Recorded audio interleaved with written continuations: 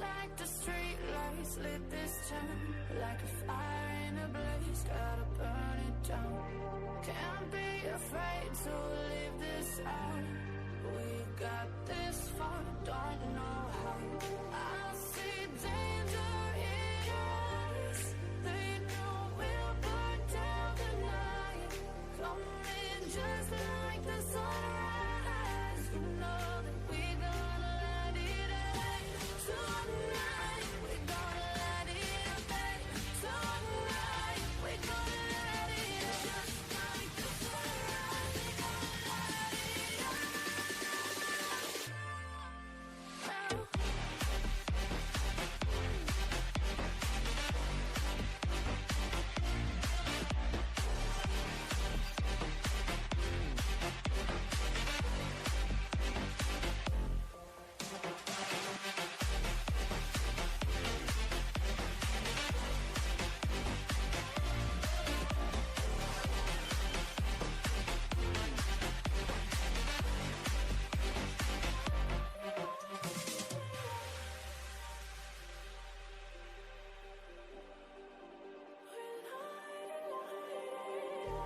Just like a spark that's breaking out. Can't make a stop, can't turn back now. We know that there's no room for doubt. No, we can't turn back now. I see danger in your eyes. They know we'll burn down the night. Coming just like the sunrise. You know that we're gonna let it out. Tonight, we're gonna let it out. Tonight, we're gonna let it out. Just like the sunrise, we're gonna let it out.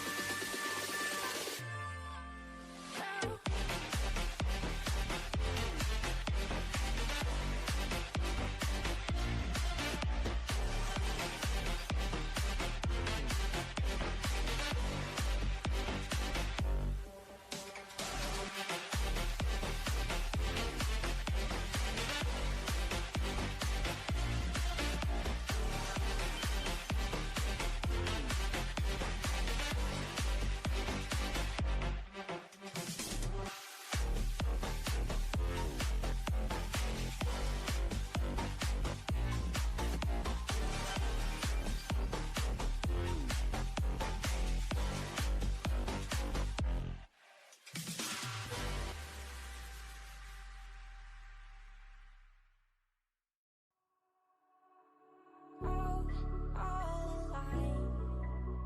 The devil's in the detail, lingered inside. Oh, a holy crime. But how can I hide you without an alibi?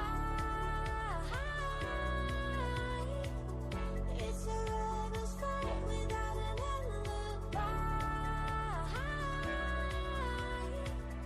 Took my innocence. I can't wait no longer. I'm playing with the monsters. Everything that brought me alive. Going around like nonsense. Playing with the monsters. They brought me alive, but got no alibi. It's a rebel's fight without an alibi. Took my innocence without an alibi.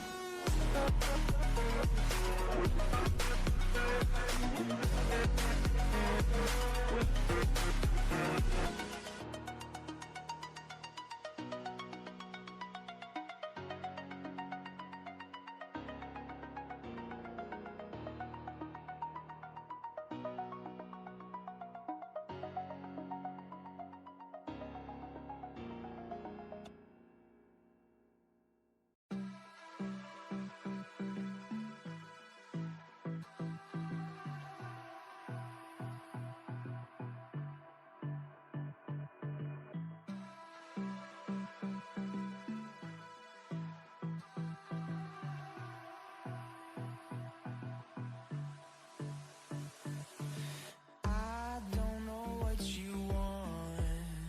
Let's have a bit of fun till I downfall.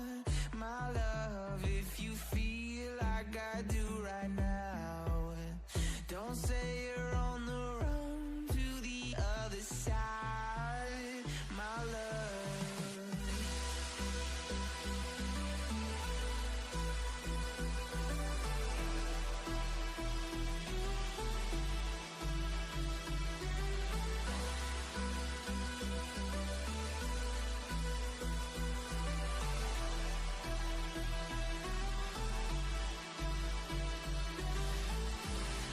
you say you wanna try, but you never do. Sugar, there's a reason why we lose. You say you wanna cry, but you never do. Sugar, there's a reason why we lose.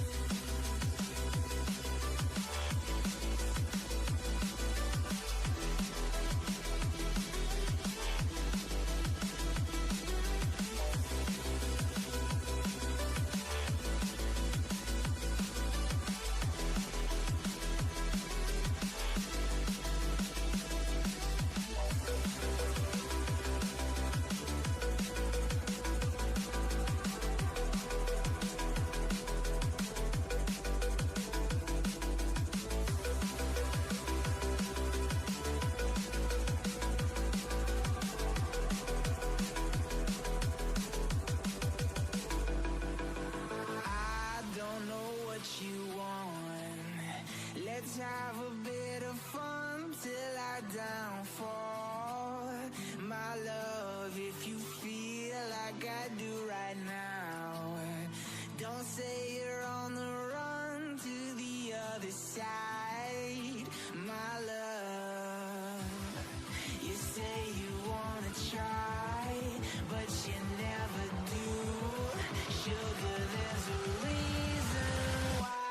Alright, what's up? What's up? Whoa, whoa, whoa, whoa, whoa, wait a second. Oh, that was weird.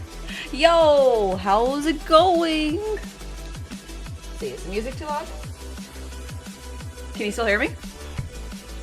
Toby! Newbie, what's up? What's up? I need to, I think, turn this down ever so slightly. I think so. It's the fish! It is the fish. It is the fish indeed. I'm so mad. So, the reason why it took so long to get back here is because I was talking with my grandfather about what to get my mother, and I found something perfect. So we ordered it, right? Then he has the authenticity, okay? Authenticity to be like, oh, by the way, before you leave, can you hand me some chocolate from my desk? I was like, okay, sure. Keep in mind, like, his desk is, like, completely filled with, like, a bunch of shit. Okay. Like lots of paper shit. I'm also eating food. This is good. And I was like, okay, where's this chocolate? He's like, it's on my desk. He said it louder, like as if that's gonna make any more sense to me. Like, oh, okay. Yes, I see. I see clearly. And this desk has like a lot of compartments and shelves. So I'm like, okay, where on the desk? He's like, it's above my monitor. And I was like, oh, okay, that narrows it down to like five places that this fucking chocolate shit's gonna be. And he's yelling at me. I can't fucking see shit because it's dark in his room. And finally, I just, I screamed. I was like, Gramps, I can't fucking see. So I hit the light that's above his, that's like way on the top. You know those lights with the little touch sensor that turns on the lights? I like slammed my hand on it. And then, there's the chocolate. And I was like, wow, I would not have been able to see that if there was no light. And he's like, oh, of course it's right there. What do you mean? I said it was right there. And I was like, gonna strangle him. Then he's like, I'm gonna smack your ass. And I was like, not if I do it first, old man.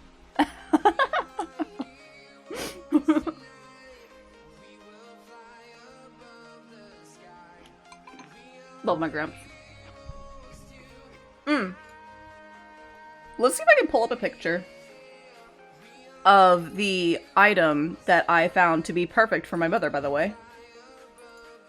I probably can.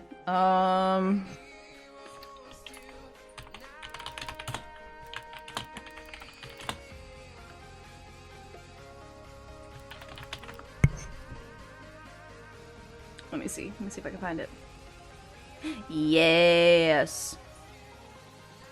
Perfect. Perfect, I found it. Just gotta... I think this is fine. I think this is fine, right? This is fine. Does it do like that? Okay, there it is. That is what we're getting, whoops. Whoops. Whoops. Okay, that's good enough, right? So that's what we're getting our mother for Mother's Day. Isn't it great? Isn't it a perfect gift? It's just a little stuffed cat. Right? It's cute. It's cute. Don't you agree? Well, while you're thinking of your wonderful answer, I'm going to continue eating food. I do have Sims pulled up, though, so.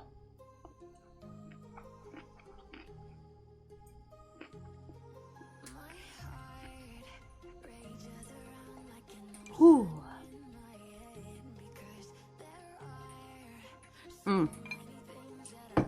Good rice. I think it's a... Whoop. Alright. If you haven't gotten your games from Epic, I would do so right now.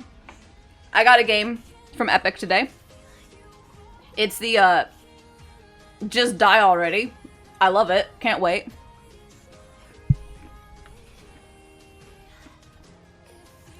Alright. So let's just go into The Sims. Jeez. It looks completely different, I'm not gonna lie.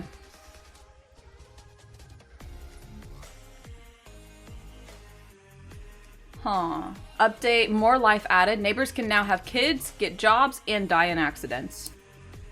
Nice. Okay. Whew.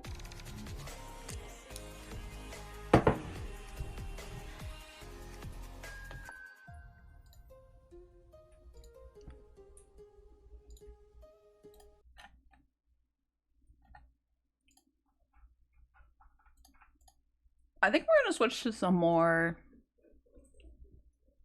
happier music. Let's see. What about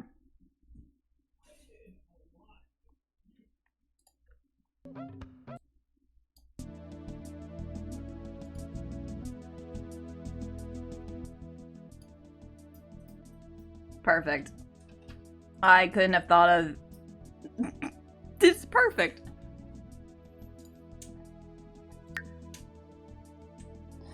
Now, what do I have here? What all packs do I have? I have, oh god. The only 2 packs I don't own is Cottage Living and Seasons. Of like the big packs, like the big expansion packs with the maps and everything. So I don't have that. I don't think Seasons includes a map. No. It just gives you the really annoying weather.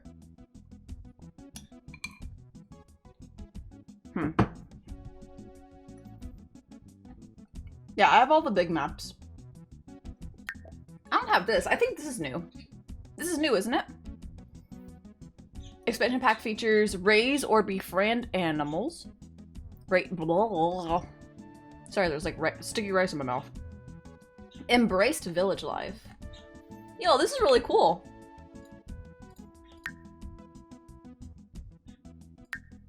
Oh, that's nice. Oh, there's bunnies. Oh, there's bunnies. Okay, build mode. What's in the build mode? Tell me. Green doors? Oh, that's kind of cool. I like how Cottage Living is a chicken. It's like a chicken thing, right? It's cute. It's $40 though. What the hell? I am bound and determined to never buy Seasons. It will be the last thing ever. Like the very last thing I will ever buy on Sims. There's just too many cons to it, right? At least for me. There's more cons than there are pros. Now, out of all of these packs, I would go for this pack, and probably these 2, actually. Let me see.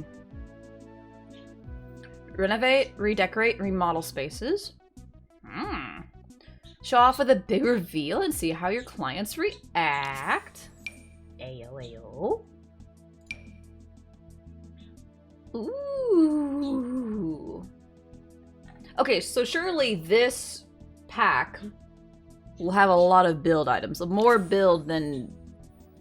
Ooh, I like those boots though. The boots are nice. Boots. We just found Dell's hair. Oh, I'm mad. I'm mad. We just found Dell's hair. That is literally Dell's hair right there. So now I'm conflicted. This would be a good pack though overall, would it not? Has anybody else played this? Like, did anybody else play this? Play this pack? I feel like it'd just be a good pack overall for building and stuff. Sale. What's on sale? What is for sale? Journey to Batu? Yeah, I heard that pack was shit. Like, I heard that pack was shit. Congratulations, newbie, for being the first. I don't think anybody remembers that there is a first on this channel. There's a first.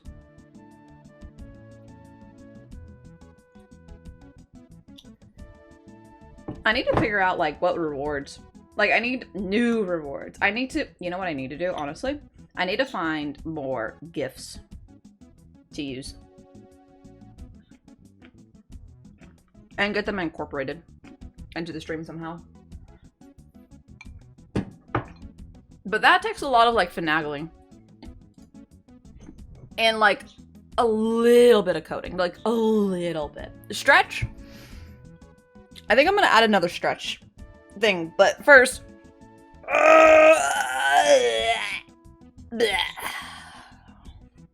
Good stretch. Good stretch.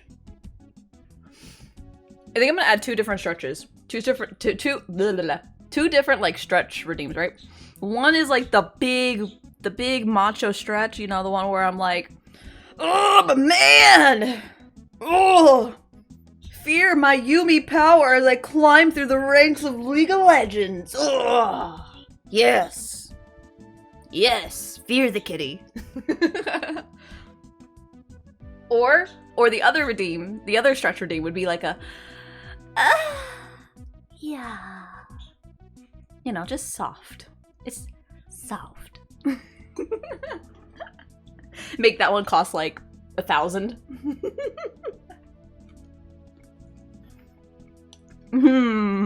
Oh. Not bad.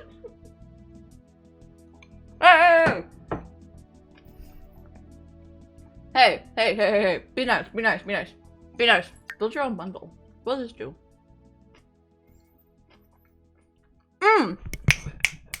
Also, if anybody here has an EA account, because I know Origin is like moving over to EA.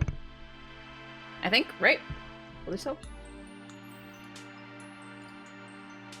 Free stuff. What's in this? Oh, it's the guitar. Okay, but anyways, are they? Now, we getting that for free just watching your stream? What?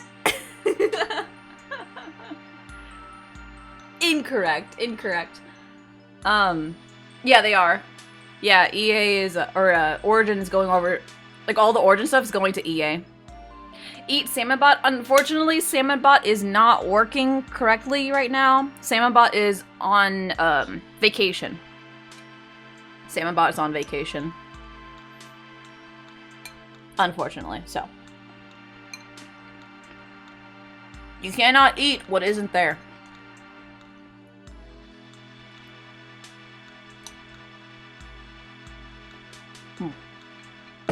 Is that what they told you? Yes, that's what they told me. They told me they needed a break. Vacation in my belly. No, it's not a vacation in your belly, you fuck. Yazef Gumau. That just scared the fuck out of me. I thought there was somebody in my call.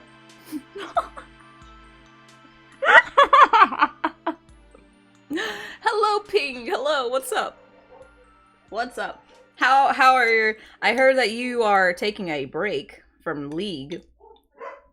Taking a good break. My dogs are going crazy. Ah. I didn't put enough kimchi in my rice. I mean, I considered it, and then I considered the fact I've been malding at League all day. Why have you been malding at League all day? That's content, though. That's content, honestly. No thanks, I don't want to create your story. Boring. Boring as fuck. Look at that! You know what? We'll keep him. I think we'll keep him. What should we name him? Look at that. Look at that face. Look at that face. I like him. Name him John? I'm thinking Jeff. He looks like a Jeff. Like a Jeffrey. But like, instead of it being spelled like this, it's spelled like this, I think. Is that how the weird people spell it? I think. Is it? Did I spell it right the first time? Hey, let's go. But now I'm silver 1 and they keep giving me total dog shit to work with. Rain. Rain. Rain. Rain. Do you need me to get on one of my silver accounts to help you? I'm plat now. Woo.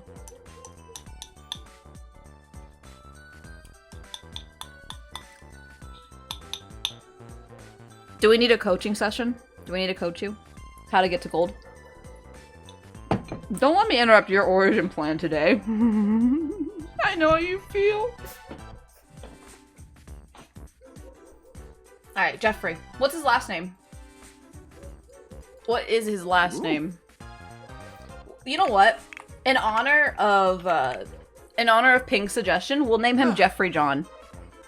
Jeffrey John. Perfect. Perfect. Absolutely flawless. Johnson? No. Not Johnson. It's just Jeffrey John. Oh, we got some, like, new stuff. Okay. I know this is not gonna matter at all because of what we're doing with, the building and stuff for the webtoon. But listen, I'm kind of invested in Jeffrey John's story, his background, his lore. As a matter of fact, he might make a cameo in the webtoon. Maybe. He might make a cameo. You never know. You know what? I feel like Jeffrey John here would make an excellent animal lover.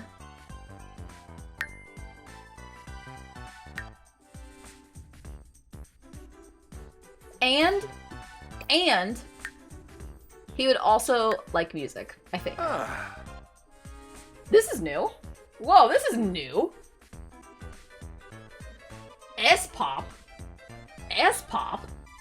What? Japanese folk music? Okay. Okay, what kind of music would Jeffrey John like? I feel like I'm saying Jeffrey Dahmer. The 2 first names, but my first name is spelled like a last name special. Yes. He's an animal lover. Me. The plat suggests he's also a skilled hunter. You know, just because you love animals doesn't mean you okay, here. Just because you're an animal lover does not mean you're automatically a vegan or a vegetarian. Okay?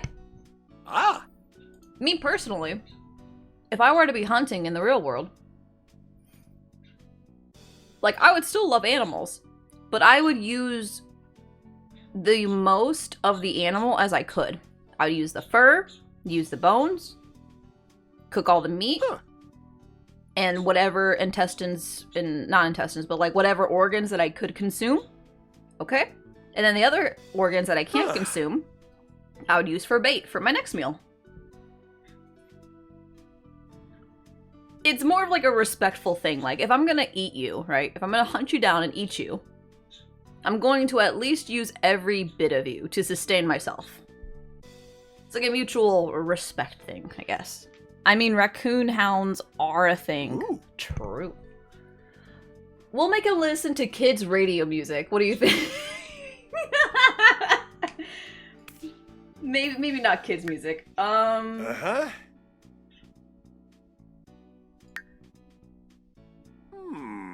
don't know. No. No. Listen. He loves... What is S?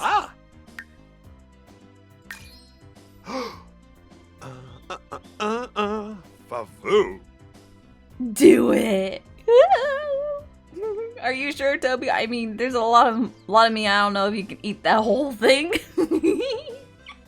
I will try my damnedest, okay? That's, you know, refrigerators, freezers. Oh, I guess it wouldn't be out in the, like, the wild. If we're talking about out in the wild, I can make you jerky. That lasts a long, long time. Jerky. Neat. Thank you for the resub. For 7 months? For 7 months, Scott, you've been a simp for a fish. Thank you. All right, let's see. What traits do we got here? Are we gonna make him high maintenance? Let's make him high maintenance. Oh yes. Oh yes. This is amoeba. Oh, yep. High maintenance. He is a high maintenance, high class king. Okay, high class. What else? He is a foodie.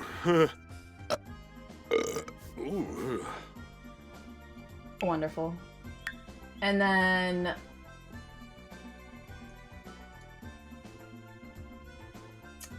oh, we can't pick freegan or gluten.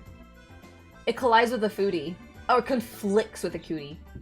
The cooties? Cooties? It conflicts with cooties. Confirmed. Toby, why are you recreating yourself as a sim?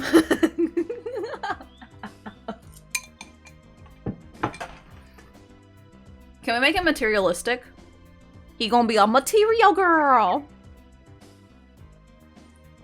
Dresses like a hardworking countryman, acts like a total diva. True.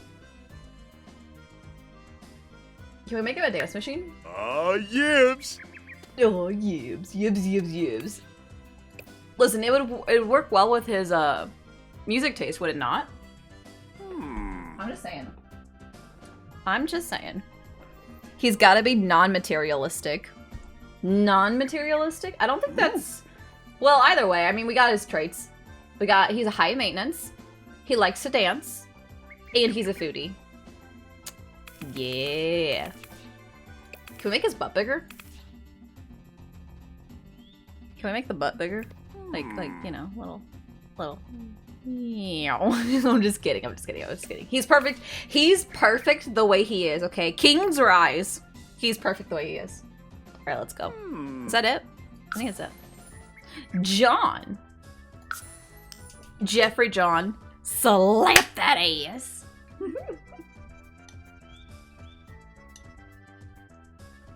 He is beautiful. Okay, where is he gonna live though? Where is he gonna live? Is he gonna live... You know, if he lives in Sulani, he lives with all the mermaids. Windenburg is huge. Mount Komorebi? Isn't that the Japanese stuff? Yeah, it is. Ooh. Evergreen Harbor. We are eco-friendly. Brightchester. Oh, that's the university. Ooh, is he a student? He's a fish. He has to live with the mermaids. All right, we'll move him to Sulani.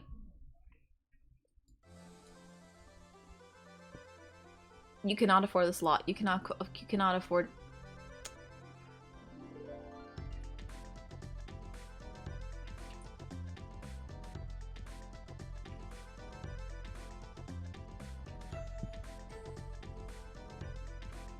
He's all shit. Oh, here we go. Tingle Flat. And we'll go here. Yeah, we'll move here. Furnished. Yes, furnished. It's gonna be furnished.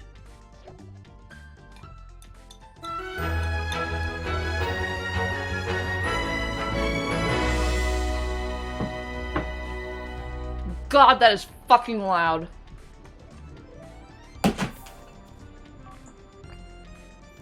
Squid?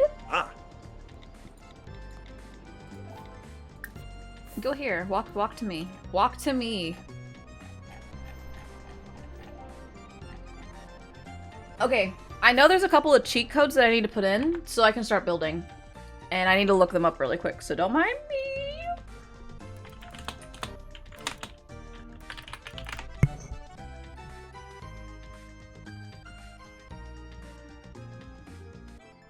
Is there like just a list? Just give me a list. I don't need like the whole damn...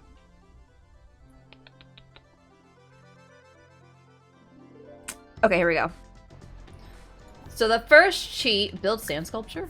Fuck yeah, you build your sand sculpture, sir. Yo, material girl. Press Control Shift C. Okay.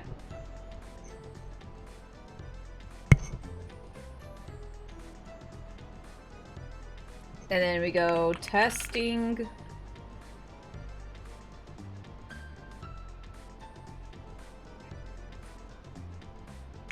Cheats.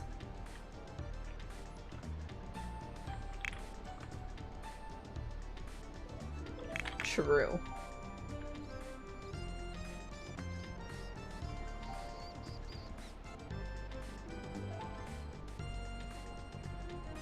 All right. Did I do it? There's just one way to find out.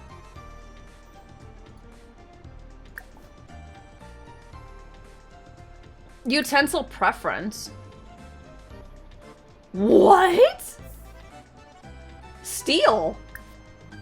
Wait, this man prefers steel chopsticks, obviously.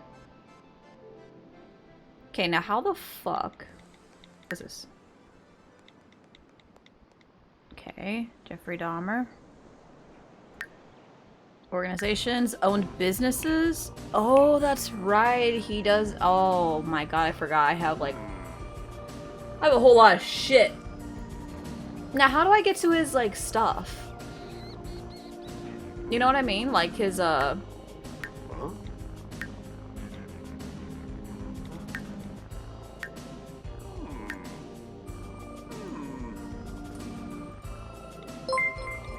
do I get to his stuff? I don't understand. Also, who was that? Yo, the resub! Let's go! Thank you, and oh my god.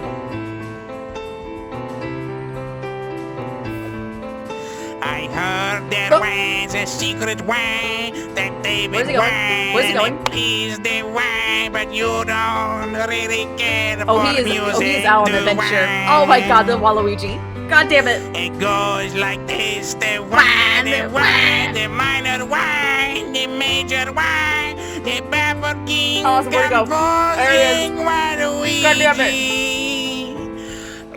Waluigi. Look at him. Waluigi. Oh my god. Waluigi. Waluigi. Yeah. God, where'd he go?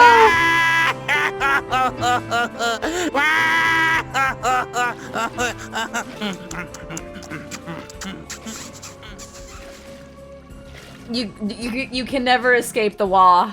You can't escape the Waluigi. Oh, welcome to the neighborhood. Oh, thank you. How do I do the testing cheese? I don't get it. That's not the ocean. That's Waluigi's tears. It is. It's his tears. I need help.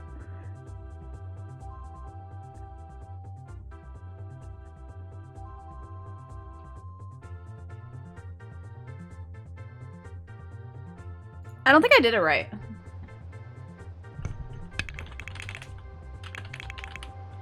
Because it's supposed to go... that?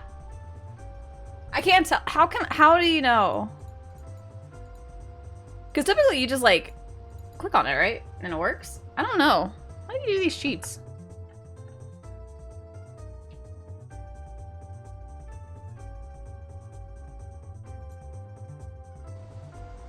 What if I do this one? Ka-ching. Oh, cheats are on. They're working. Okay, they're on.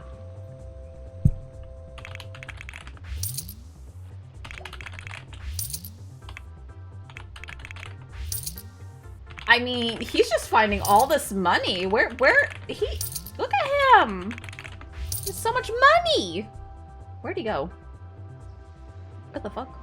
Where'd he go? Oh, he's like, oh, hello. Potential new BF?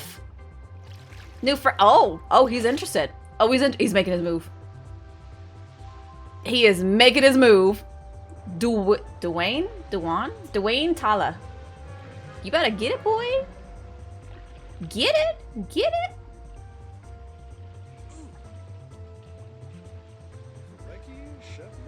Hey! He's uncomfortable? Why is he uncomfortable? I don't know why he's uncomfortable. I didn't make him uncomfortable. Easy money. No cheats. I have to put the cheats on to do the building. I'm kind of invested in Jeffrey John's story, but we also need to make these webtoon buildings ASAP.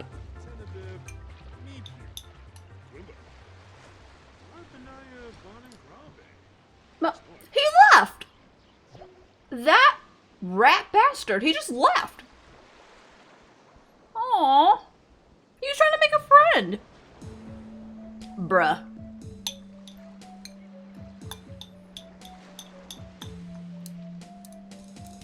Why, you don't like him because he has better taste in music than you do, punk?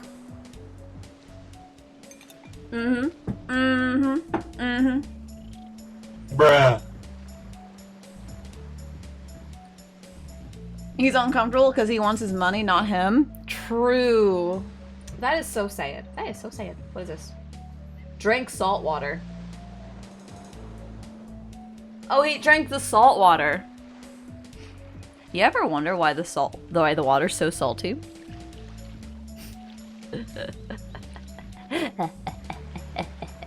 Yay! A new friend!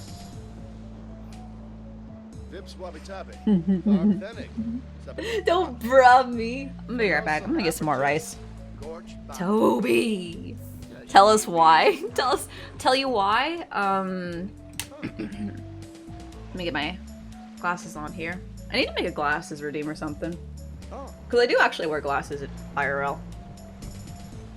Well, sometimes. I don't wear them all the time. Just like at my computer. Mainly for the blue light. But the reason that the water ain't nothing but a mistake. Oh look! And he's back! Bro, look at that. He's back. He's like, ooh. No. You don't get to come back into this conversation. You left me. But now there's a cooler, hotter guy. You want to come back? Ah, hell no. You fake as hell. You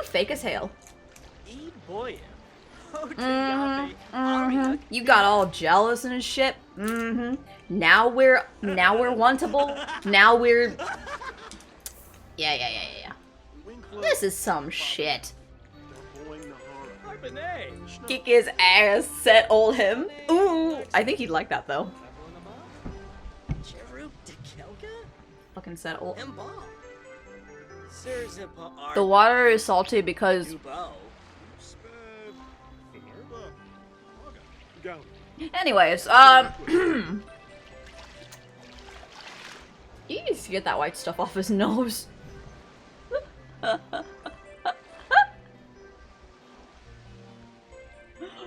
Speaking of why the ocean's so salty,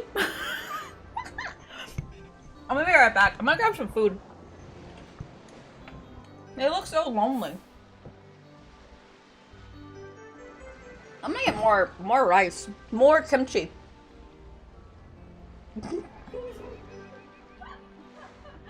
Now you gotta tell us why I'm invested. No, yeah, I will. When you're of age, I will give you the birds and bees. Blue light's a myth. Scott, it helps with my headaches. That's why I wear the glasses. I'll be right back.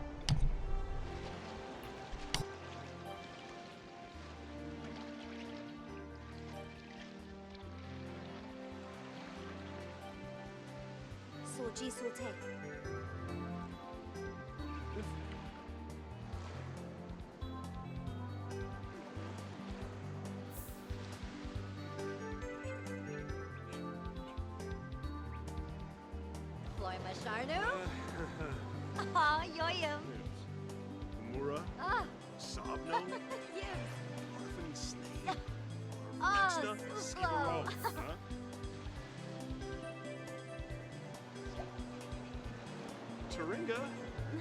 Madish. Unkim and Slapshim. Arbanaya Bonangrabe. Kisnoy. Kunar. Abana Plirum Ganira. Yanka, Bamu, Zamba, Grasha.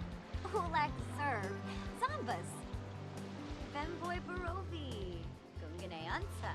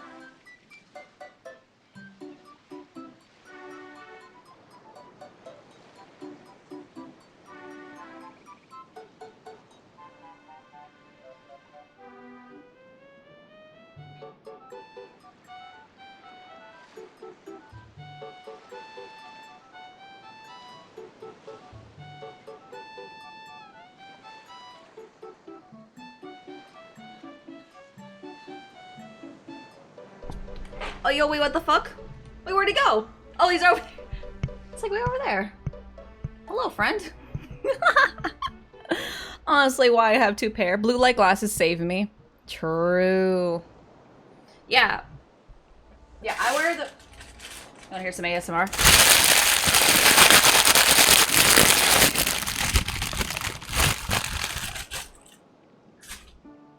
I don't know why I have that bag, but I do. It's here to stay.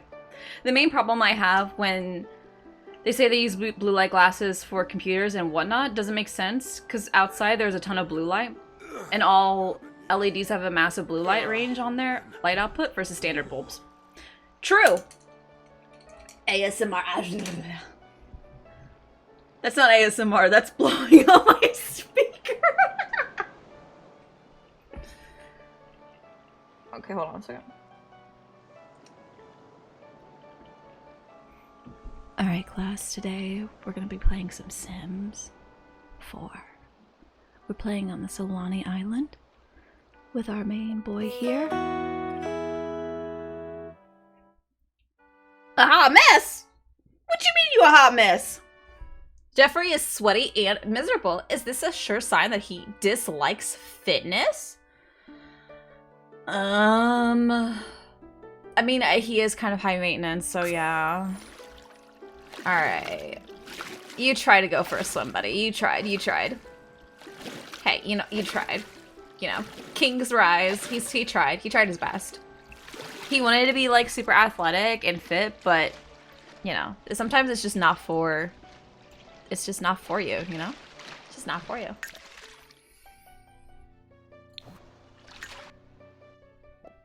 Oh, God. Oh, that's so zoomed in.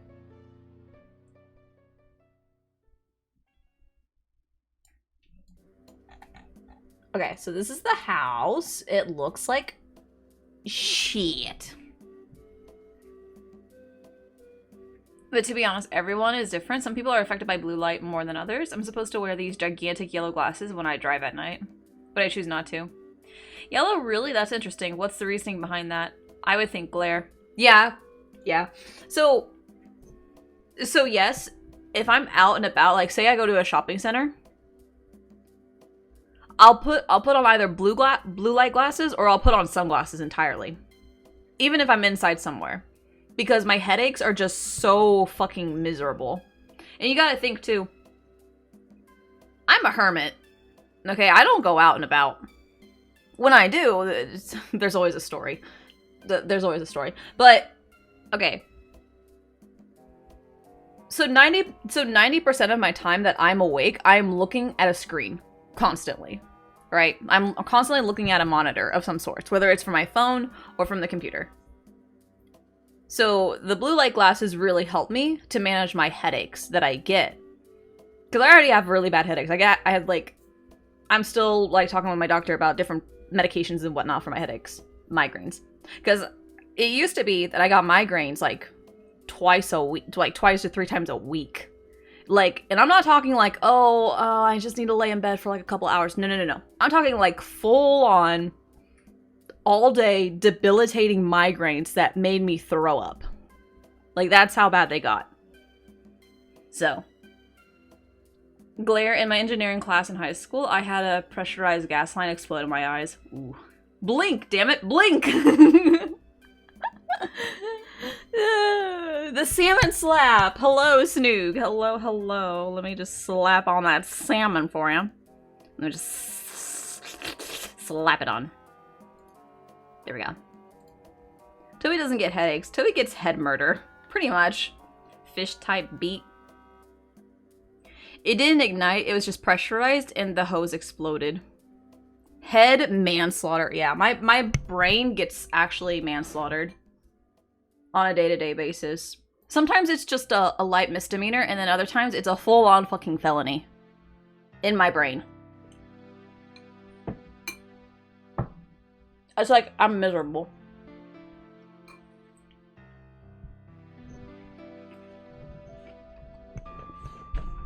And my mom, okay, so she works in the medical field. My mom told me legit just to get Botox. And now keep in mind, okay, I don't want to flaunt or anything, but I have really good skin. Okay? And I'm Asian. So genetics has kind of fucked me over, but also blessed me on the outside. On the outside, my genetics like did the fucking work, alright? They made Jesus cry. That's how good looking I am. I am just a figure to behold. But on the inside, I'm all kinds of fucked up and twisted, okay? Think of every bad thing about, like, what, like, Asian disorders and genetic malfunctions. And then, like, Hispanic genetic malfunctions and disorders. And then put that inside my body, okay? So I'm gonna, like, die or be, like, royally fucked up by the age of, like, 45. But at least I'll look hot doing it. Booze hits you like a ton of bricks then. Yes, it does. I'm a super lightweight. And you know the Asian flush that happens? Like when your like face gets super red from like drinking? Yeah, that happens to me too. I get a super flush. Oh my god. I had a friend tell me, they were like, why don't you show your face? Like why are you hiding behind your VTuber and stuff? Like, you're so pretty. And I'm like, yeah, you think I'm pretty, but I don't think I'm pretty. I'm more comfortable like this. How's that? I'm more comfortable like this. And I have other reasons too. You know, like abuse. And I kind of don't want my abusers to see me. Especially if I ever get like popular to the point that like it's more than just like the Twitch following. You know what I mean? It's anonymity. Anonymity. No,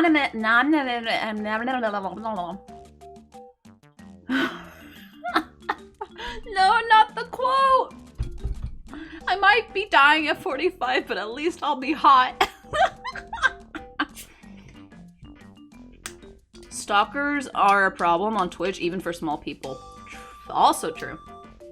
Also true. Dude. This is like story time, but with Sims in the background. But listen, I legitimately went to a laundromat once, right? Because my washing machine was broken. So I had to go to a laundromat, you know, like most people do when you're poor. When you're poor and your washing machine in your apartment is like just decides to go fuck itself into oblivion. And this guy was like already like giving off weird vibes, you know? And then like as I was pulling clothes out of my washer, he just stands really close to me. Like uncomfortably close. Like you know how you can stand so close to somebody you can start smelling what they ate like hours ago?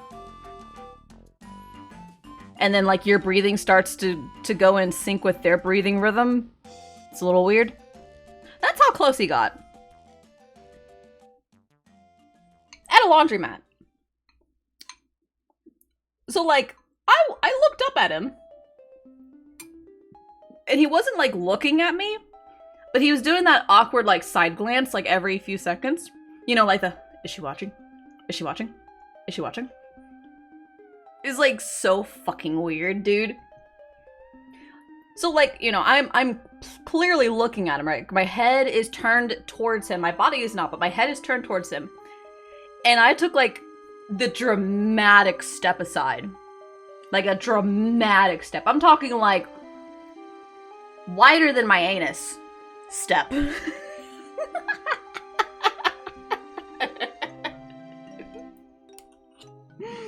I was just like, I didn't even say anything. I just stepped. And then he slowly walked away. Like, I think he got the memo when I stepped. Wait, what? Don't worry about it. Don't worry about it. Don't worry about it. Don't worry about it. It's okay. Don't worry about it.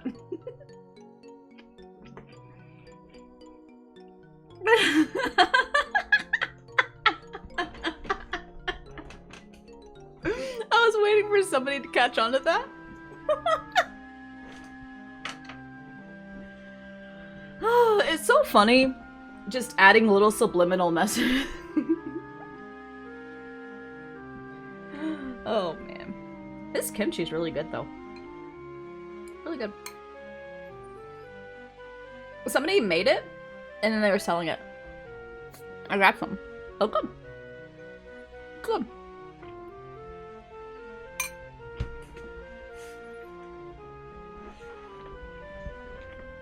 Okay. Anyways. I need to fucking focus. I need to fucking focus. So, like, how do I do stuff in here, first of all?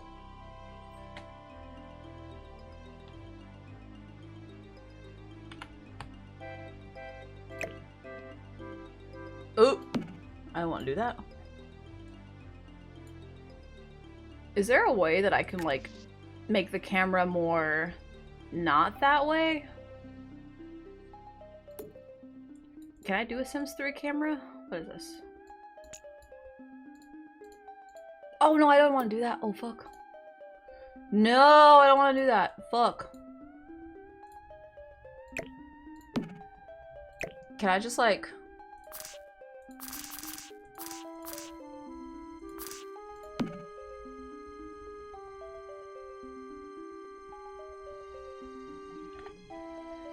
Like, I don't know what to do, man.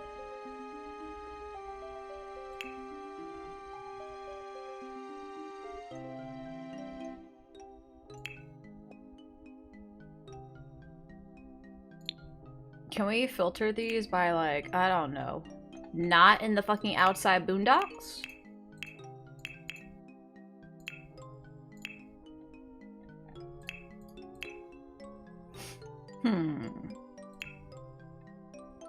What the fuck is this? A queen? The Queen's King! Jesus, bro. Bruh. I still don't know how to do the cheats on here. I got like every Irish gene and none of the native genes, which is a shrug. I don't have time to quote everything you say, lol. What? There was nothing to quote there. Nothing to quote. What are you talking about? Also, hi everybody. Hello, Snoog. Hello, little Snoogaloo. How you doing? You being a good boy, as always.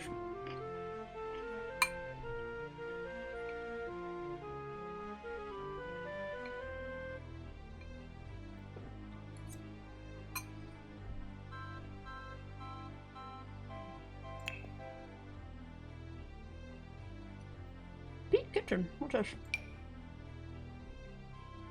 Mmm.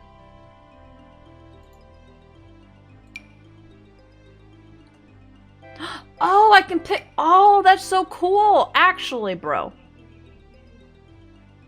Bro, that's so legit.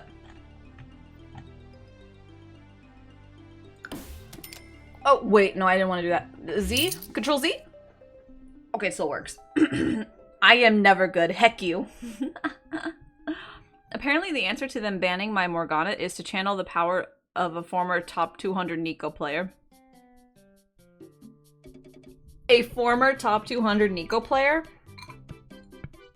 Man, I miss my good old Nico days. I should play some Nico.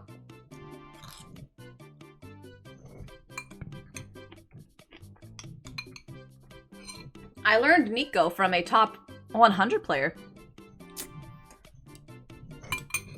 He's a top Nico player. He's a very good Nico. Very good Nico. He's an asshole. But he's a really good Nico. But Lux works too if she's unbanned. Yeah, there's been a lot of Lux bans. It's weird.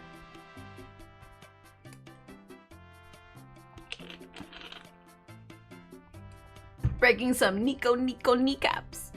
You almost have to use Dark Harvest to make her work in the current meta, but she's a decent substitution for Morgana. Not true. Electrocute works with her. She works well with Electrocute. Aftershock, if there's a lot of engaged tanky, or a lot of engage champs, and you land your snare, you can build her a tank. There's a lot of neat stuff you can do with Nico. You can build AD since they buffed her W.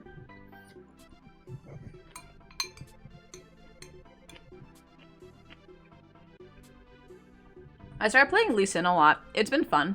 I never feel like I do anything late game with Electrocute.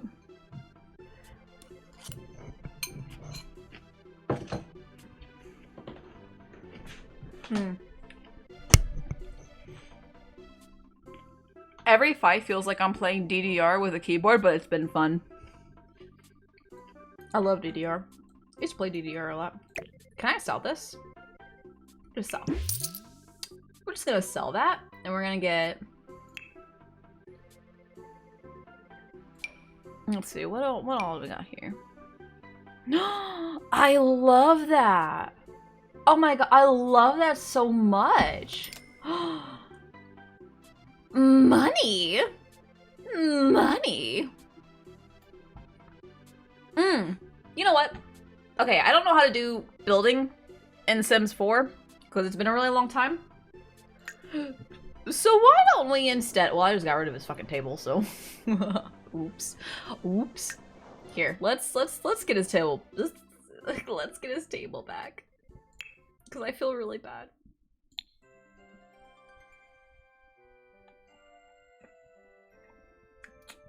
Surfaces? Somehow I don't think that's what they mean. Tables. Coffee tables? Dining tables. This is what we need. We need a dining table. Ooh, a magical gathering seance table. Imagine eating there. I'm gonna do it. Fuck it. That's actually nice. Wait, that's actually nice. Comfort? Would that be including chairs, I hope? Nope. Chairs. Dining chairs, okay. Oh, what do we have here? What do we have? What do we have? What do we have? What do we have?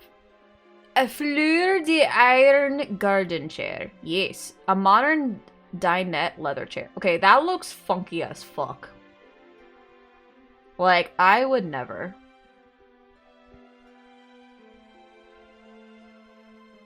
I ran so far away chair. No matter where you go, no matter how far you run, the I ran so far away chair is ready to caress your cares away. So sit, don't run, and just relax. I'm sold. I'm sold, bro. I'm sold. I don't know how many visitors he's gonna have, but I'm sold. 6. Let's go. Let's get it. I'm sold. There you go. You know, this house is bussin' now. It's a bussin'. You're very uncomfortable. Then you go use the fucking toilet, you noob. Use. You can prank the toilet? That's weird. That's really weird. I've also played a ton of Wukong after his jungle buffs. Yeah, he is a good... Or he is a jungler now, isn't he? You know that Zyra is still buffed for jungling? Does anybody forget about that? Did anybody remember that? Oh my god, he's angry! Why are you so angry?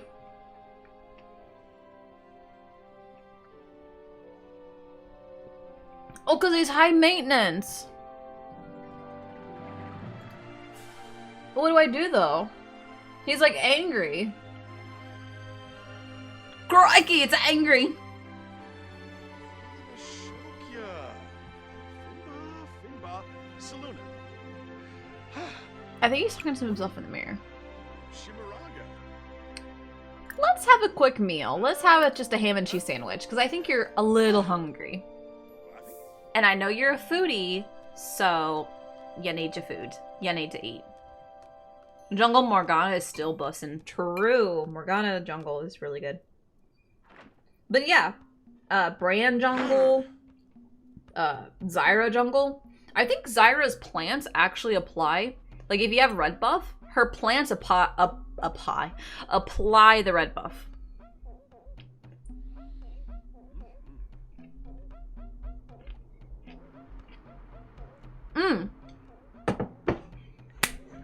Also, cool fact. You all want to know a really cool fact? Like, a really cool fact. Foodie lesson? Jeffrey is a foodie. Foodie Sims are obsessed with eating, discussing, and cooking high-quality culinary treats. Okay. What does that mean for me, though? I guess we're gonna have to cook something like... I love rice cakes. Pan de muerto.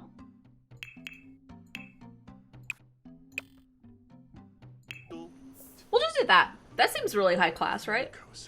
I mean, it has like a pan de... It has a day in it. Nope. Someone has an attitude problem. Like an absolute attitude problem. Y'all, you need to calm down, sir. You need to calm down. It is just a game. It is just a video game.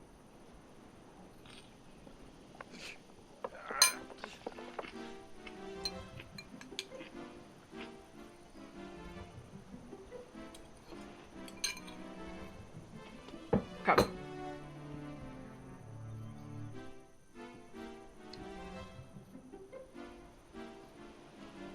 Let me really quickly try to figure out what the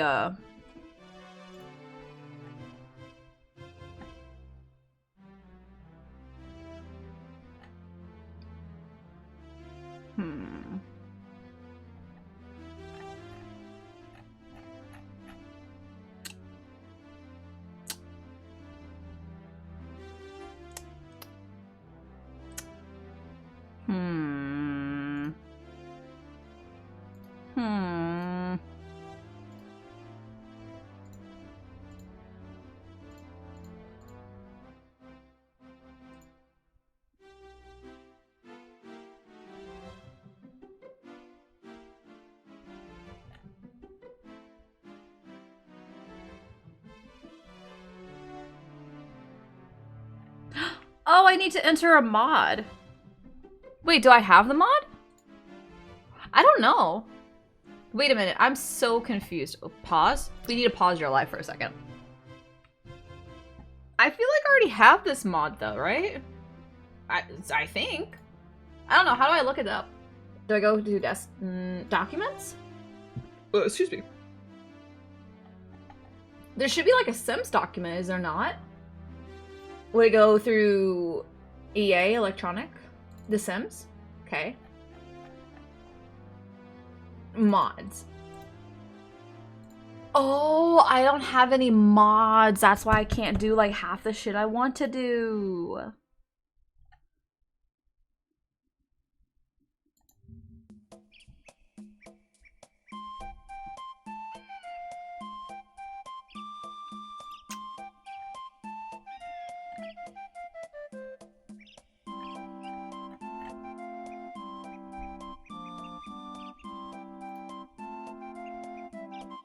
Okay, I think I got it.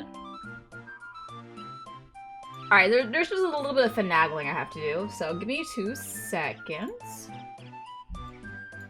So we're gonna copy it here. And then we're gonna go back into this. I can't believe I remember this shit. And then I just do this, right? Just like move it. There. Okay. I think I have to restart my Sims though. Like I have to exit the game entirely. Yeah, we'll save and exit. We will save Jeffrey John, okay? Okay. Oh, we also have this game. We have this game. Plants vs. Zombies Garden Warfare. Does anybody have this game? We're right here. But I'm a stinky mod. Yeah, but I need a new mod. I need a mod that works.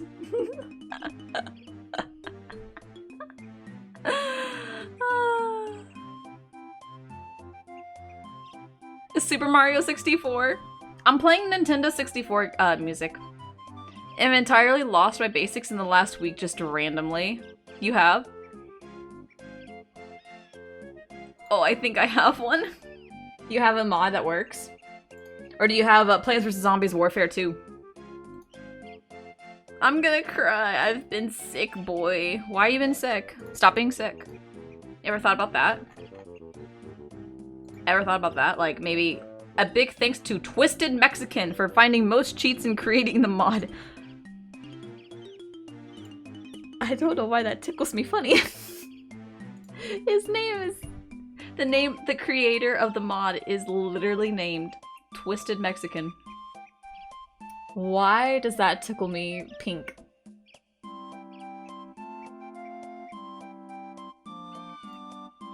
That is just too funny.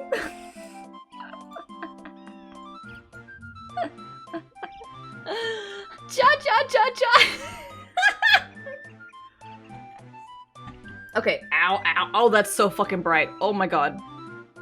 That is so bright. We need to, like, lower it down to... Jeez. Oh my... That was so fucking bright. Like, that was crazy.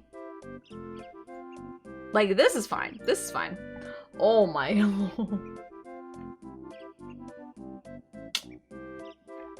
Huh. Now, this is like the official Sims stuff, right? I'm gonna assume. I don't know anymore. Did I anger God? Did I piss in a cereal bowl? Did I commit a felony somewhere that I'm not aware of?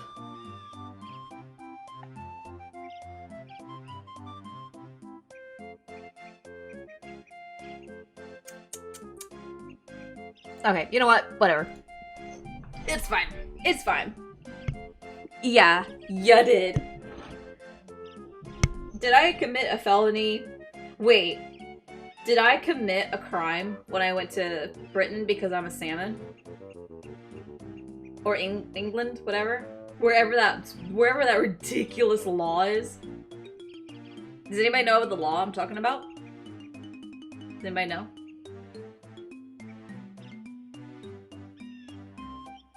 Open a cute flower shop. Ooh. Okay, we're gonna resume.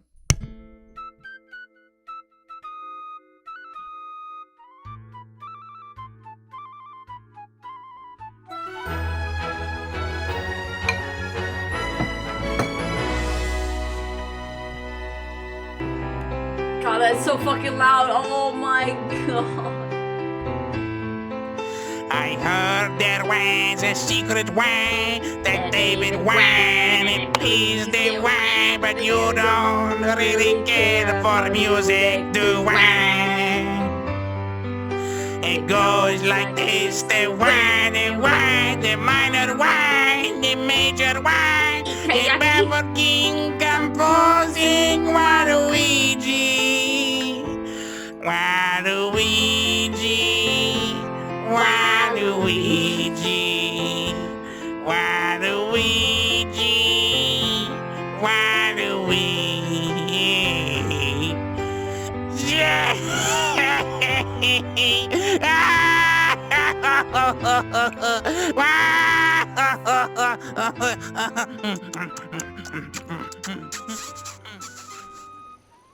I like how I don't even have to pause my music anymore. It's just that fucking loud and invasive.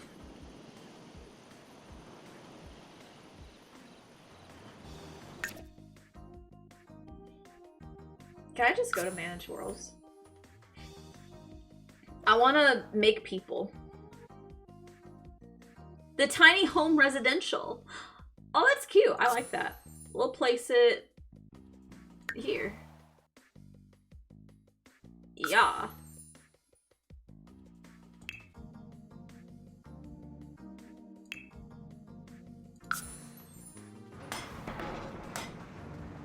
Building a lot. They're building a lot. The wow. The restaurant is now available. Oh shit. Where though?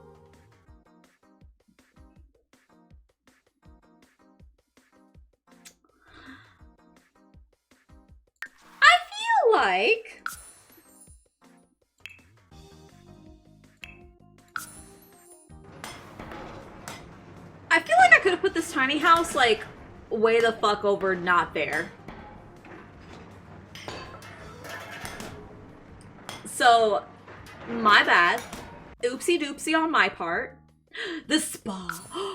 Oh, I forgot about the spa. Oh my god, yes. The spa. The spa. I love the spa. Can we make it a spa gallery? Yeah. Yeah. The spa. Let's go to the spa. I have the spa. Who here owns Sims 4? Or who here plays Sims 4? Curious. I'm curious.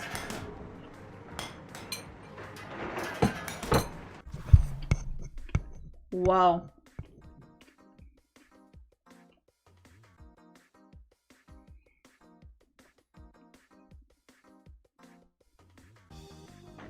Using move objects disables placement rules in build mode, even allowing objects to overlap each other. Oh, here we go. Control Alt C. Okay. It's not working. Control Alt C. BB dot move objects. Okay. Good to know. Okay, so it goes this. Oh. And then BB dot.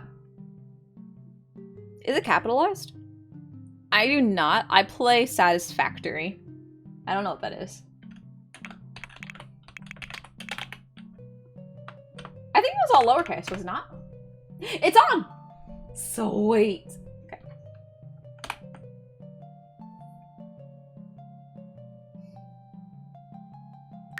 I want to manage households though. Okay, how many of these people can we kill off? Ready? We're gonna go on a mass genocide. You ready?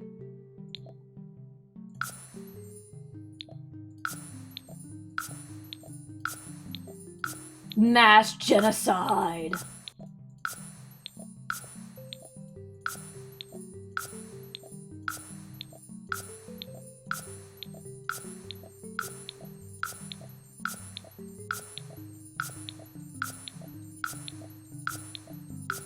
Is this enjoyable for anybody? I'm just killing all these people.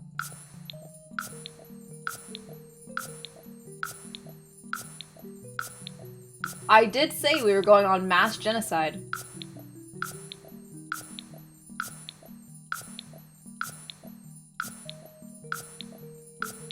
All of them, they're gone. Gone!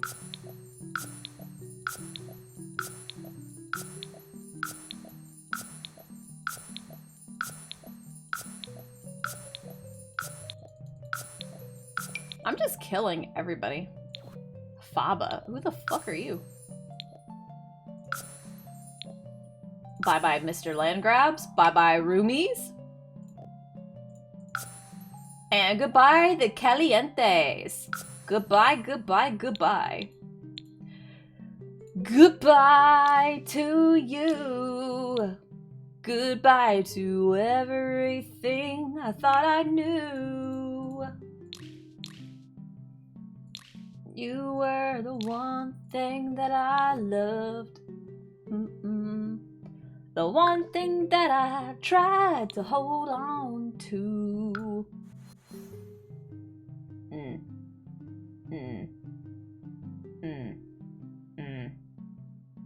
Tartosa? Henford on Bagley. Ah, but I need to buy shit. No! No! No, I'm poor. Stop it. Let's go to Windenburg.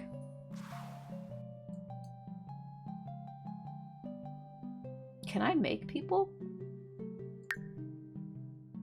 Shlof Bajelja. Oh, here we go. He's a pretty handsome looking dude, wouldn't you say? Let's name him... Huh. Clifford.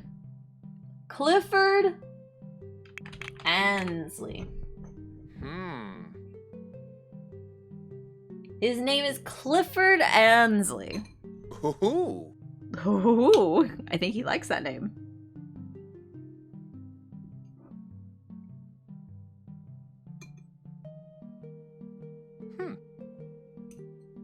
This is good food. Okay.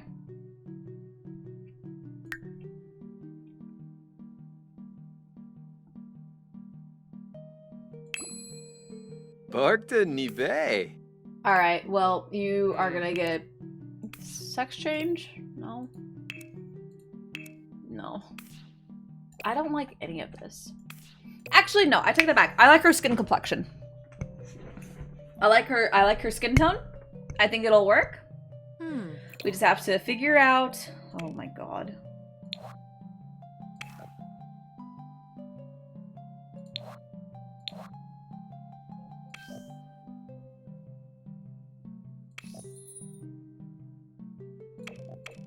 Okay, we need a hair. Or no, that's not hair, that's teeth.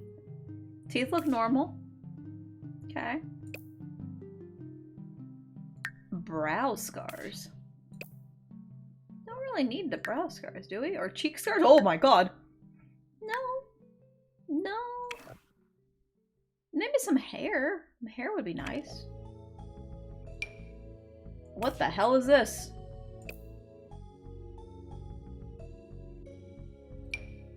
Okay, we need to find something that's a little dusty blue.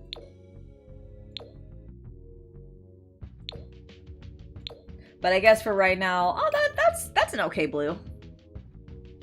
That's an okay blue for Dell. That other hair, oh, I cannot stop thinking about that hairstyle.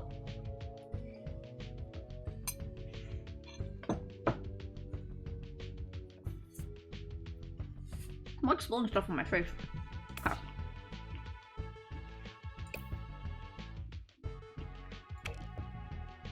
I kind of need her face to be a little more round. But but I don't... Hold on a second. Like, can we keep the complexion but make her face rounder?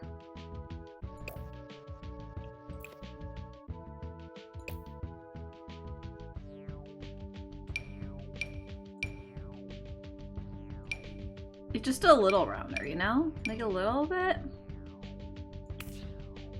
And that's a really strong nose.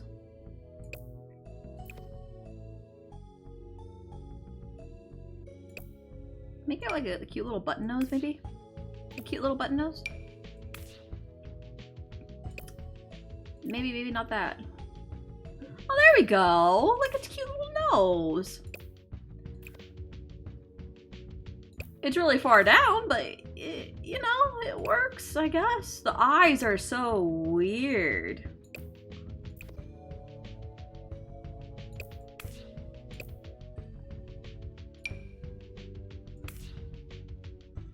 That looks more youngish, right?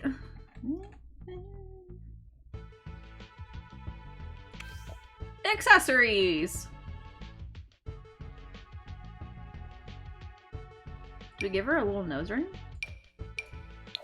Nah. Maybe give her a little feather? Except that you're never gonna see it, ever? Maybe a little gamer headset?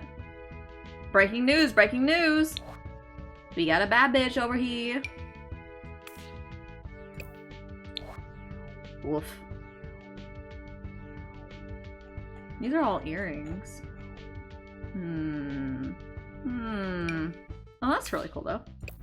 If we...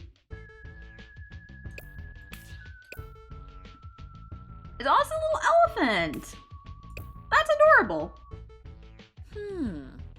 What is this, a crab? No, it's a cat. And a dog. Let's give her a collar.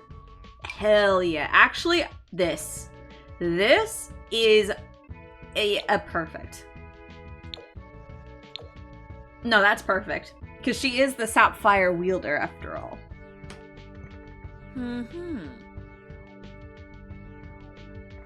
I also found some amazing backgrounds that are free to use that I'm gonna use in my my story thing. Her chin. Okay, her chin is actually fucking me up. Like, why is it so protruded out like that? Maybe her nose does need to be pulled out a little bit. So it looks like normal. There we go.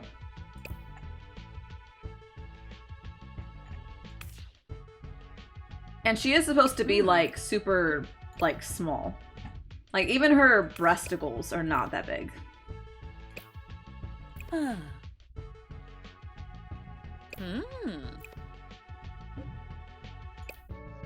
Like she's a pretty thin person overall. Okay, what's next? What's next? Clothes. That's kind of not it. That's not it. What's this? It's cute, but no.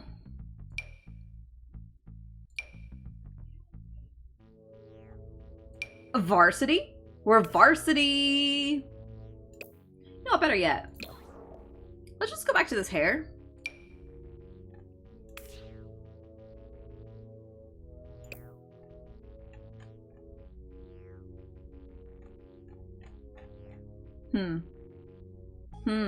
There really is nothing else. Well, there's this. Hey! That works. Alright, now back to the clothes.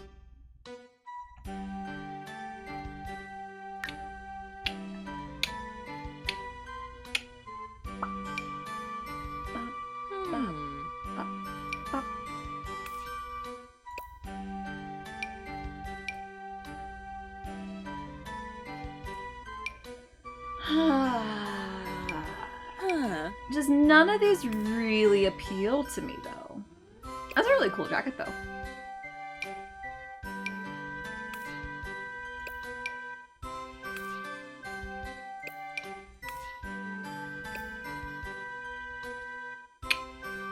this? Why is that? What? I do like that. That's cute.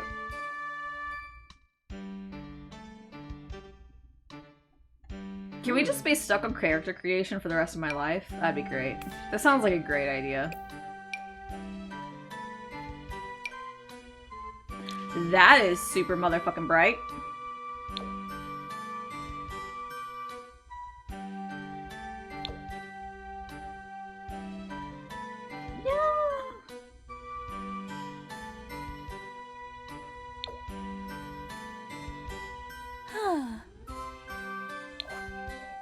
Agreeing with whoa, whoa. Put some clothes on, ma'am, ma'am.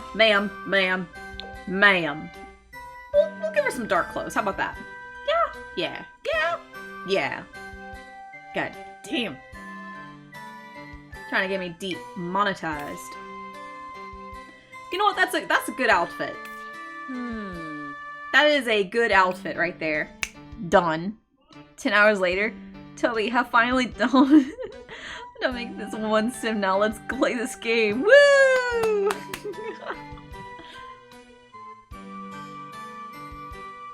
True. But we're not playing the game. We're actually just using the Sims to help us with building our world. Ow! Our webtoon world. Underwear? I don't really think that's necessary. It's also kind of weird, fam. Little toenails?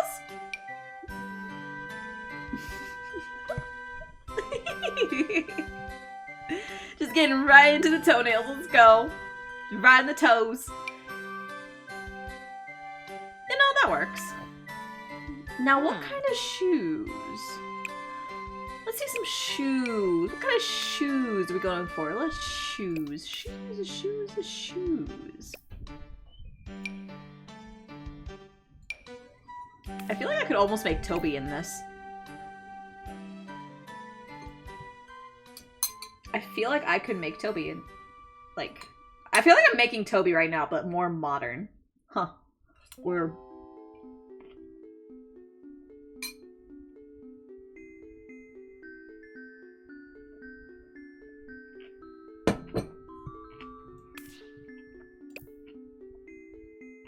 little bit monochrome though, don't you think?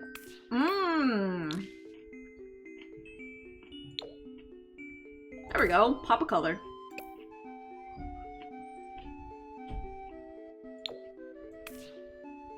Bruh, actually though? Oh, you know what I didn't do? I didn't do makeup. There's the makeup by MAC. Bruh.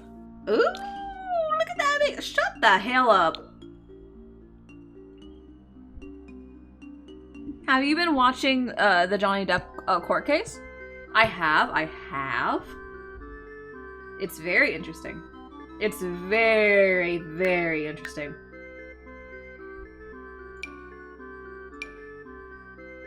She doesn't really wear makeup.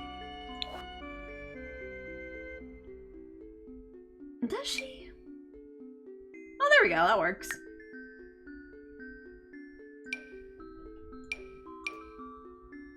Ah, there it is. Let's give her some crazy fucking lips. Crazy lips. Ooh, but the dark lips I am living for. Glossy or matte? Glossy, matte. Glossy, matte. And today I was a really good one. It's crazy all the stuff going on. Oh, really? Wait, is there like a little clip that we can watch? I'll totally watch the Johnny Depp case. I feel like it's so interesting. Like all the stuff that they're talking about.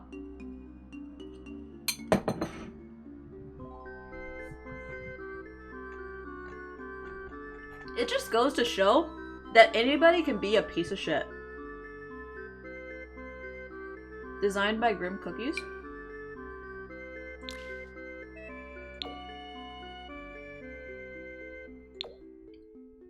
I think I like this one the best.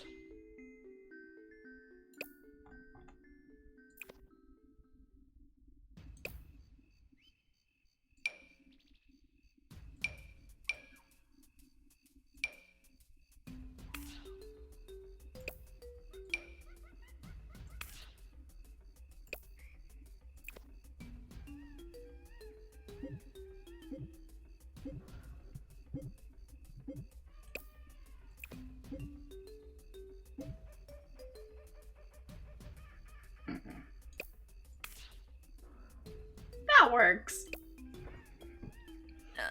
I am sure there is. The one person they had on today, people were losing their minds over how bad of a witness she was. Was she a witness for Herd? Was she a witness for Herd? I believe it. Can we just like randomize this shit?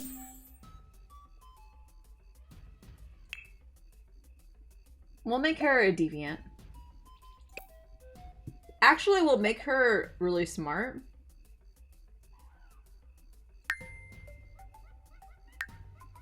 And then for activity, she really just likes research and debate. Yes. Lubish, Roji, Yavoya. Huh. Agano. Arbahoy! Favu Kalora? Oh, you can have multiple. Haha. Lonkus! And we'll say bowling. Huh. Fuck it, we'll say bowling. Arbahoy! Huh. We'll say bowling, fuck it. The one person, yes. Okay. Yes, she's really good at bowling. She likes all the smart stuff, but... So if anybody knows about Dell's backstory, she grew up on an island with her father. And she wasn't allowed to really venture out anywhere. But it didn't bother her. Rather, she was more fascinated with learning. Like, that was her fixation, was learning. So, like, her dad would hire all these people from the outside world to come and teach her things. And, of course, she was exposed to some stuff, like, outside stuff, like fashion magazines that she wasn't really allowed to read. But, you know, her teachers would slip in because, you know, she's just a teenage girl. Which is why she has a shaved, like, part of her head.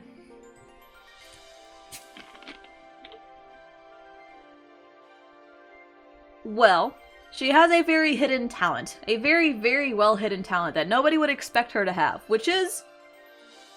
she has a bowling alley in her gazillion-dollar mansion. In fact, it's one of her favorite places to study and have class, is in her private bowling alley.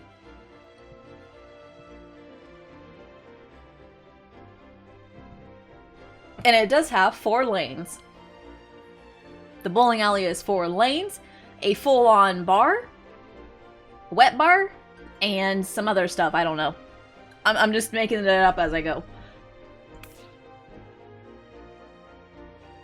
Even though she's not physically, like, she's not in tip-top physical shape, she's got a good... she's got a good wrist.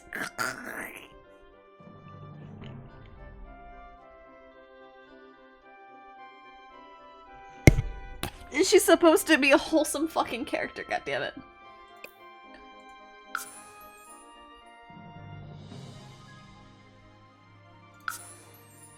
Oh, shit. Right. I guess this could be her dad, Clifford Ansley. Well, actually, I guess his name should be Clifford Sterling. Since technically her name is, Delphine Sterling. Right? Right.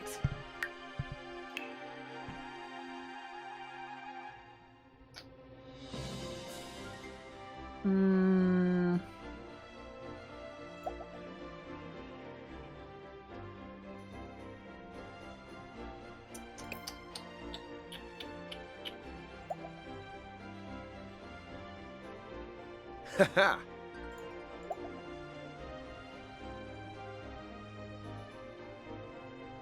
I'll just do this, fuck it. He is active. Wimba. Sure, noof. He's active, high maintenance, and a romantic. Calusiu. Oh, he likes the colors blue, Huh. green, Huh. Markle Shufi. Jabina. Oh, Hannavoy. Flurbis. Baloney. Oh, Alubas. I didn't realize. Oh, Yibs. Flurbis. Hannavoy. Muzu. Oh, Yibs. Oh, Olava Muzu. Oh, Onya Flurbis. Huh. Markle Shufi. Huh. Markle Shufi. Huh. Joyum Colora. Ah. Onya Flurbis. Huh. Markle Shufi. Huh. Okay, that's a lot. Ha That is a lot of traits. Yeah, her dad's name's Clifford. Sure, we'll go with that. The Sterlings. Hail to the motherfucking yeah. This the goddamn Sterlings over there. Look at them in there, super rich, super wealthy fucking... Move on in. Just to move on in. Wait, I don't have enough money? Does the Sterling family not have enough money? Well, wait a goddamn minute. That is not true.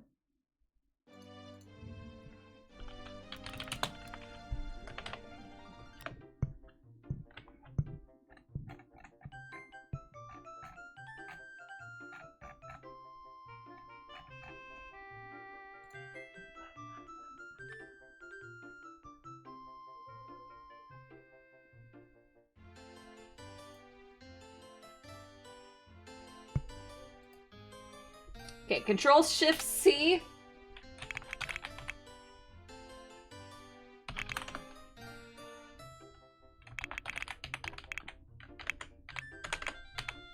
Is it called that? The mother load? What if I just go ka-ching?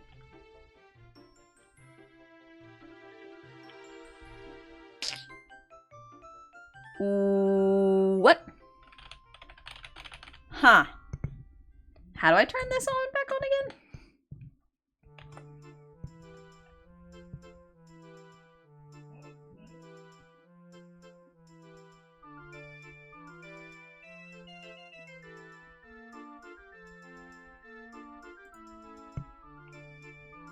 Okay. We need to do testing. Whoops, testing, cheats.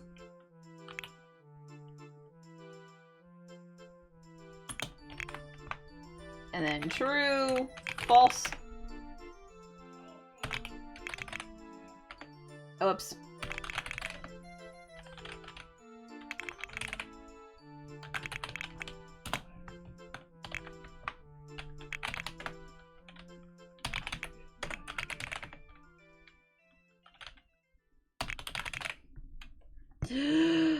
Oh, I don't remember how I did it.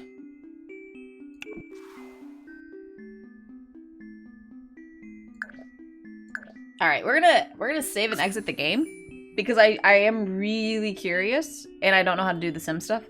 I'm really curious about this case. Okay.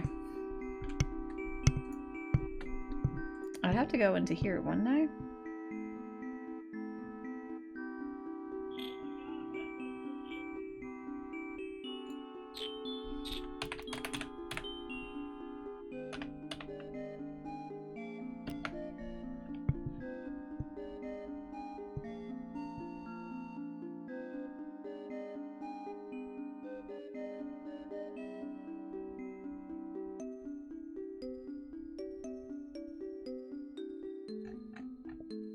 Okay, here's day 13.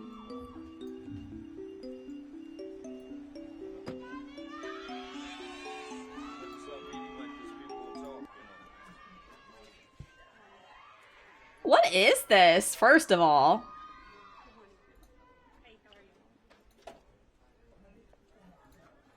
Hey, Crimson, what's up? Thank you for the hydrate and the stretch. Oh, stretch. Okay. Is there any parts where I can just, like, highlights? Like, can I get the highlights?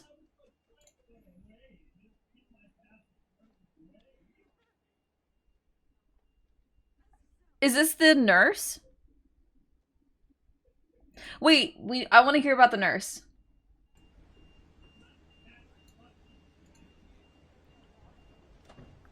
Here's a ton of highlights from this 4-week case.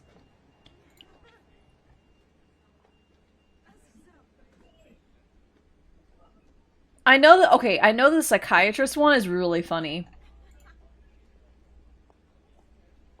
The psychiatrist one is really funny. Okay. I want to hear about this, though. I want to hear from the nurse. The nurse, the former nurse of Amber Heard. Majority of people are done with this, even though it's been only 2 weeks long.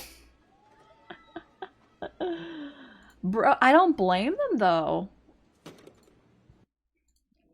Oh, you know what? Actually, I want to hear... Okay. There is one part... There is one highlight.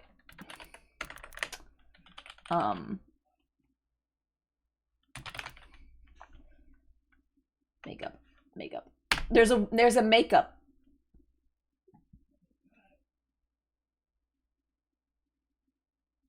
Yeah, we also heard them say that all kinds of people saw Amber that week, and she didn't have any bruises on her face. What Amber carried in her purse for the entire relationship with Johnny Depp. She's an actor. Do you honestly think she would have left her apartment ever without makeup? Hear the testimony from Amber about how she had to mix the different colors for the different days of the bruises. Okay. Dude, she got fucking destroyed by this. Destroyed. Like, any credibility she ever had, like this lawyer, gone. It's just gone. Because of this tiny little product. Yeah, this is awesome stuff. Yeah, clown attorney, false abuse from Johnny, etc. Bro. We're cracking down. We're cracking down.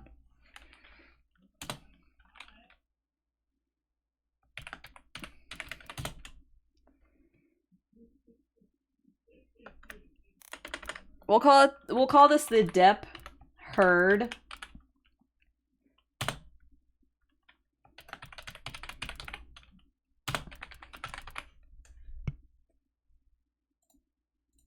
We're gonna do like just chatting.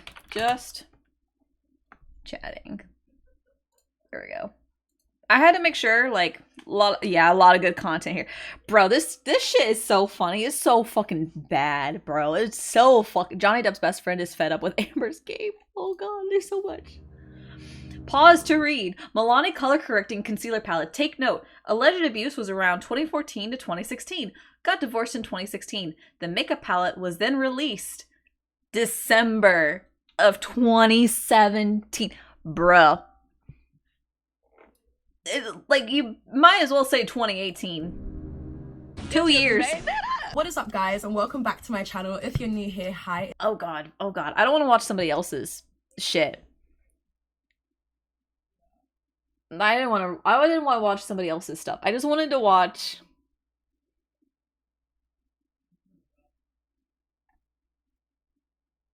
Johnny Depp's testimony of Amber Heard pooping in his bed. What? What? I literally just got into bed. I remember the television was on, and I was reading, and I suppose Miss Heard was down in her area, taking off her makeup and changing into sleep clothes, whatever, and this lady's a psychopath. Did she actually shit in so... Listen, I joke about that shit. But I don't take a literal shit in people's beds. I just joke about it. She was still rattling off all the wrongs I'd done to her in that particular day. And do you see this fucking face, by the way? She's just like... Oh, I gotta think of something to counteract this. Oh, wow, he's so fake. Wow. Can't believe people are believing this shit. But it's okay, because I'm Amber fucking Heard. I'm Aqua Woman. Yep, she did that, and oh my How god, it's so unreliable like I that am, face disgusts me. The what way a, she's just you like know, what looking at him a horrible and person rolling he her is. eye. She's rolling her And eyes. I did not engage verbally, nothing. I sat there or laid there reading my book. And when that Yo, that is the face of a didn't get manipulator. jump out of She her is or think jolt she out is of me, plotting. She is she got out of plotting a bed, way to get out of she this. walked around the bed. She came to my side. And again, you know, you've got a person who is throwing multiple shots at your face, at your head, at your neck, at anything she could hit. So I got up out of bed and I grabbed her by the shoulders and I sat her down on the bed. And I said, I'm leaving. Please don't get off the bed. Please don't follow me. Please don't try and stop me. I'm leaving. You think her face is maybe And her she like got up off the bed and she squared off at me in the doorway of our bedroom. you think she like that face was actually her reminiscing when she shat on his bed and how good it must have felt for her to be able to just do that and at the time for her to get away with that? You think that's what you think that was her face?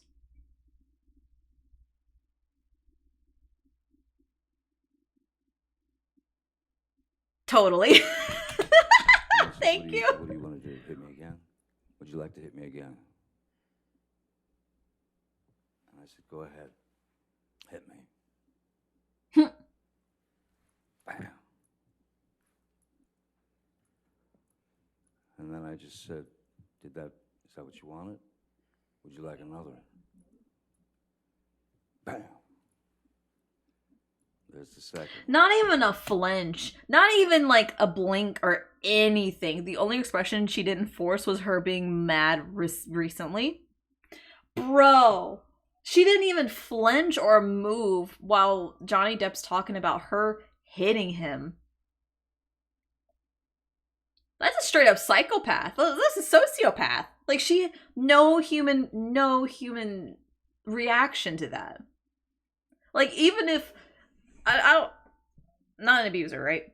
But even if somebody were to tell me about something like being hit or whatever, I would blink at least, minimum. I would blink or like flinch.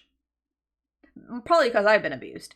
If she was honestly abused, she would at least flinch hearing Johnny Depp talking about abuse. It doesn't matter like what abuse he's talking about, right? It doesn't matter if it's like towards him, her beating towards him. Any abuse is a trigger. It should be. Like, so it's fucking crazy, bro. And I said, good. Now you're done. Grabbed her by the shoulders, walked her to the bed, sat her down, and said, don't follow me. Leave me alone. I'm out. I'm gone. I went, I grabbed a few things, and I got out. Like, she doesn't have to show expression, but like a flinch or a blink, at least a minimum. My other house, on Sweetser. More people are even pissed with her lying about being abused when it's the other way around, and she's still trying to get $7 to $30 million from him. Yeah, good fucking luck, bitch. Good fucking luck. Hey, if you do get that money, maybe send like $1 million my way. Yeah, yeah. Following day for because that's Coachella. Coachella is it's a big event, a concert. You know, many bands. Yo, I want to go to Coachella one day. Yeah. One day I want to be able to go to Coachella. She and her friends were going to Coachella for the weekend. And, dude, Coachella's a fucking trip, man. It is a crazy partying. But like, why are you going to Coachella? I understand you need to get away from your abuser and like taking your mind off of things, so going to events. Like I did that kind of with Gen Con. But the thing was, I went alone. Because even though I'm going to some big event that's supposed to make me happy, I was still in a bad mood because of the abuse. So I didn't go with people. If I saw people there, then yeah, I would, you know, hang out with them for a little bit or whatever, talk with them and shit. Just so that people don't worry about me, but I would I would not be going there with friends if I was being, but whatever, it's pissing me off. In that case, only Johnny was doing that. She only left because it was her work calling her. I left Miss... Oh, really? I left Penthouse 3. I left at 4:30 in the morning. Wait, so did it... What? What? I'm so confused.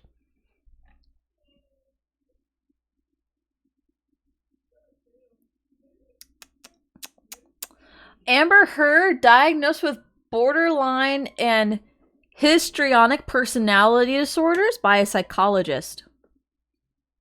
Okay, borderline personality disorder is a real thing, and it really fucking sucks. But wouldn't you know about these things?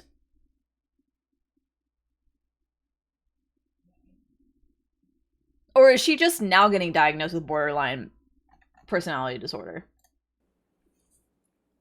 If it? It was actually April. Because if she's just now getting 4:30 in the morning, or getting diagnosed with that, and that's when I left. It really sucks what Johnny Depp has to go through. She really needs to get help. I did not see Ms. Heard until May 21st. And why was that? Just straight tell him she's shit in your bed. I received some news. Oh no. That was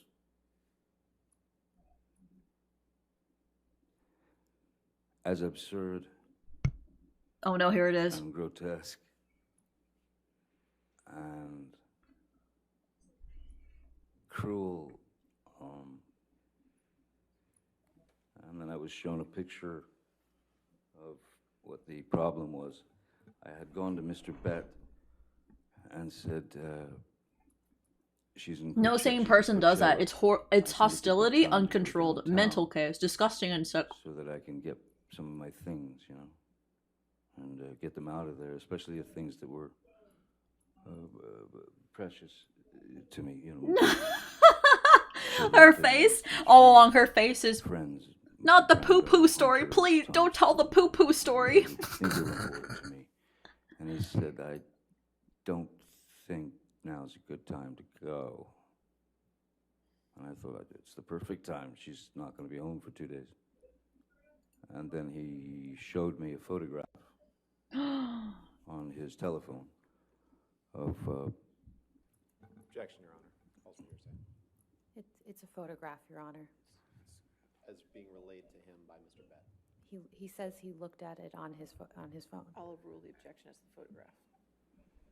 What was the photograph of, Mr. Depp? Oh no. Oh no. It was Johnny. a photograph of the bed, our bed,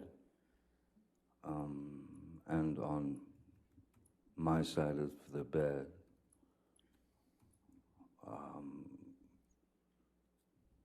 was human fecal matter. Oh my god. Girl, that breaks my heart. So I understood why it wasn't a good time to go down there. My initial response to that was, I mean, I laughed. It was so, what do you do in that situation? It was so bizarre and so grotesque. Bro, she needs to be put up in a... No, she needs to go in an asylum for, like, a week. Like, I'm sorry. Normally, I don't tell people to, like, they need to be in a facility. Did not go down there that day. But, no, she needs to be actually examined and fucking... Oh my god. Like, a week minimum of being in a facility so they can fucking analyze her and fucking watch her fucking behavior. Will I get clapped if I post a link? I'm back from pizza and suddenly Johnny Depp trial. The Johnny Depp trial is so fucking interesting. But the main thing... You lied. No, Johnny. No.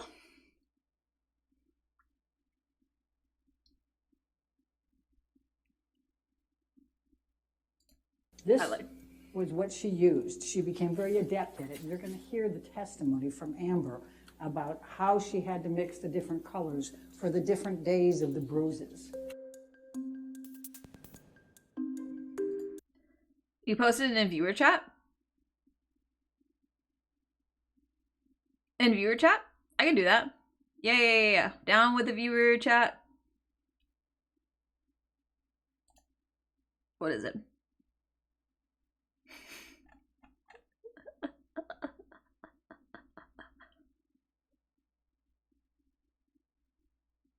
The Law and Crime Network. I think that's what I'm watching, is it not? Law and Crime Network. Plaintiff's Exhibit 343. Okay, hold on. Welcome to Law and Crime. Because I'm pretty sure...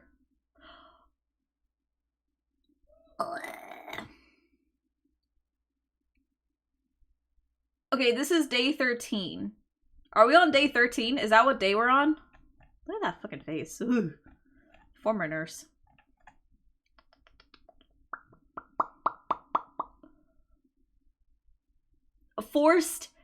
Johnny Depp forced a cavity search on Amber Heard, says psychologist. Bro.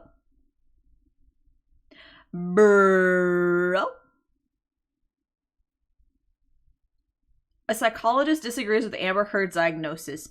No, she's a fucking psychopath. She's a fucking psycho. Yeah, I posted a time slot on the new witness. Did you? Okay, but how? Whoa. Oh, you did. Oh, wait, that's so cool. Okay, cool. We'll just do this. Good afternoon, Your Honor. Good afternoon. Okay, this is the new witness. The forensic psychologist.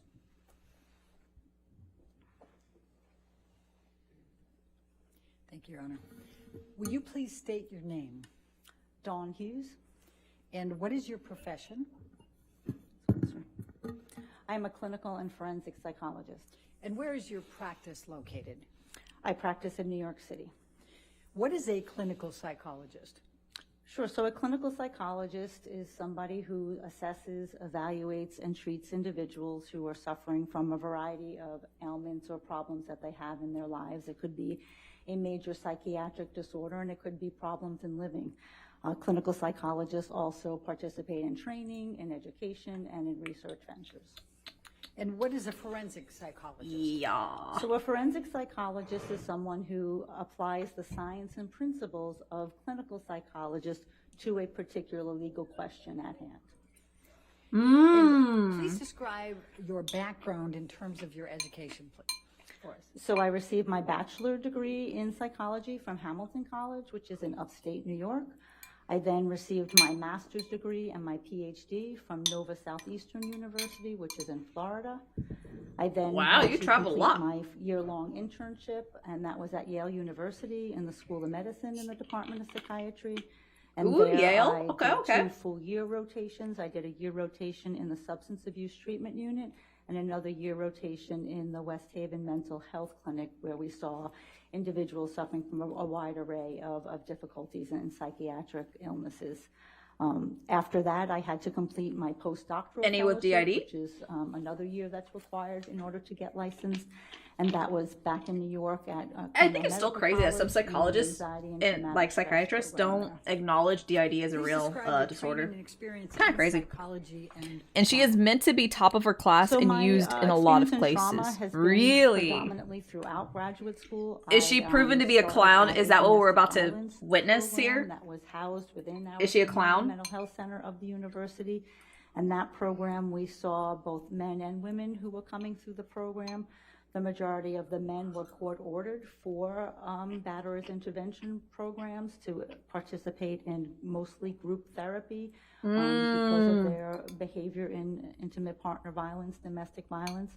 We also oh no, we are female victims who were victims of intimate partner violence in mostly. Bro, we already know. We already fucking know where this is going.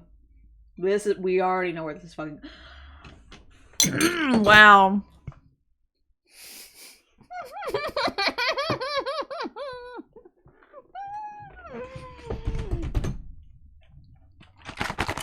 I have some Jolly Rancher gummies. You know I don't like sweets. But every time I feel like I'm gonna get a fucking cavity after this case because I'm going to eat a gummy every time I hear them talk about man violence. Men domestic violence with a man being the lead charge. It's so obvious, dude. It's so obvious who's the fucking problem here, okay? And I'm sorry. If any of the times Johnny Depp did, like, retaliate of any kind, listen, you take a look at that guy. I don't think he would retaliate by hitting Heard, necessarily. But I can see him retaliating in a way where it seems violent. You know what I mean? Like, just to, like, the way that he described himself earlier, like, holding, like, grabbing her shoulders and just sitting her on the bed, I can see somebody viewing that as being violent. But, like, also, no. Shut the fuck. I hope you got 10 pounds of candy. Oh my god. Amber been the circus since day one when she wanted this 4 weeks trial. Bro, why is it 4 weeks? In individual therapy, but we did run some. It took 2 days to figure out she's a fucking nutcase. Experience, I went to work at the Veterans Administration in their outpatient psychiatry clinic. I'm choking on the bullshit. And in that clinic, I treated mostly. Bro. This was Florida, so they're much older adults. So we saw a lot of. Even the kids don't want anything to do with a mom. Actually, World War II veterans. In that program, and a few. He doesn't want to hurt her and just wants to be done with her at this point. No, and you can see that. Sort of overlapping. Like when he was talking about the poo-poo case, the poo-poo. For the child sex abuse survivors program, and that was also a treatment. Yeah, I'm not listening to her anymore. She's kind of like talking out of her ass, like, oh, look at all this stuff that I do, and I help with men who have anger problems. To deal with the consequences, the psychological after effects. But no. Yeah, exactly. We already know whose side she's on. When she spoke, completed my internship when I was at when she spoke about program, because we male, yeah. That's that. Yeah, I'm done listening.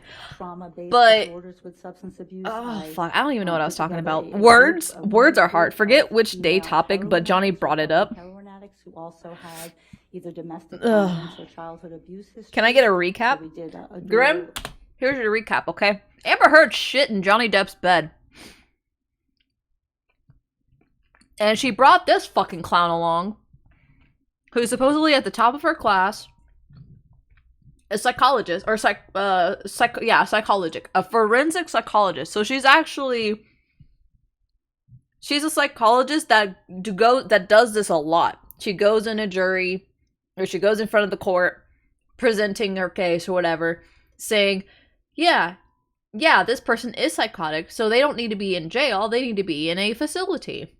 Blah, blah, blah, blah, blah. But she is already spouting the bullshittery that is, well, I've also been a part of many trials where I've had to analyze men who are very abusive towards women. We already know whose side she's on. Just from that statement alone, we know whose side she's on. They share the bed. She shit on his side before she left for work. Yep. Now that I think about it, has Amber even went up to the stand yet? Because I don't remember. Oh, she has. She has. substance abuse harm reduction model with the healing from the traumatic effects of the violence that they experienced. The traumatic effects of the violence that they experienced. If she, when Johnny Depp was talking about, here's another recap. When Johnny Depp was actually talking about some of the abuse that Amber did, wouldn't a normal human reaction, I know I already said this, wouldn't a normal human reaction be you blink or you flinch hearing about somebody doing that? Like, you instinctively blink. Minimum. Some people who've experienced a lot of abuse, they hear that and they flinch. I'm so glad that they panned over to where she was sitting while Johnny Depp was talking about the abuse. She did not blink. She did not flinch. She did not move. She did not show any emotion whatsoever. She's a straight up sociopath. As the name sounds, we saw individuals who were suffering from trauma-based disorders. And Yeah. And then, she got stuff thrown at Johnny Depp. She threw a bottle at Johnny Depp that shattered and cut off parts of his finger. It's crazy. Anxiety, mostly late adolescents and adults, men and women. Look at her. Look at her. Sexual assault, violence. Some were simple assaults on the streets, being mugged, and things of that nature. I also did teaching and training for victims. It's like she's holding back New York City's largest a yawn. Victim-based organization who runs a lot of services for victims of domestic violence and shelter-based programs. And I did some education and training for them and teaching for a number of years. Thank you. Let's talk about your current occupation. What positions do you currently hold? So I currently have a private practice. People had assumed he did that to himself for so long, too. And I also have a faculty position at Weill Cornell. I'm eating so many of these gummies now. Oh my god. Assistant professor of psychology. You're scratching your eyebrow? There. This is what we call the voluntary faculty, which means you don't get paid. But you participate in bringing in the interns, selecting the interns for that year. It actually disgusts me the way that she's just like seating herself in front of these people. Years the ethics seminar to the interns and also participate in other didactics that they have. I'm also called upon. Like, I understand acting, you're able to hide your emotions pretty well because you've learned it for your career. This is unnatural. This is so unnatural, man. I don't know why the way her hair is done throws me off.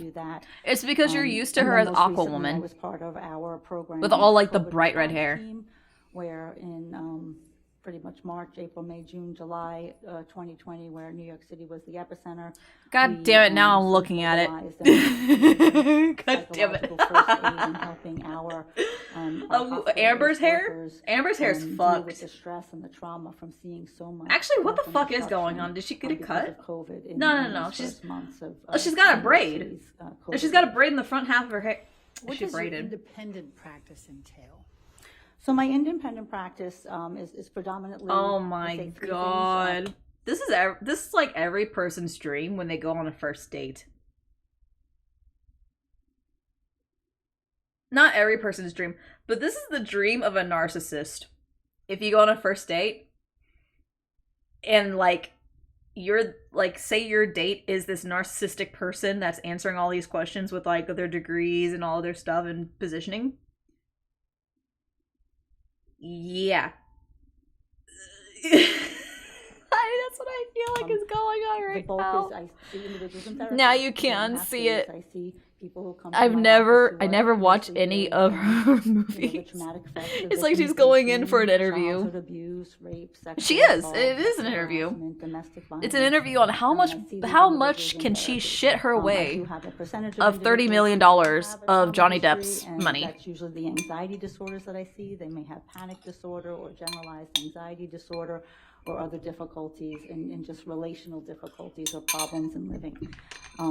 The second big part of what I do is this, forensic psychology, like I am doing here today. I evaluate individuals who were involved in. Okay, you can kind of tell Johnny Depp's like kind of listening.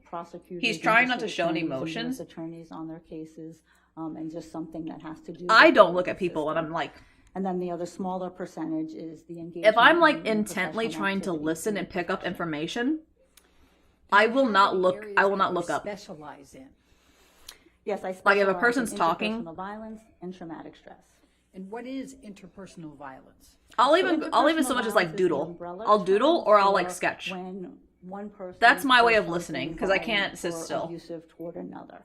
And And if I look up and look at her, I will lose focus. I will not be able to listen to her because she's moving so much. Physical assault. I still can't all believe of she those hired a types of lawyer behaviors called we understand as interpersonal Rottenborn. violence. Wait, And is that traumatic the lawyer's stress name? Is the consequence No way. of that. What No happens way. to individuals when they experience these sort of life-altering events, these really adverse life events? Traumatic stress is one of the outgrowths and the psychological consequences that people have No when way. they've been exposed to these No way. type of That's traumas. their name. So intimate partner violence, rape, and sexual assault are major areas of your focus of practice? That's Is that correct. fair to say? Objection leading. I'll sustain the objection. Okay. I'll just move on. What types of patients do you treat? In your Johnny. Hers legal team led by Elaine Bredhoft and Ben Rottenborn.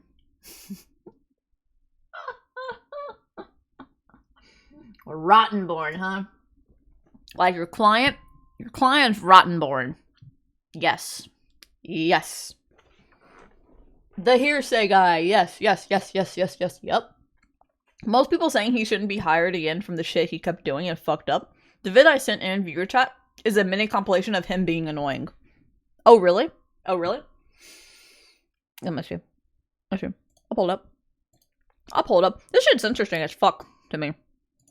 Because it's so stupid. Okay.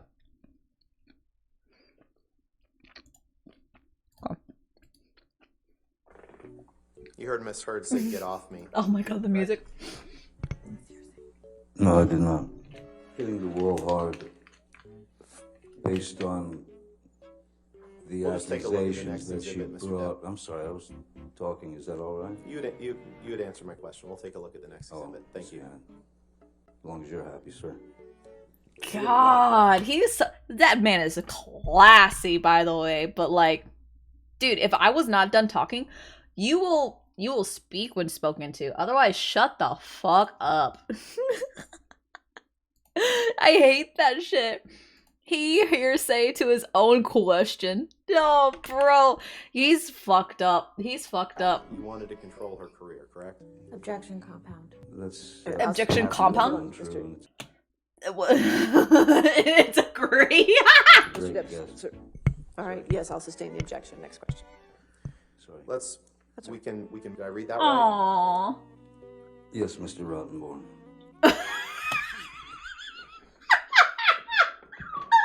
Yes, Mr. Rottenborn. No.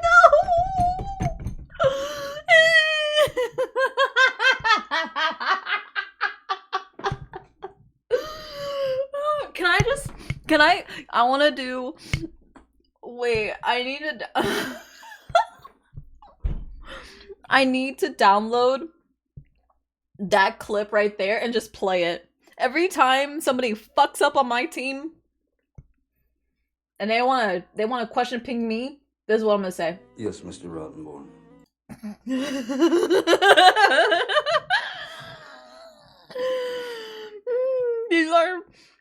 These are my fave comps. There's like 4 and all have the Wii music. It's perfect. Did I read that right? Huh. Yes, Mr. Rottenborn. You're complaining about her ambition. I need that sound file. Please, somebody make a sound file of just that. Yes, Mr. Rottenborn. I need that as a sound file. I will fucking play the shit out of it until it is a... Maybe that might be too soon. I will play it to its maximum potential before it becomes so unfunny that it's funny again. That's how many times I'll play it. In this text to her, to Dr. Kipper, correct? I'm realizing that her ambition is far stronger than her supposed feelings for me, yes.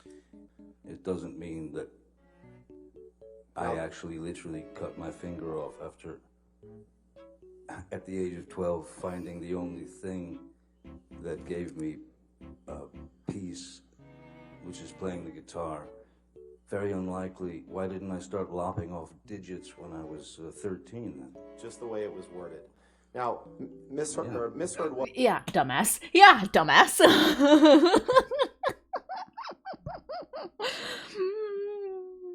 Oh my god. Dude, they're clowns, man. I'll be right back. I gotta piss. I gotta take a piss. I don't want to miss a single second of this. You know what? We'll just listen to more of this bullshit. Private office. I'll be right back. So I treat adults, mostly men and women in my practice. I sometimes will treat late adolescents, 17 or 18. They'll come to me usually after a rape or sexual assault, and I'll treat them in short-term treatment. But mostly adults who are, have sustained some kind of traumatic event in their lives. Approximately how many victims of interpersonal violence have you examined or personally interviewed over the course of your career? Hundreds upon hundreds. And how many years have you been practicing?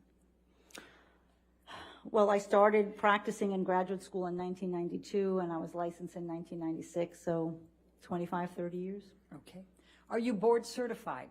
Yes, I am. Please describe to the jury what board certification means and what you are certified in.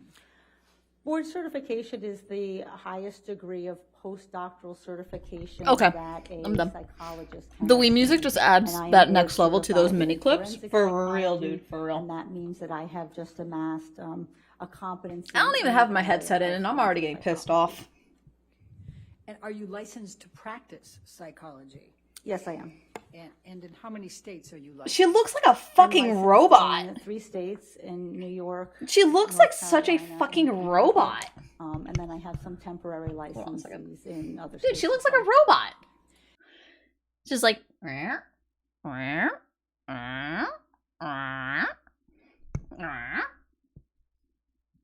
can we do some like Minecraft?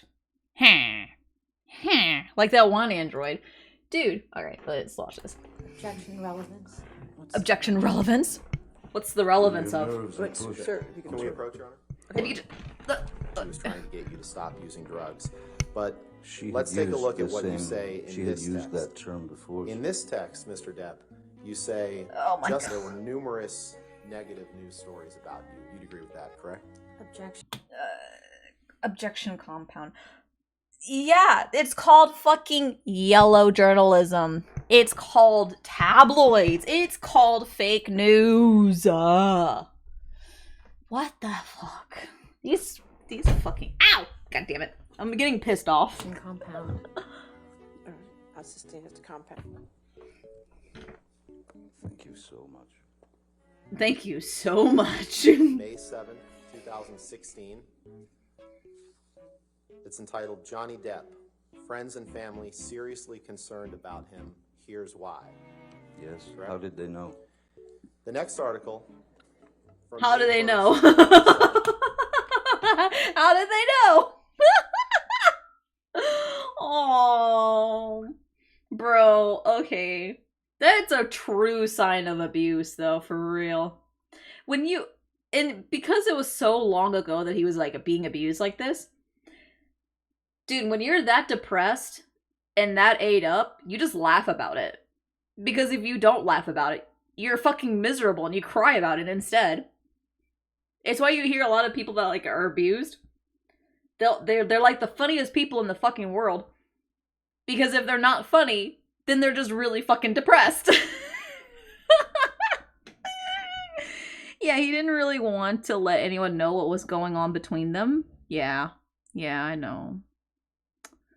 Oh, slowly got revealed over time. Only the best hit lines. Man.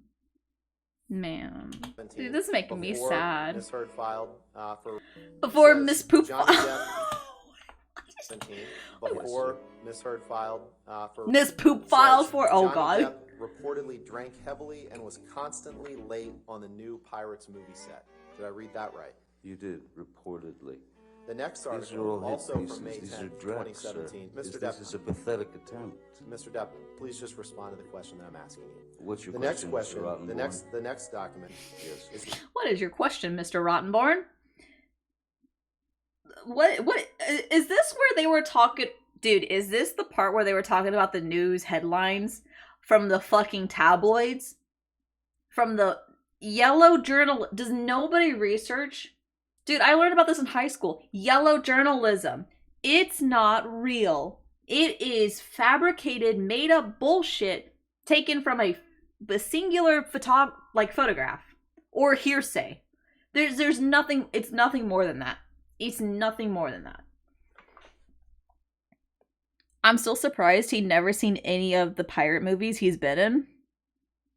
Probably because, let's be honest, if all those pirate movies were during, you know, this trial, like during the time that he was being abused by Amber Heard, I wouldn't want to fucking watch it either. Because I'd probably be ashamed. I would feel ashamed. I would feel rage, anger, and I would be scared. I would be scared to see myself, what I looked like during all that abuse. Like, I'm not surprised he did not watch any of those movies after he was done filming. Because it probably would remind him. Like, listen, we all see a great fucking actor playing as a pirate, you know. But to him, he probably can tell, like, certain scenes or certain, like, stuff that he did in that movie. He can probably tell right away what he was thinking or what he was feeling at the time while he was shooting those scenes. That's probably why he doesn't watch any of his Pirates of the Caribbean movies. Especially if they were all shot during this abusive trial. Financial woes might sink the next Pirates of the Caribbean. Did I read that right? You did. I don't know. The next article, May 25th, 2007. Johnny Depp's star power looks as wobbly as Jack Sparrow on a plane. He knows he's full of shit. Everybody looking at him. They're like, dude, she's like, bruh. She's like, what the fuck? She's like, bet. Look at these people. He's like, are you fucking kidding me?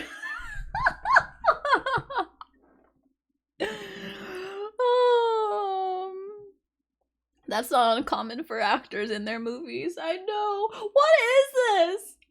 Dude, this bitch is like, this motherfucker. Like, and this girl's just like, oh my god, please stop. Just stop. Just stop, bro. Just stop. Yo. Did I read that right? You read that. Like, they're all shaking their heads and they're laughing. Order, May 27th, 2000. Did I read that correctly? Reports say, this is hearsay. June 21st, 2018. 6 months before the... Dude, everybody's fucking laughing. Did I read that right? You did. You should read the article. And the last one. You should read the article. It's wonderful. Yeah, it would be. It's great. It's actually phenomenal writing. Oh man, I tuned back in and you're watching what I was just watching. Lol. They're also laughing from Johnny's comments. Bro, they were laughing before then. The last one, June 22nd, 2018. Alison Boshoff reveals why Hollywood's reeling over what's being called Johnny Depp's career note. Did I read that correctly? What? You did. Who's Alison Boshoff and how does she know? Mr. Depp, you can't name a single actress. Oh, he won't answer that, I see. Yeah. No, he won't. He won't answer that. Morning recess for 15 minutes. Oh god, they need a fucking like 2-month break after all of this bullshit. Ow. This is so fucked, dude. I need to turn on a light. Oh god. This whole... Oh. I ate one of the gummies and it's like kind of sour. It's like gross. Ugh. But I can't stop eating it. I can't stop eating it because I'm too invested in this fucking shit show of a trial case. Oh god. feel like I'm choking. Oof. Amber's only evidence is tabloids. Tabloids and the fucking makeup kit, which they, by the way, I think they what, disregarded because of the time era between the abuse and the makeup. I might be dying at 45, but at least I'll be hot. True. True. True. Alright. Here. Alright, guys, let's go back to watching this Johnny Depp clip. Continues to deal with clown attorney like a charm. Sean Bailey, who was the number 3. Objection, hearsay. I don't know yet. I'll overrule it at this point. Thank you. May I continue, Your Honor? Yes, sir. Thank you. I like how like when the honor is talking, there's always a heart. It's like, oh, emoji. Chair squawk. Chair squawk. Just basically said in the Objection, hearsay. Your What Honor, Sean Bailey said. this is about him It's in learning an about this. article. It's not for the truth. It is the truth. She's If asking. you want to approach, that's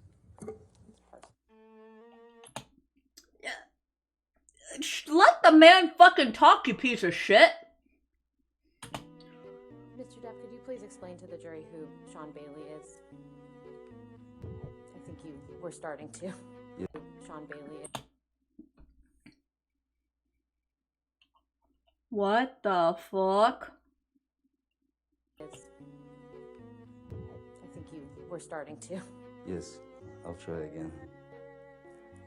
Sean Bailey was quoted as saying that. Objection, Chair squeak. hearsay. What? You're not even letting... Dude, I would have fucking shot him. I would have went to jail. Mr. Depp, where was Sean Bailey quoted? Without getting into what he was quoted as saying. I don't know who did the interview with him. Objection, lack of foundation. I'll overrule the objection. Go. Mr. Depp, Had been approached to take part in writing Objection, Pirate hearsay. 6. You're not even letting him fucking talk. I asked you about a quote where you said you wouldn't come back to the Pirates franchise for $300 million and a million alpacas. Do you remember that? I do. Do you recall when specifically you made that statement about the $300 million and the 100 alpacas? Objection, asked and answered. Overruled. Epic Mr. fail. Depp, do you recognize this document? As soon as my eyes go on, I hopefully will.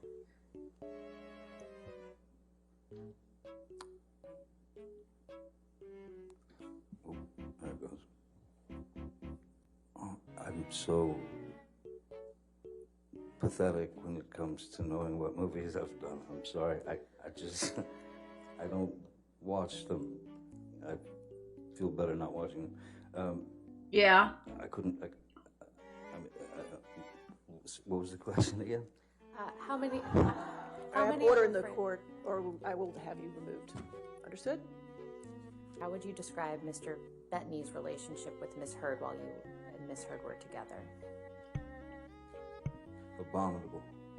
Mr. Depp, I believe this is another text message with Mr. Bettany that you were shown on your cross-examination.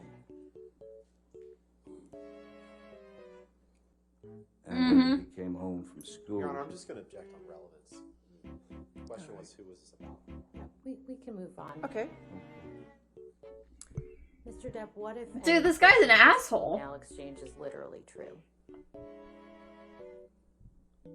We're all set to leave here at approximately 1:30 p.m. Hope you rested well. I believe there's also a napkin down there where Objection, someone Your Honor, lack what? of foundation. He's referring to exhibits that aren't in evidence. All right, I have no idea whether they even exist. I'll sustain the objection now. Next question. The chair squeaking, man. The chair squeaking. I'd ask him. I'd throw the fucking chair out. Told me he sustained an injury on one of his Well, fingers. objection, hearsay. Wait, you asked the question. Oh, Next question. okay. He said he sustained an injury to his finger. One of his Well, fingers. objection, hearsay. How is it hearsay? It's a literal fucking finger. God damn it. Hearsay. Wait, you asked Hearsay. Hearsay. Okay, you said he sustained an injury. It's hearsay. It's hearsay. It's hearsay. Bro, I'm over it. I'm so over. Okay, Mr. Rottenborn. Have you published in the area of your specialization? All right, let's go back to this. I have. I am not predominantly a researcher or somebody who writes. I'm a clinician. I'm doing direct clinical service. He just but needs a over mega the pen. course of my graduate school and postdoctoral I know, right? He asked the question. He's asking these questions and he's like, objection, relevance, objection, relevance. To rape and sexual assault. Objection leading. Overruled. Yes, I have rape and sexual assault in adult women. He objected. Book chapters relating to structured or clinical assessment of risk or violence. Yes, I co-authored a book chapter entitled, this is a structured clinical assessment of risk and violence. Have you given any? What irrelevance is this, though? Mental health professionals in the area of trauma. Like, I know the jury said overruled. Yes, I've given many trainings at national. But how is this relevant to the legal case at hand? How is it relevant to the case at hand? Understanding trauma. You are literally just blowing air up a narcissist's ass. Violence might look like, of understanding the difficulties that a rape victim might have to come into court to testify, and training just regular sort of mental health. Wait a goddamn minute. Is Amber saying that she was sexually assaulted? Did she actually say? Understand trauma. I'm gonna how shut to my look mouth. For trauma. I'm gonna what shut does my it mouth look right like now. When it comes into your office, how shut do my you mouth. treat it? How do you assess it? All of those factors I've done a number of trainings on. Have you been invited on any occasions to train attorneys and judges on trauma and violence? Yes, I have. I was invited by the Judicial Conference to be part of the training curriculum. Ah, yes, I was invited to be the biggest anal butt plug in the whole convention of Bad Dragon. Yes. You see, they needed my anus to make sure that their next dildo was a proper size so that all women could be stretched out as far as me. Yes, I am the pinnacle of anal. Curriculum to train our New York State Supreme Court justices on. That's what it sounds like to me. Intimate partner violence and traumatic But stress. my version is some of the things funnier. I've just been talking to you Or here about more how appealing to me. Understand what happens in those situations, how to understand the myths and misconceptions that may abound in these situations, and how you can sort of more accurately understand what a victim is talking to you about and telling you when they come into your courtroom. I am not on the Have you right given drugs any to listen to this court presentations case right to now. judicial symposiums? AKA no drugs. Toby all about the ass. That's Yes, true. I've also been contacted by, sometimes judges will have symposiums in their courtroom. Also, They if you will, d- make a if you decision know to what Bad hold a Dragon is, particular symposium on particular shame on topics, you. And I was, Shame asked on to you. come to presentations for judges on numerous occasions. And what, if any, presentations did you do on understanding women's use of force in IPV? That was a recent presentation. I think that was invited by Winks. one of the judges of the Office on Domestic Violence in New York. And the title of is When Women Use Force in Situations of Intimate Partner Violence. And my topic was to talk about the complexities of that issue and what does that look like and how can we differentiate if both people are fighting. How do we know that this is intimate partner violence? So what does the research tell us about that? How do we understand that, and how can we really I want to accurately believe assess her that? because What she was the went to result of school that? and I didn't go to school for this specific subject, professional but organizations she's making it really hard. She's I making it belong to a really number. I hard for me to belong listen like the that. American Psychological Association, which is the largest body of Like, please tell psychologists, me that I in am the not the United only States, one over here, who headquarters who in can DC. tell that this I psychologist because is there a are narcissist. subdivisions of of American Psychological Association, so I belong to the division of trauma psychology. Hello, motherfucker. Please tell me I'm not the only one. Also, hello, Axel. What's up? How you doing? Please tell me I'm not the only one that sees that this woman's a narcissist. Please, please, please, please, please. Says the one who remembered it enough to bring it up. Well. Excuse me. Hi, hi. Hi, hi. with this bitch. Okay. I belong to. I'm other eating so many goddamn organizations, sweets the and I hate International it. Society for Traumatic Stress. This is not Studies, it, fam. This is as not the it. name, says it's an international society where we are interdisciplinary, mostly psychiatry and psychology, researchers and clinicians to really understand and further our awareness about trauma and traumatic stress. I belong to the International Society for Trauma and Dissociation. I belong to the Anxiety Disorders of Association of America. I'm a fellow in the American Board of Forensic Psychology. Mm-hmm. I don't know if I'm forgetting any. Okay. No, you're not, honey. Trust me, you're not. You're not. Narcissist. No, you're not. Trust me. I think you hit all the points. And you made sure to read the whole goddamn titles of them, too. No. You're good. Are any of these specific to interpersonal violence or trauma? Well, clearly the trauma division of the American Psychological Association, the International Society for Traumatic Stress. Dude, the way she words shit, I hate it. Well, clearly, I would hate her to be my psychologist. I would fire her. I now know how large empty Toby's room is with that echo. What echo? Echo.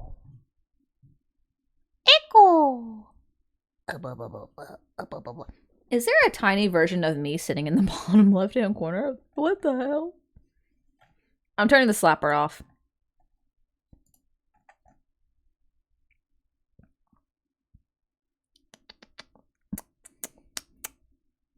There's a little mini-me over here. Well, not much of an echo, but when the voice reaches the ceiling, it sounds like to me. Yeah, it's been there the whole time. I was wondering why. Why what? Wait, is there an actual echo? Echo. Oh. It's because, okay, when I talk towards the screen, there was a mini Toby, and now mini Toby's gone. Mini Toby's gone. Say goodbye to mini Toby. New DSM-5, it was PTSD was originally categorized under the anxiety disorders, so there are still the DSM. God, fuck the DSM, man. Organizations who talk about PTSD and trauma. Do you hold any leadership roles in these organizations? Yes, I am currently the president-elect of the Trauma Division of the American Psychological Association. That is an elected position. You have to be elected by our membership. And now I serve as with the presidential trio, so there's three of us who serve with the immediate current president and two larger in order to give women He's sort writing of a notes. referral-based, That's what I would more do. information about mostly like reproductive psychiatry. Oh my God, I don't have my CV, but I think that's about right. Why is participation in professional organizations important in your field? Have you ever been qualified to testify in the field of psychology as an expert witness? Yes, I have. Have you ever found an individual that you evaluated did not suffer from the effects of interpersonal violence or PTSD? Frequently. Have you ever not been qualified in court where you have been proffered to qualify as an expert in the court? No.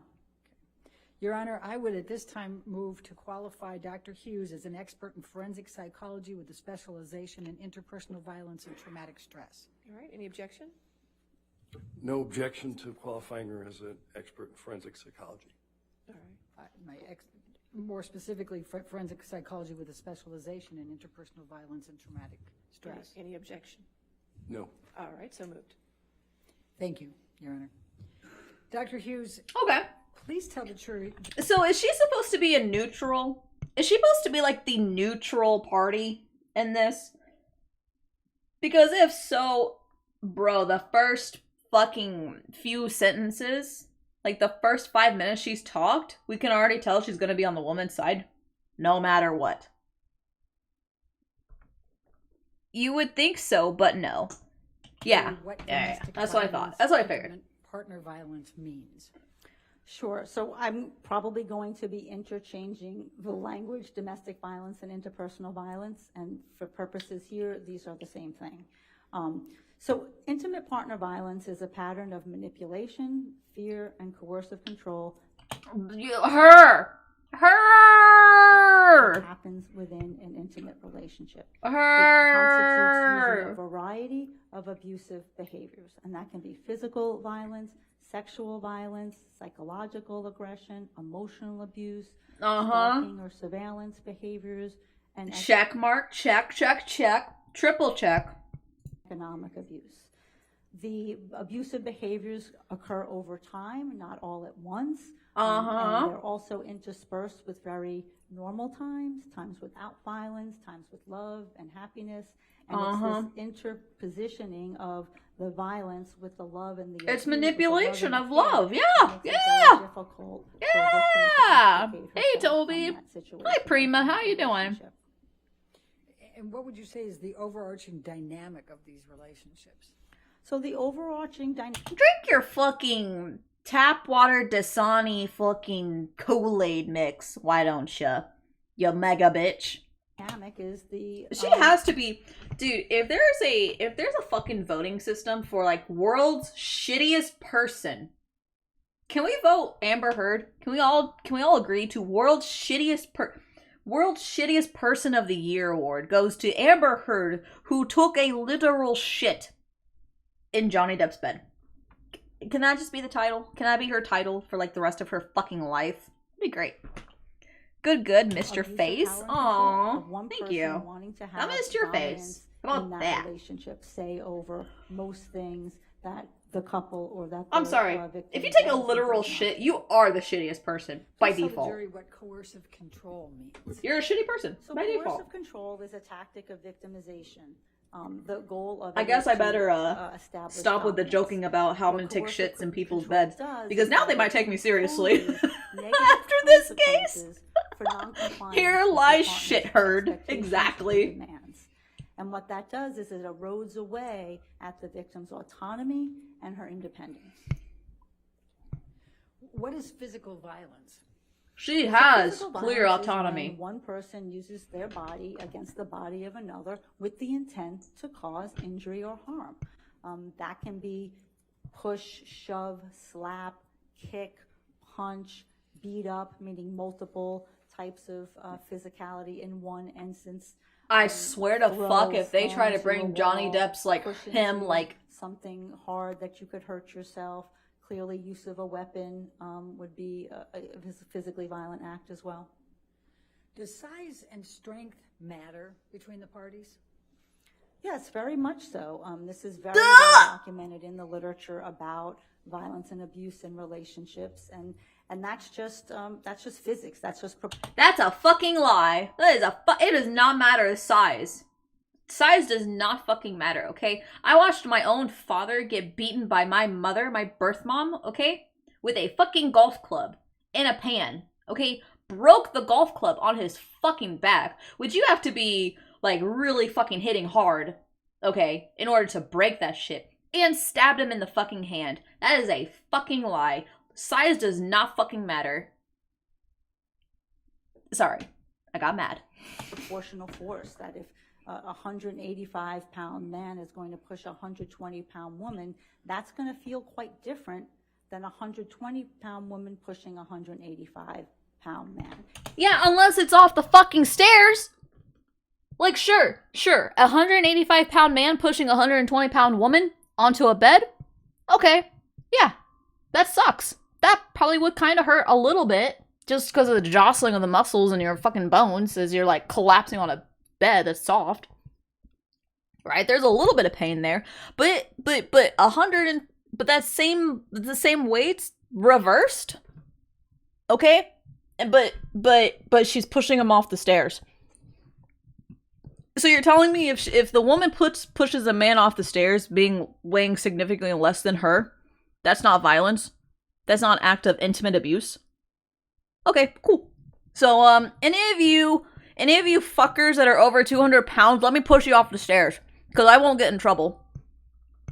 Okay. And it's just about proportional force and the size and strength differential. And that is why specifically... You do realize, ma'am, that a 150-pound woman can be a lot stronger than a 185-pound man, okay? Have you ever seen stick figures? Okay? Have you ever met them in real life? Because I have. Okay? I'm a small person. That's if you can even push my fat ass. If I had a running start, Scott. If I had a running start.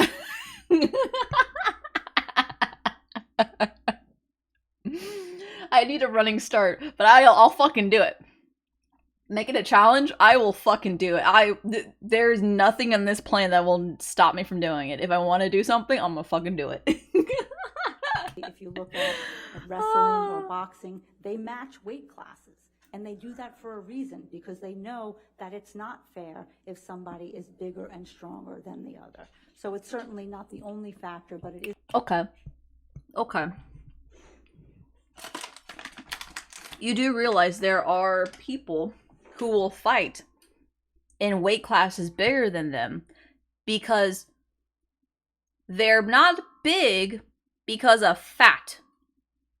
You know that muscle weighs a lot less than fucking fat. Crazy, right? Crazy concept. I have seen little motherfuckers beat up these oversized bears, okay? Bears of people before, alright?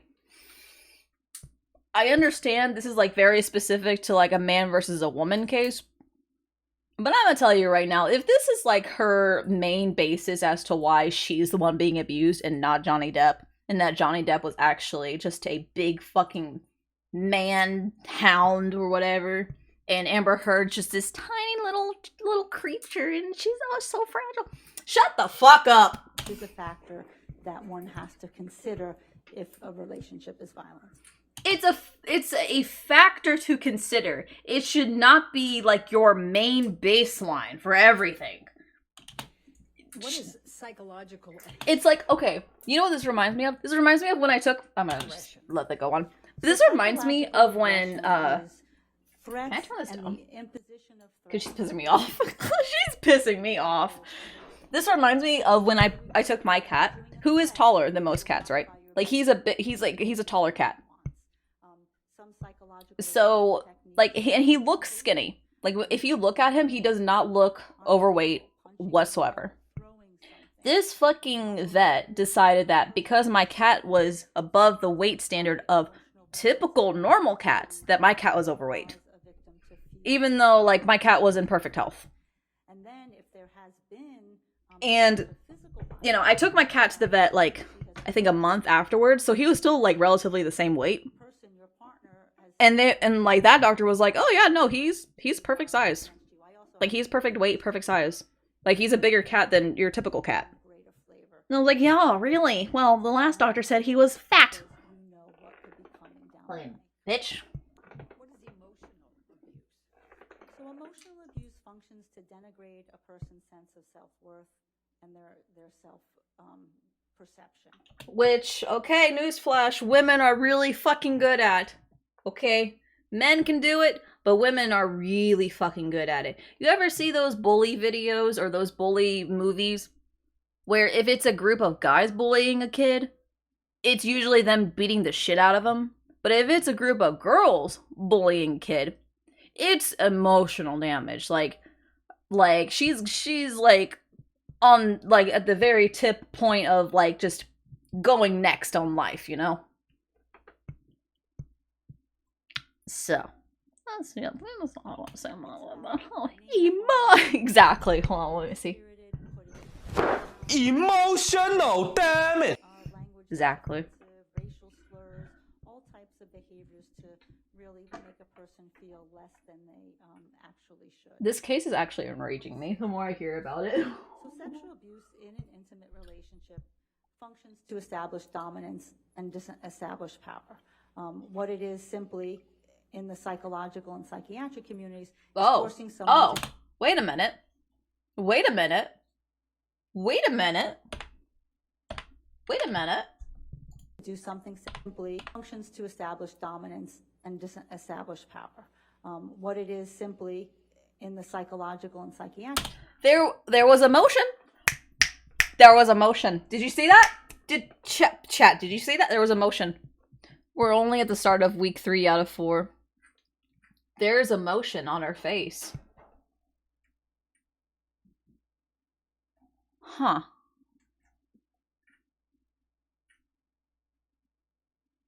I think that was like self-reflective. That was like self-reflective, like, hey, maybe I am a piece of shit.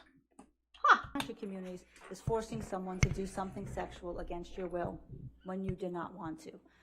It can be forced sex, either forced vaginal, oral, anal sex, and be forced to engage in any other type of sexual act that you may not want to do. And when I say forced, it doesn't mean it has to have physical force. There's a lot of psychologically coercive tactics that are used that many times when violence has already been established in the relationship. You know what? You know what? I'll lay off on her for now. Because it does seem like she's getting kind of emotional when the psychologist is talking about sexual abuse. I'm gonna let her slide on that. Because it does seem like she is actually, like, getting upset. And she's trying to hide it, but she's not able to. So, we're gonna lay off on that, okay? Because that may or may not have happened. You know, not everybody's innocent. Even the innocent party is not completely innocent, but you're still a shit person. So, not saying you deserved it. You're still a shithead. Literal shithead. Oops. Often feels that she can't say no for fear of reprisal, for fear of retaliation, for saying no to those acts. So sexual abuse, you know, does happen in intimate partner relationships. A lot of people don't want to talk about it, and they don't want to ask about it because it makes people very uncomfortable. Yeah, she looks really uncomfortable. The vagina sexual abuse. Leading. What, if any, role does digital penetration of the vagina play in sexual abuse? If it is non-consensual, then it is abusive. What, if any, penetration of inanimate objects into the vagina plays a role in sexual abuse? Again, the operative word is consensual. If you are not consenting to those acts, then it is sexually abusive.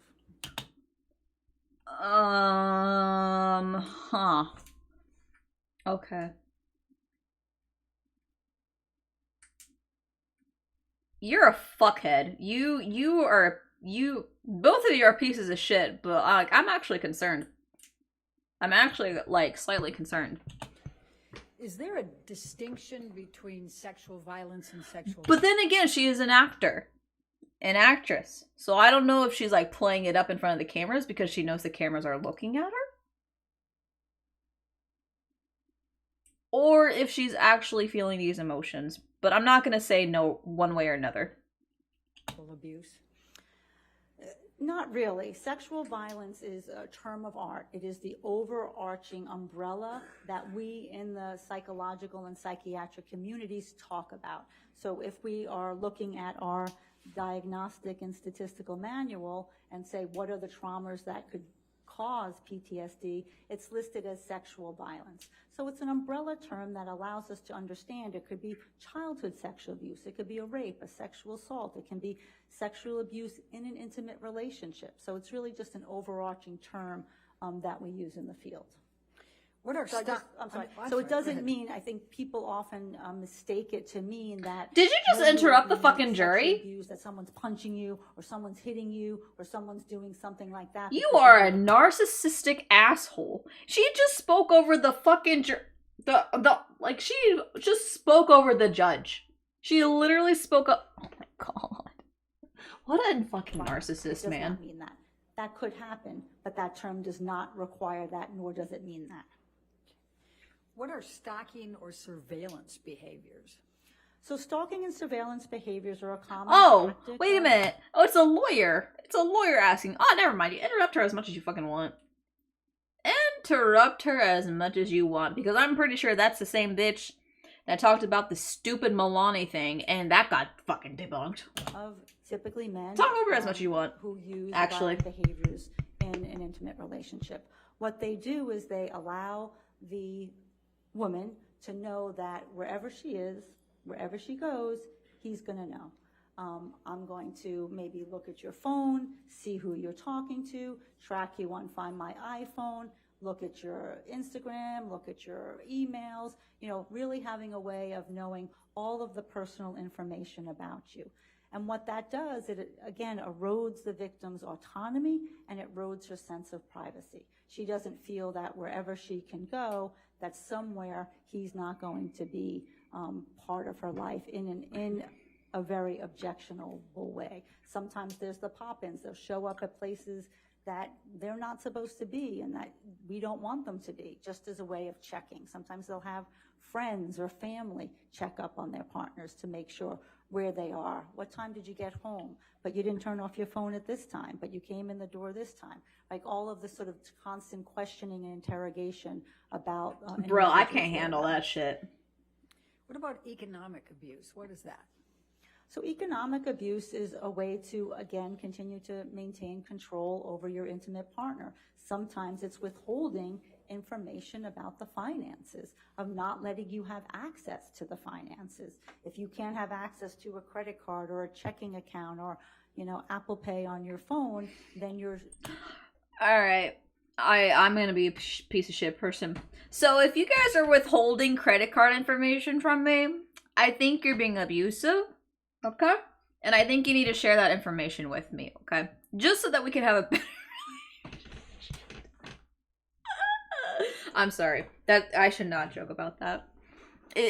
I'm sorry. Rendered usually much more economically dependent on your partner, and that limits tangible options for you. I will tickle you. For individuals where that sort of don't. That's tangible my option actual isn't weakness. There, we see the economic abuse or the economic restriction when one partner refuses. You know, I actually did go through economic abuse with my birth mom. She made me work 40 plus hours at a Taco Bell to sustain her, her boyfriend, and her 6 kids. So it's not funny. It's a little funny, but it's not really funny. Uses to share any information about the funds. I So use it's not comedy like to hide I my can't go emotional shopping because distress. I won't have money, but I don't have any decision making in our family money. I don't have any idea of what we're doing in our family vis-a-vis our finances. So it's a way of definitely keeping that very separate and not in a consensual. Some couples make that choice. One person does all the money, that's fine. But when it doesn't come from a place of consensual choice making, it can be abusive. So you just described a number of these abusive behaviors. Are all of them present in every domestic violence relationship? Right. No, they're not all present in everyone. And that's why it's very important to do a thorough assessment of a relationship that may be mired in violence to see which ones are present and which ones have a great impact in the relationship, which ones are sort of making the structure of this relationship. After a sexual structure this intimate dick. relationship, how might a victim in those circumstances interact with her partner? So I this don't is one like of the her. myths that Like, people say, there's well, if she something. was sexually The way she assaulted was by a partner, introduced, she would have just left. the way And she nothing speaks could be about her further from the titles and truth. stuff, That's not what I just don't happens, like her. especially when it's your husband or your boyfriend or your partner. So what women do, You know is what she seems like? They bury it. They compartmentalize it. They put it away. They avoid it because then they continue to reach out for the kind and the loving man that they got into this relationship. She kind of The problem reminds is me that of it does a fester Karen. grief and causes Oh more my sort of god. psychological distress in the victim. What, if any, role can shame or humiliation play in this? She looks like a Karen. Oh my god. So that's one of the emotions that the victim is usually trying to suppress and compartmentalize and avoid and put away. Oh my god. One of the most I can see her screaming frequently behind felt a feelings Sephora after something checkout. So incredibly humiliating and violating is shame. And shame is a very sort of difficult emotion for people to have to live with and to have to experience. And then a lot of times what we see in these relationships, especially ones where sexual assault is perpetrated, there's typically the emotional abuse as well. So now if you're called names... Man, I wish I was a challenger. Just so, like, during in between my cues, I'd be like, okay, let's listen to this court case. Sexual assault that just happened. It's sort of Game pops up. We take a mental break. we take a mental break from this stupid fucking court case into a rage-inducing league game, right? And then the game's over, blah blah blah, re-queue, whatever. I think that would be great. So it kind of slowly deteriorates the psychological functioning of the victim, and where they're just really trying to get back to the good guy, get the good guy to come back, but they're suffering these symptoms underneath. What about intimidation? What role does intimidation play in the coercive control dynamic? And intimidation is one of the huge factors that we see in coercive control. Again, the goal is to get your partner to do what you want them to do. And if you've established that you can use violence and other sexual violence and physical violence, slamming your hand on a table, throwing a glass, breaking a door. Slamming like that? I do that all the time. I'm just throwing a temper tantrum though. That's just me being a dramatic diva. What? I'm just a diva and I'm so dramatic. Where's my phone? My phone is lost. You know what I kind of want to do right now? I know, Willow. I know. Causing a fit, yelling and screaming. That can rise the fear level in a victim that she may modify her behavior quicker, and he might not need to use physical violence because he's already established that fear is there. I found this little game. It's kind of fun. Writing obscene messages play in being considered intimidating behavior. Objection leading. I said, what if any, Your Honor? Overruled. I mean, certainly writing obscene messages to your partner could absolutely be an intimidating behavior. What, if any, role does emotional abuse or degradation play in the dynamics? It could. So emotional abuse and degradation, as I stated before, functions to decrease your sense of self-worth. It decreases your sense of agency. It makes you feel bad about yourself. And when you feel bad about yourself, you're less likely to actualize and see options for leaving. You're so sort of mired in this dynamic of abuse that you come sometimes to believe the bad things that the person is telling you about. So, maybe I am not talented and fat and lazy and stupid, and it interferes with that ability to problem solve and figure out, can I get out of this relationship? And sometimes you feel you don't even deserve to get out of the relationship when the abuse is so chronic and so repetitive. What role does surveillance as a means of control play in that dynamic? So surveillance... Objection leading. I don't think that's leading, Your Honor. Overruled, go ahead. So surveillance functions to let the victim know wherever you are, there I am. So it makes her feel not secure in her movement, feeling that she has to restrict her movement. Her movement is not hers alone. It usually increases hypervigilance. It increases fear. It increases the need for yourself to mark where you've been and what you've done so that you can go back and prove it to your partner, because you know that there is going to be an interrogation later. When this pattern has been established, show receipts. Show me your iPhone. Where were you? What's your Google location? This is how bored I am of this of her fucking speaking. That puts the victim very much on edge and increases that level of anxiety and trepidation. What role does possessive jealousy play in these relationships? So possessive jealousy is a very difficult dynamic in intimate partner violence. It's very common in situations. I actually know somebody, or I actually dated somebody who was very jealous. He was a very jealous type. The gentleman feels that he can possess her and that he can. And I was like, I don't know why you're jealous. Possessive dynamic. But the accusations, the problem is when you make the accusations, the woman's forced to refute the accusations. So they're continuing in this dynamic. Toby, why is Amber so mean? I didn't do what you said. Amber? I don't know. And unfortunately, I don't know why she's this mean, horrible person, but it's just.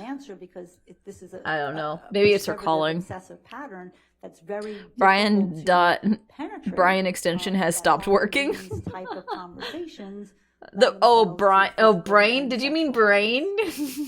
Does this dynamic happen overnight? Did you mean brain? It doesn't happen overnight. It happens over time. We don't a woman doesn't get into a relationship with a man who's beating her up and sexually assaulting her and calling her names and doing all that. She gets into the relationships. For all the Don't you reasons, me. We all get into relationships for love, for companionship, for kindness, for a future.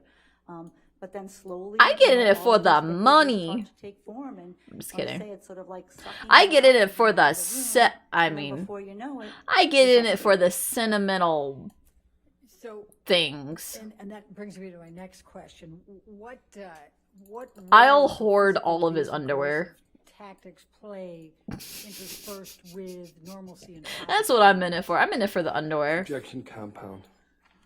What does objection compound mean? What does that mean actually? I actually don't know. What is objection compound? What does that mean? Can any lawyers in the chat tell me what that means? What does it mean when you object compound? Is it like complexity? Overruled. Thank you. So love and normalcy are almost always in these relationships. The combination of more than one question into what seems to be a single question asked of a witness during a trial or deposition. Back to sort of the loving man that you Apparently want, it's a popular Google search now. to be Lol. with.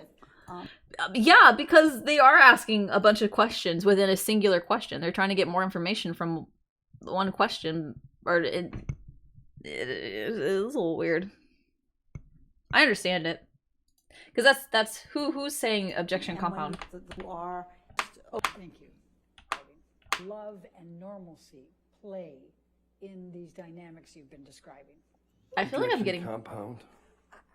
Overruled. Thank you. So love and normalcy. That's her are fucking lawyer too.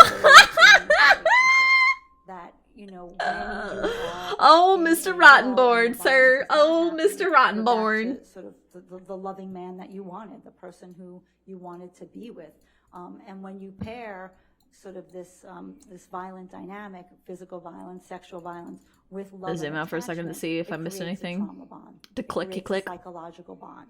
And emotional dependency is Oh, created. gimme, So it makes it gimme. very difficult Gimme for more. the victim of the abuse to extricate herself from that relationship, and for her to even believe, frankly, I mean, that takes a lot of time to even believe that she can and that she should.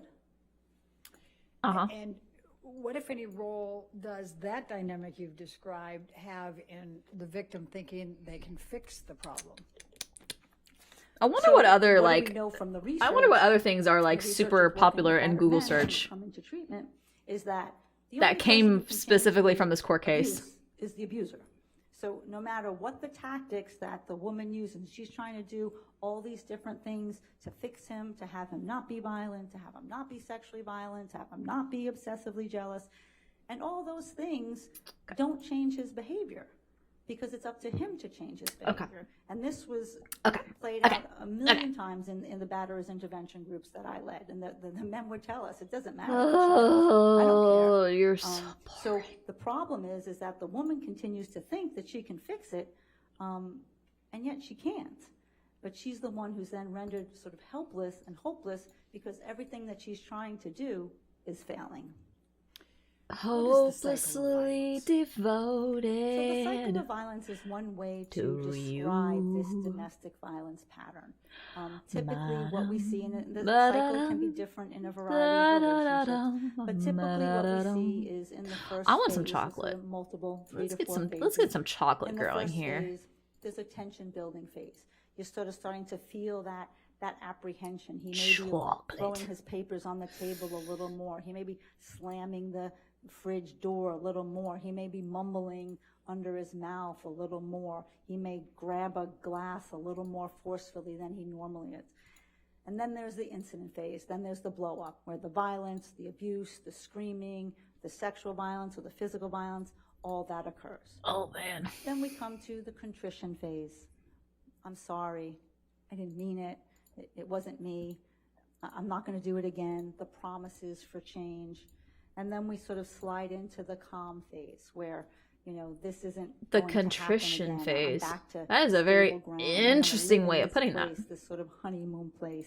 The problem in the calm phase is we often see the rationalizations and the justifications. Oh, I have no money. It's Fuck. not like typically the man I'm taking so full responsibility poor. for what he did, but it's calm because there's no, violence and no sort of tension at that Hey, moment. jute. Let me jute. And then it recurs. And then it recurs. And then it so recurs? You're stuck in this vicious No! cycle of trying to figure Money. out how can I be I'm with broke. this man who hurts me, and yet I love him. Actually, so how much would it be to get more money here? Oh, you have to actually buy with real money? Ew, no, I wanted to buy with gems. What the fuck? So the love bombing is, it's more of the colloquial term for the younger folks here, but, where you shower someone with affection and love, in this contrition and calm phase where, everything about you is special. You're the best thing in the world. I'm never going to do anything to hurt you again. I would never let anyone hurt you. And it could be sending flowers and buying gifts or going on trips or your favorite restaurant.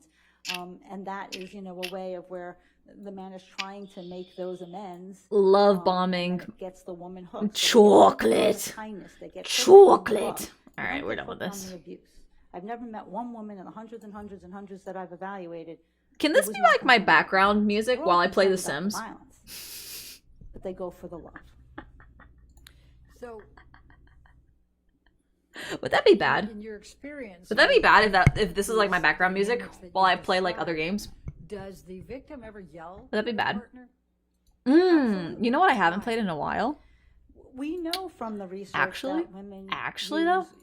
verbal and physical acts of aggression in these relationships. That's not uncommon. This has been researched for 5 decades. And a woman may yell at her partner because she's angry. And anger is a very normal emotion to having been abused. Oh shit, I She don't can know also my be password, afraid, fuck. But they don't have to be mutually I don't exclusive. know. We Is can this it? absolutely, as human beings, feel 2 Oh, I guess that was three, it. or Cool. 4 different emotions Cool. at once. Oh god. People do often say to me, oh, she would never yell at him if she knew he was going to hit her. And that's not true. That's just patently not true. That's not supported in research, and that's not supported in my clinical practice. The problem is there's a classic double bind, and the violence has been so normalized in the relationship now. She gets hit if she does yell. She gets hit if she doesn't yell. So for women who feel at certain moments that they need to preserve some sense of their autonomy. Oh my god, that's so fucking loud, bro.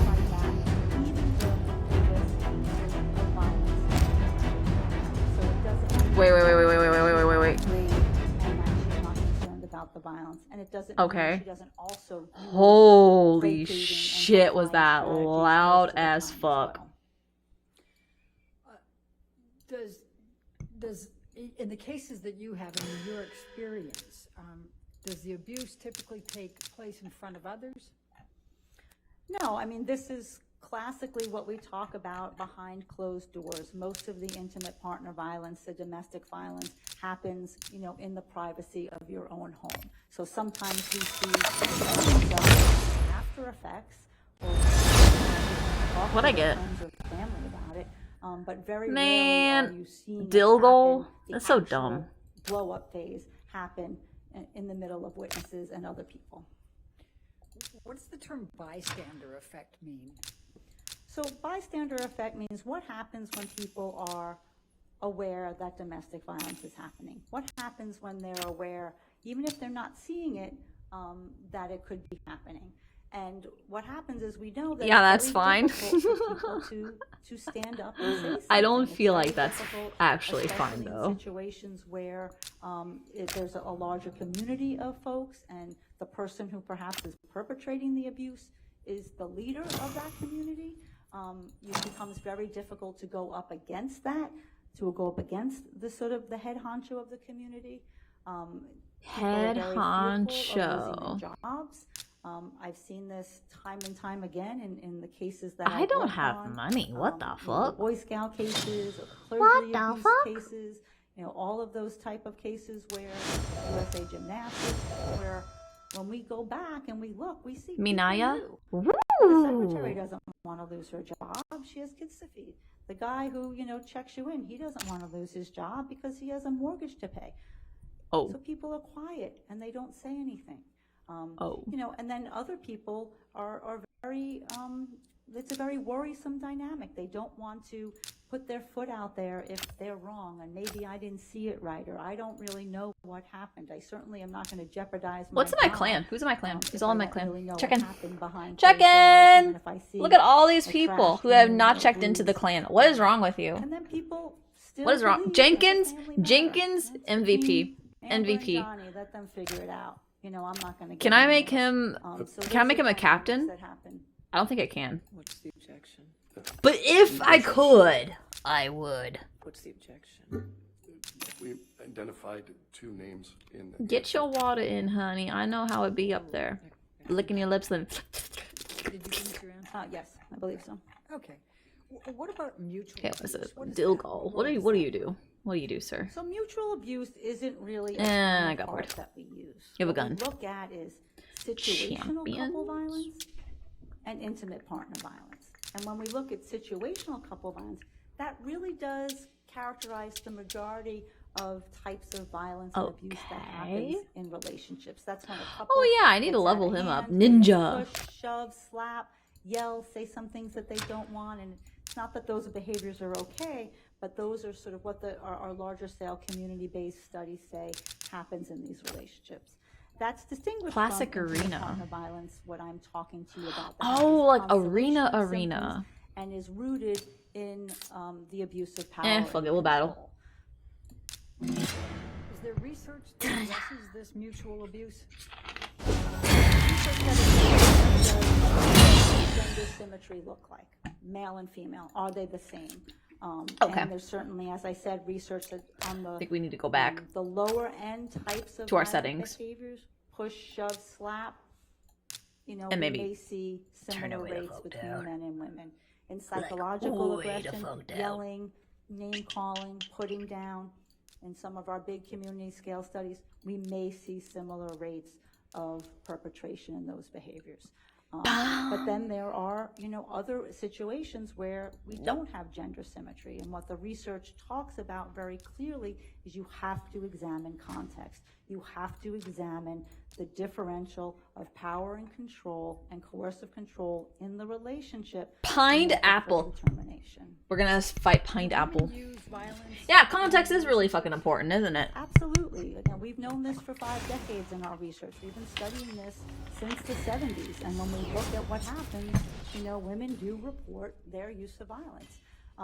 The majority You know, I of kind of want to violence watch that this we court. see is what we call reactive violence or self-defensive violence, or sometimes violence that's Dude, lawyers just in like an assault of something they just like piss that. me off no matter But what. mostly that when the partner begins to become violent, then she may become violent and fight back.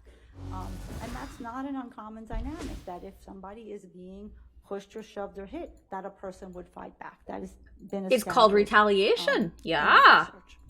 You mean like what a man can also do if a woman is being acting crazy and violent? Yup. You have to find out, does it? But it's bad when he retaliates because then it's just abuse. Like it's not retaliation at that point if a man is acting that way because a woman is. to examine those variables to see, does it or does it not? Because of size difference, right? Size difference? Absolutely. Certainly, we know that we have to be careful of gendered stereotypes. We can't go in and think, oh, only the woman is the victim, and only the man is the perpetrator. That just does not comport with Thank the you. research. The research also shows that we can have domestic violence in same-sex relationships.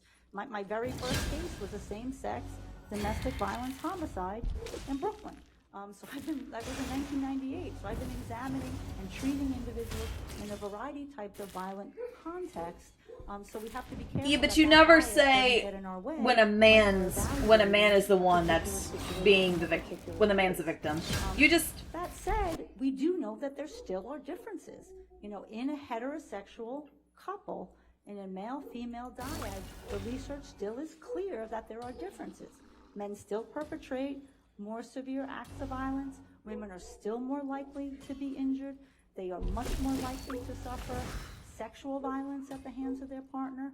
They're more likely to be intimidated, afraid, and they're much more likely to be killed. So we know that those differences exist, but we do examine, you know, in those individual circumstances, knowing that either one could be a perpetrator or a victim. No. You don't get to say all that shit and then be like, but we do look at. No. You already came in with a fucking bias, okay? Don't spew your bullshit of, oh, but we do make sure we take a look at every angle and possibility, even though it's more likely the man is the one at fault. But we look at everything, you know, because we check ourselves. Bull motherfucking shit. Bull motherfucking shit. That's what I say. Are you able to determine whether a relationship is a situational violence or... Like, look at him. He's taking notes. He's like, Thoroughly yeah. examine all of those other variables. Bro. Look for the coercive control. Who holds the power in the situation? Who's able to say no? Who makes the decisions? What are the consequences if you don't follow the decisions of your partner? Is there sexual violence? Is there intimidation and fear? Are there statistical factors that are associated with severe and lethal domestic violence? So there's a lot of data that we have in the field that we can use to assess a particular relationship and really find out what's going on. Does alcohol and substance use cause people to be violent? No, it certainly doesn't cause people to be violent. We have plenty of people who can be, struggling with substance abuse and addiction, and they're not violent. Is she gonna piss me off? I'm telling you right now. She's really gonna piss me off. But when you have a substance abuse and addiction, and you perpetrate domestic violence, it does create a much more disastrous effect. It is a co-occurring variable, and we know that also from the research that the majority of the women will report that when their partner is drinking, the physical violence goes up. So a lot of the times when he's physically violent, I hope is she's when he's never consuming like drugs or alcohol. When he's not consuming drugs and alcohol and he's not violent, those other behaviors continue to persist. The coercive control, the surveillance, the obsessive jealousy, the possessiveness, the psychological abuse. Those usually persist, but the alcohol can just throw lighter fluid on a flame in a situation of domestic violence. Is there research that looks at how women cope with the violence and abuse in their relationships? Yes, there is. Please tell me about it. What does it say? So there's been a lot of research to talk about what do women do. That's the question that everyone wants to know. Why doesn't she just leave? And in asking that question, why doesn't she just leave, we actually are able to say, well, let me tell you what she does do. And what the research shows is women do a lot of things in that relationship. Oh, please. There's sort of three main categories. Enlighten One of the me. Formal responses, the formal things that she does. Call the police. Participate in prosecution of your partner. Go see a therapist. Go to a shelter. Go to a hospital. These are sort of the very formal strategies that women can use. Then there are the informal strategies, and that's talking with your best friend, talking with your mom, talking with your friends, trying to get that emotional support from your social network. But the most common one is these personal strategies. And the personal strategies are really talking with your partner. They're trying to fix the relationship from within the confines of the relationship. Trying to get him to go to counseling, try to get him to go to church, try to get him to understand his ways, try to get him to get into AA or sober. It's like she's agreeing with him, agreeing with her for all the wrong reasons. For all of the wrong reasons. Demands. All these coping strategies that are sort of... I'm starting to think that she is her own hero. Like, she is the hero in the story. She thinks she's like she thinks she's the hero, or she's like the true victim here in all of this, and she's like not understanding why everybody loves Johnny Depp. Do you know how psychotic that is? It's actually so embedded within that intimate that is relationship. Deranged, is what that is. Let's talk about the calling the police. Is that a common response? It's not a common response. Many women do not want to call the police on their partners. Using criminal justice interventions in crimes of women and children are the least likely to be called into law enforcement. All I'm going to say is I have had the police called on me, even though All right, here's an abuse story, and I'm sorry if this triggers anybody, but my birth mother was trying to get us killed in a car. Like she would shove her feet in my face while driving in traffic and driving over a bridge so that we could both die, because that was my salvation for being so pretty, were her words. And I'll never forget those words. But no, she called the police on me because I punched her.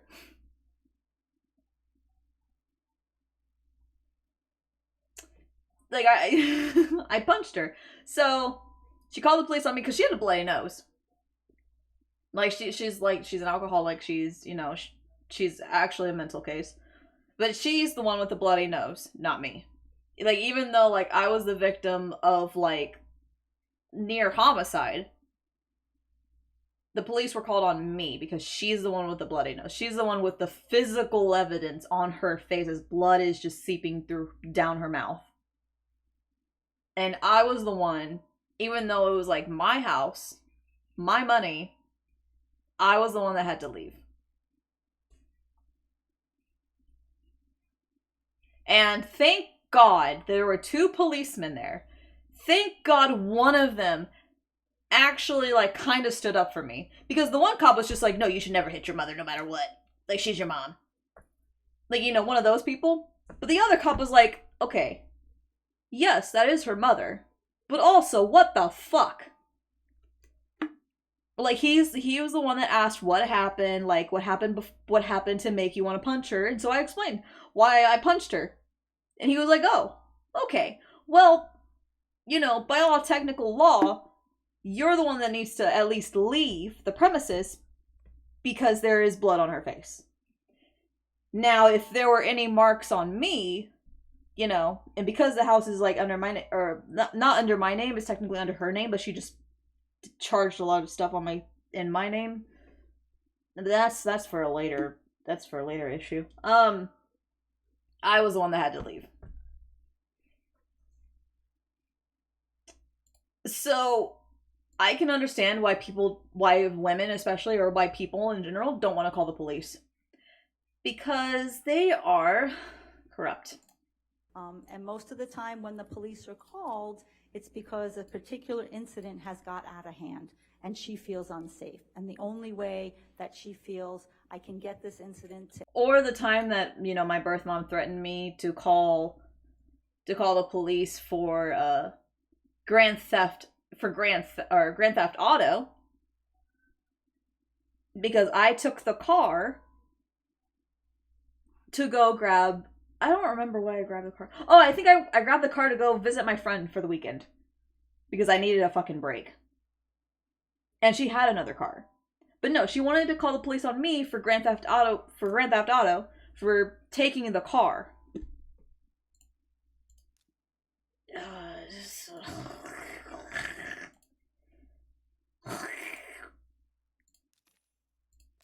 See, these are the underhand tactics that women also use to abuse people, okay? Not just, like, kids, but men, other women. Like, does nobody think about this shit? Or do they have to fucking experience it firsthand before they're like, oh, yeah, maybe she is a piece of shit. You know, women are more than capable of driving a man to insanity, or driving him to suicide, or driving him to, you know, fight back. I'm just saying, man. Stop is by calling law enforcement. And if police are called, does the woman typically participate in the prosecution? I mean, this has been a problem and a difficulty for prosecutors across the country since I've been doing this work. I'm actually frequently called by the prosecutor to testify about Back a to the fact arena. pattern We're because the fighting. victim We're was fighting. Abuse is different so between dropping genders. restraining orders, not participating in the prosecution. Cough, is a gender very equality, common cough, dynamic exactly. In situations of intimate partner violence, domestic Difference violence. is abuse between genders. And what we know, and Yes what we know and from no. our law enforcement data and colleagues, is that when you get that 911 call, Like, I they're very understand specifically physically, trained to say, like that's likely not like the first scientifically and physically speaking, chances women are are there have been more severe typically episodes smaller before than the you get man. this call. So you can't go So on the they scene are and think that more this is the at first risk episode of getting violence. hurt And that's why a thorough or assessment, suffering from an is injury. supposed to be done when police officers arrive But on the scene. So abuse on usually women, that everyone on episode their that side. calls Abuse police on is men, just I'll meant to stop being a stop that bitch. incident in that moment to get a sense of safety. But most women don't want to participate and go forward. And this is with not me being like anti-feminism by all means. Like, I want gender equality. I do think that women do get fucked over time and time again. Especially young women get fucked over time and time again. They get used. They are taken advantage of. But that's not what this is. This is not her getting taken advantage of or whatever. Like, wasn't Johnny Depp like famous and popular before Amber Heard came into his life? Yeah. Yeah. Violent relationships I'm stay saying, in the yeah. relationship when the man's hurting them. I mean, they stay for all the reasons we talked about in the cycle of violence. They stay for the loving man. They stay for the man who's kind. They stay for the man they decided to marry. And They stay for the man who made the money. Just say that. Just say that. Financial stability. You don't even have to say she's in it because she's a fucking gold digger. She's in it for financial stability. Thank you. That's my TED Talk. had hope and promises for their future. So there's a lot of sort Money of being love spent and in the house is attachment mostly why done by they're the woman. connected to their Agreed. partner. Some people stay because they have economic reasons and they don't have. Most tangible cases, yes. Also emotional wise. Some people There are have stuff where children women have been bigger than men and wear the their pants in the children house, or of even a a man being father. very emotional and or some small. people fear retaliation. Yep. If I leave, I'm going to get seriously hurt, and frankly, the statistics bear it out. The most If I leave, I won't have money. Dangerous time. Or I won't have the fame and the, I won't have the fame, I won't have the money, I wouldn't have this Aquaman movie. Just say what you really fucking mean. I know it's a psychiatrist talking from, like, a bland standpoint. Like, she's not supposed to lean towards one side or another, but there's a conflict of interest here, okay? There really is. Woman is when she's leaving that relationship. Her likelihood of being killed grows substantially at that moment. So leaving sometimes isn't a best strategy. Staying. But that is true. That is true. Sometimes leaving a man who's already physically abused you is not always the smartest plan. It is not always the safest plan. Because you could end up dying, like getting killed. Keeps her safe. So there's usually a multitude of factors of why a woman decides to stay in the relationship. And again, as I said previously, it doesn't mean she's unconcerned about the violence. It's just she hasn't figured out a way out yet. Some women don't want an emotion man because they will feel unsafe if something bad happens and are not protected. True. Probably the biggest one is that Some women do want a man who's non-emotional, who they just want a big, strong man, you don't so that want they to feel leave when safe. You've connected with him on so many other levels that giving. But that then up, why not be me? Listen, when I look for a man, I'm looking for a big old teddy bear. Okay, I want them to look intimidating. Okay, but on the inside they're all squishy and so furry and fuzzy. I'm looking for a big hairy man. Okay, big hairy man with a dad bod. That's my guy right there. just feels like a threat to your integrity. That makes me go yum, yum, yum. You're just sort of and a threat to his. The more body Because hair, you're just better. so Has a hairy intertwined ass, in it. that's a plus. What, if any, role does hope and optimism play? Hope and optimism are really what keeps victims alive in these You mean situations. Viking? Yes, That's what gets a them going Viking from man. one episode to the next, to get up the next day Maybe he's not. Because you said that, Toby. Now I'm thinking of the thing most women put, despite them being the opposite some of the time. 6 foot tall, handsome, strong, and wealthy. I'm not gonna lie. Lethality. I used to be one of those that would be like. So lethality is means death, means fatality. And Fatality. We have, very well You're making me think of the fucking stupid and data that looks Mortal at Kombat. What factors happen in a I used to be relationship that kind where a of woman ends person up that dead. wanted a 6 foot tall And we man. do that through Okay. looking retrospectively. Because anything saying, shorter than you know, that was like here's, small. this But person now, ended like up, as I'm older, dead, killed dude, by her height partner in get a that. There's homicide, no, and there's let's see no what sensical factors were purpose there behind so that height. we can work at preventing it. Other than like It's maybe my very children will also be methodologically tall. sound over Maybe. different case-controlled designs Two over key multiple things there: cities, tall used and by the wealthy. FBI and law True. enforcement. So these are True. a number of factors that tell us that somebody is in a very dangerous situation. So some of the factors are an increase. Listen, I'll be completely biased here. I don't want a poor man. Threats to kill, choking behavior, sexual assault, obsessive and possessive jealousy. And I'm not controlling talking like behavior, poor, like perpetrators' use and abuse of you're in substances, debt, alcohol and but you substances. still own stuff. I'm talking like poor as in you're working like a McDonald's, Right, those are some a of the McDonald's top factors 8-hour or 4-hour that shifts, are you know, every very, Tuesdays and Thursdays, very and then dangerous, you go and we hear that play when Magic we on hear a Friday woman or is in some a shit. situation That's where those are not. I'm present, not interested in that. then we are moving out of I need financial stability.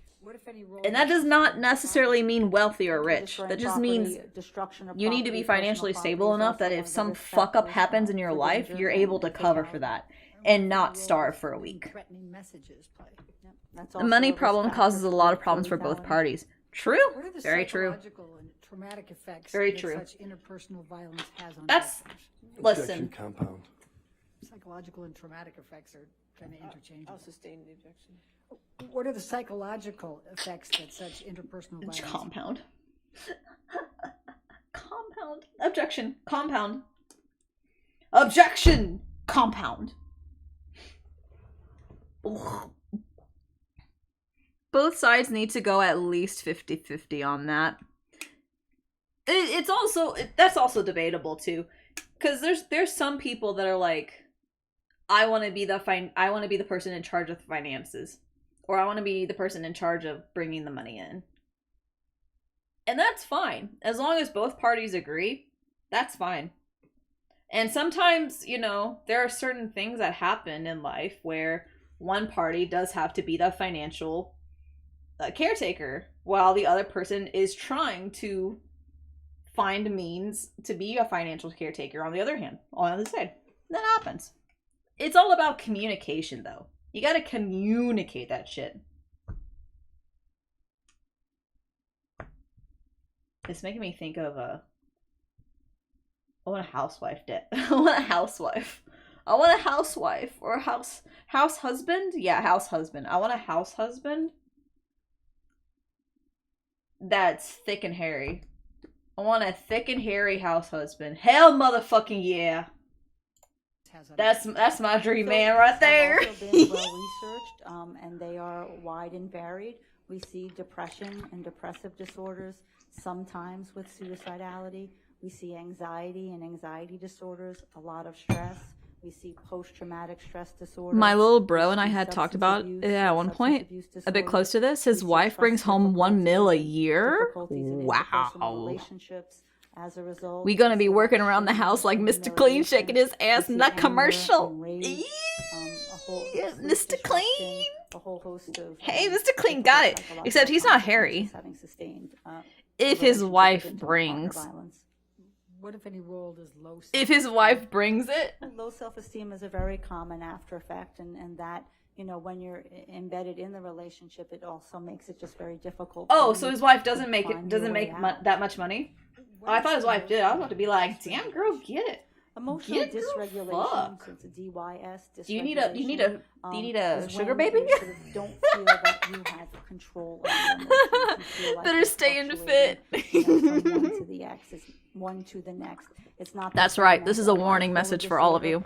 If you're not fit, if you are a big hunky man with body hair out the wazoo, and a hairy ass, I'm coming for you. That you may feel I'm coming for you. And with a short trigger in a very quick I'm not sure at the moment there, but both of them are in military. He's still getting a stroke from it. Oh, military. Well, memory Ooh. for traumatic events is something that has been well researched. Sometimes people See, have, here's the thing for me though. what we call Like dissociative Robin memory, Williams, where Harry. because of the physical Like, pain of what they're going yeah, through, I'll accept that. portion of the I'll memory accept Robin gets Williams, blocked Harry. or can't get retrieved, whether it's stored or retrieval, we're not really I was sure. thinking maybe like more like DeVito, But Harry. most of the times, the memory is really about Danny when DeVito? you have multiple Is he Harry? repeated Wait, events actually? of the same type of thing. So if you are abused multiple times and the abuse is very similar, it's very common for the Is Danny victim DeVito to Harry? lose discrete details of a particular incident. Wait, he went to a and may furry not convention? No. retain the memory I didn't for know. the complete incident, and that might not be to dissociate. Oh, he's not memories, or that Harry just at might all. be Or wait, to is forgetting he? Because you have so many chronic events. I'm so. Oh my. Why am I looking at hairy boobs? Are there common myths or misperceptions? I think it needs to be more hair than that. More There hair are. than I that. hope I've dispelled some of them here already, but I mean, the myths, certainly are that women are meek, are passive, are, just sitting there and letting the abuse happen. Oh That yes. women don't fight back. Oh yes. That women Right don't there. yell Yes. back, That is a they- hunky. some Ooh. old ones that they like the I like violence, they're that. not concerned about the Oh God, violence. do that in a That different if it was window, really Toby. bad, she really Toby. would've left. If it was really bad, she really would have told the police. All of those myths and misconceptions that just don't comport with the research. Are there also myths about trauma survivors? How trauma survivors Well, present? listen, we be laying on the Yes, there couch, are, and and what I we tell say I is, tell you take your shirt you know, off, and I'll just spin little curls in your chest hair, just like curl it Supposed to act. So in with the my like immediate aftermath nails of and a finger, trauma, just like curl your people hair, think, oh, curl they your should chest hair. be hysterical and abreacting and emotional all over the place. Oh, And what are that's they fuck? typically What the not fuck are they first eating? reaction of a trauma survivor. The first reaction is, suppression, emotional numbing, emotional constriction. How do I get through this? Women who are beaten, they get up the next morning, they get their kids dressed, they get them to school, they go to work, they do a presentation in their office, they go on with life. The most normal thing that a person does who's experienced trauma is to get up and try to be normal. They're striving for that all the time.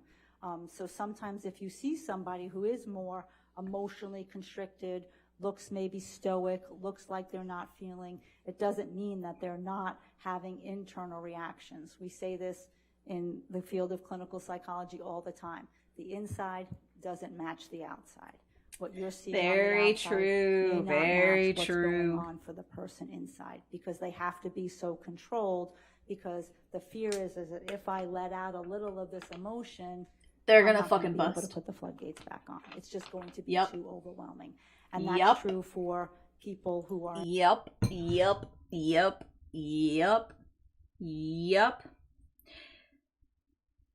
There was a time in my life where I felt like being numb and being robotic was way easier to do while I was going through my trauma. And when I talked to people about my trauma, they were like, wow, it does not seem like you've went through that. Like, they'll look at me with crazy eyes like I'm some psychopath who has no emotions about the trauma. That's just, and it's like she said, it's a lot easier to pretend or to be the stoic, non-expressive person, because if you even like so much as open up a little bit, like open up those emotions even a little bit, it is so fucking hard to turn them off. And sometimes, if it does accidentally happen, I just go to sleep. I just go to bed.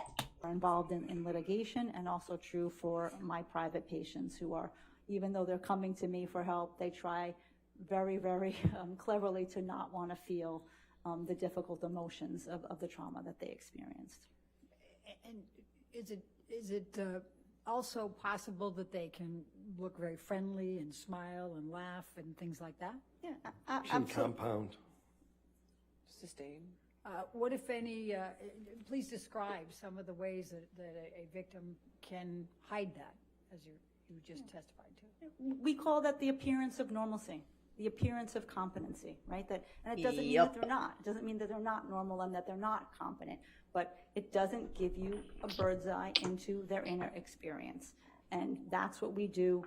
I'm gonna go look for my phone. In the rooms fuck of is my therapy, phone? where we really help people deal with that they keep to themselves. But yes, someone can be smiling and happy. It doesn't mean that they're not suffering inside. Is there a single profile that fits all women in domestic violence situations? No. Is there a single profile of a man who perpetrates intimate partner violence? No. Your Honor, I'm at a point of moving to a new topic area. I don't know what Your Honor wants to do because I know we switched the lunch route. I'm perfectly happy to keep going, but if this was a good stopping point, we could make that for the break. All right, let's go ahead and take our afternoon break for 15 minutes, okay? Just do not discuss the case and do not do any outside research, okay? So where are we?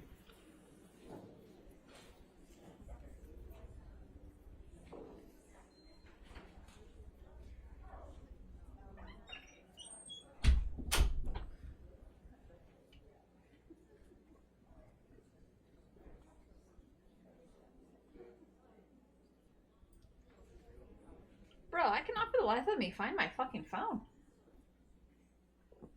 All Did right, anything Dr. interesting Hughes, since happen? You are testifying. Please do not discuss your testimony, including the attorneys at this point, okay? Yes. All right, we'll come back at 3:15 then, okay? Thank you, Your Honor. Wait. What'd I miss? Not doing any outside research, okay? So where are we?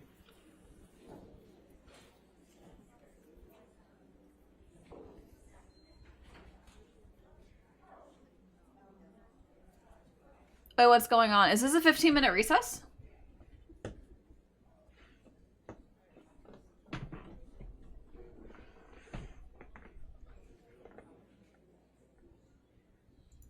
I'm so confused.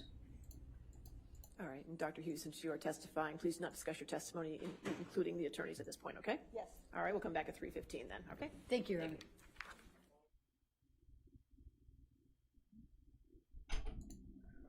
Well then.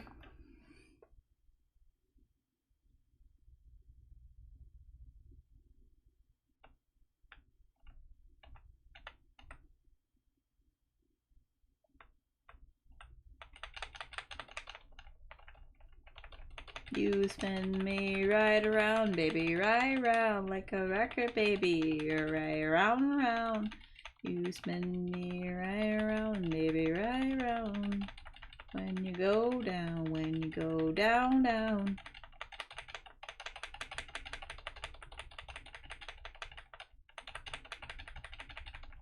It's been 15 minutes, right? Surely. You spin me right around, baby. Oh, there we go. We're back. For the jury? Yes, Your Honor. Woo! All right. Are we ready for the jury? Yes, Your Honor. Okay. Are we ready for the jury? Are we ready? Are we ready?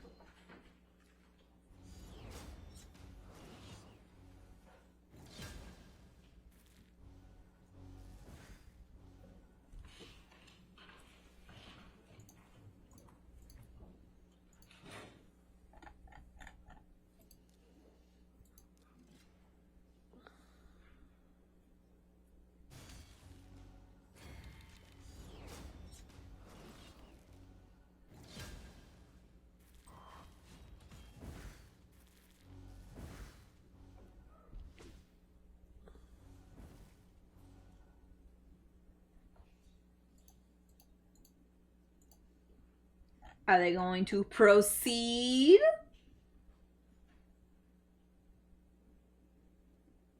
Hello. Maybe it'll just like make me just like do shit. I don't know. All right. Be seated. All right. Your next question. Thank you, Your Honor. Dr. Hughes, did there come a time when you conducted a forensic psychological evaluation of Amber Heard? And please tell the jury what a forensic psychological evaluation is. Could you turn it on at the bottom base? Okay. A forensic psychological evaluation is an evaluation that is conducted for the courts to answer a particular legal question. It contains multiple parts. Ms. Hurd is not a client of mine. She's never been in therapy with me. She's not under my clinical care. It is an objective evaluation to determine a particular legal question. Forensic evaluation follows a methodology that what we say it's a multi-method, multi-hypothesis driven methodology, which means I look at a variety of different documents and data using multiple hypotheses. I wonder what she had to say about her shitting in Johnny's bed. Going and looking to see, you know, what possibly. Oh, good old Johnny did not deserve any of this strife. At that opinion. You look for consistency across. Good old Johnny got his shit in the bed. Oh, I mean literal shit by the herd. Parts. It has the clinical interview part, a structured or semi-structured clinical interview where I'm asking Ms. Hurd lots of things about her life, both before Mr. Depp and after. It involves a psychological testing component of the evaluation, which allows me to do a good broad scan of different symptomatologies that people might have in their lives, as well as to have indicators of how she approached the test. Is she defensive? Is she malingering? Is she feigning? Is she exaggerating? It gives me indications about how she approached the evaluation. I review a number of documents, medical records, psychological records. Oh, there she... Okay, her face right there. Lying about all the accusations she's ever done. Look at that. She's just like, yeah. I pass them with flying colors too. All the different things that we've had in this case, and then I conduct collateral interviews. So, Dr. Hughes, I'm yawning about this shit, man. Do you assume everything the victim reports is true when you conduct these examinations? No, of course not. I always approach a forensic evaluation with a healthy dose of skepticism. With any healthy dose of skepticism. There exists a motivation that the individual may be telling you something that is not accurate. It doesn't mean that that's there, but you have to control for that and know that you're looking for, again, what does the data tell you, the external data, about what the person is also telling you. Did the forensic evaluation follow a standard methodology, or was it specific to Ms. Hurd? No, this is my standard methodology that I would use with any individual who's in a forensic. I think that looks better. I would just call to evaluate them. So you can see her fucking face, and then her face. Okay, so I met with Ms. Hurd for a total of about 29 hours. I met with her for the first time in September 2019. I saw her for 4 visits in live in my New York City office. That's about 21, 22 hours. And then I saw her twice over Zoom. One was in January 2021 and Okay.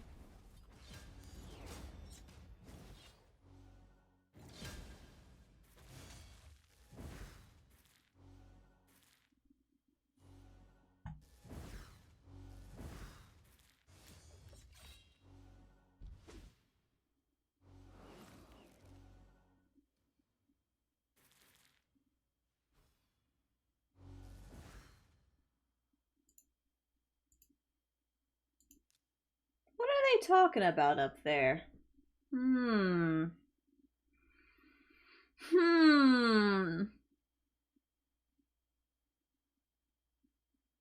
Of course it's her fucking lawyers up there. Or is it both of them? Is it both their lawyers?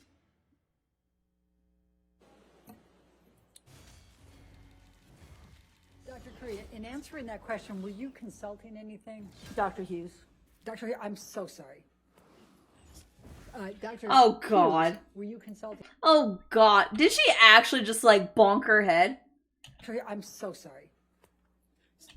You are a Get her out of here. Get her out of here. She needs to be, like, a fucking second-grade teacher.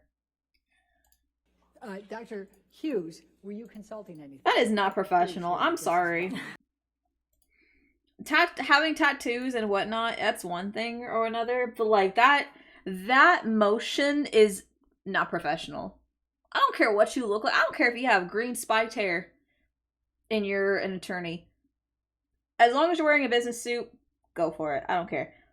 But that motion of her just like bonking around, I mean, that's what I do. That's what streamers do.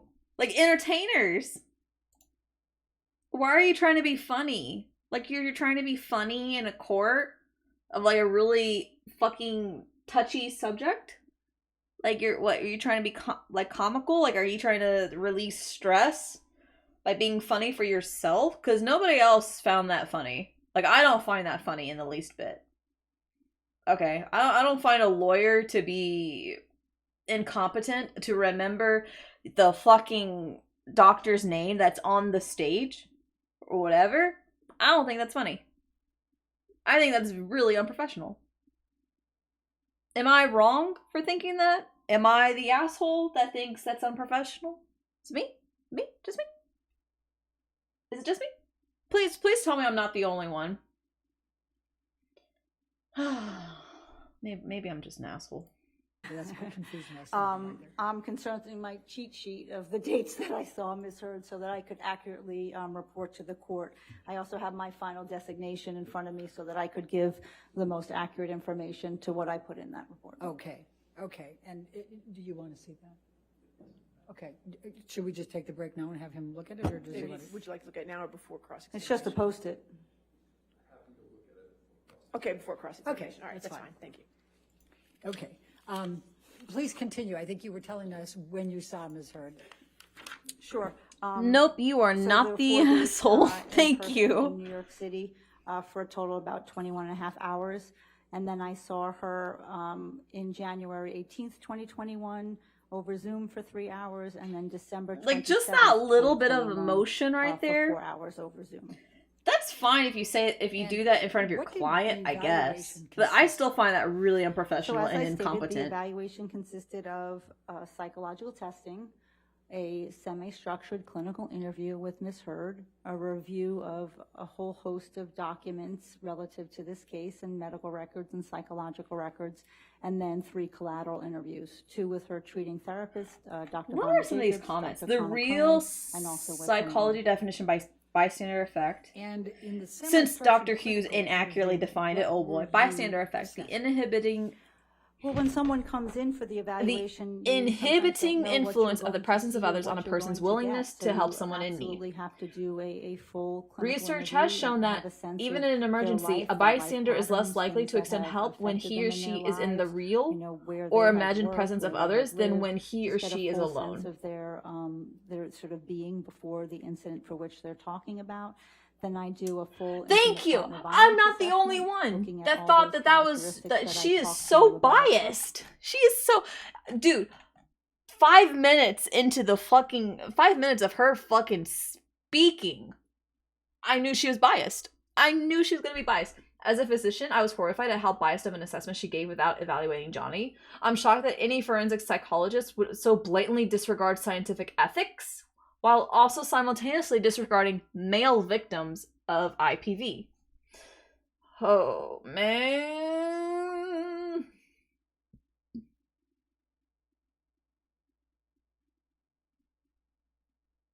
This woman acts like she's Amber's mother defending her. She is not an unbiased witness. Yes, the cross-examination tomorrow. Can we get... Oh my... This gets me excited for a cross-examination tomorrow. They're gonna fucking rip her a new asshole. I cannot wait. I cannot. I like how all of a sudden Amber is alert and paying attention, not writing stuff down because she knows this woman is in her favor. I hope the jury nor the judge is falling for this bullshit. That's another thing too. Johnny Depp's actually like writing notes down. He's taking notes. He's listening. Like he's focused on her words, and he's asking his lawyers questions. She's not doing anything. It almost seems like she's acting when she's talking about certain abuse. It does. The more I'm watching this, the more it seems like the only time she's really expressing emotion is when the psychiatrist is talking about the abuse. To kind of I don't know, give a false narrative. What's scary is she has done this to another court case. Has she really? The fact that this woman didn't agree with anything Dr. Curry said just goes to show she was 100% in defense of Amber.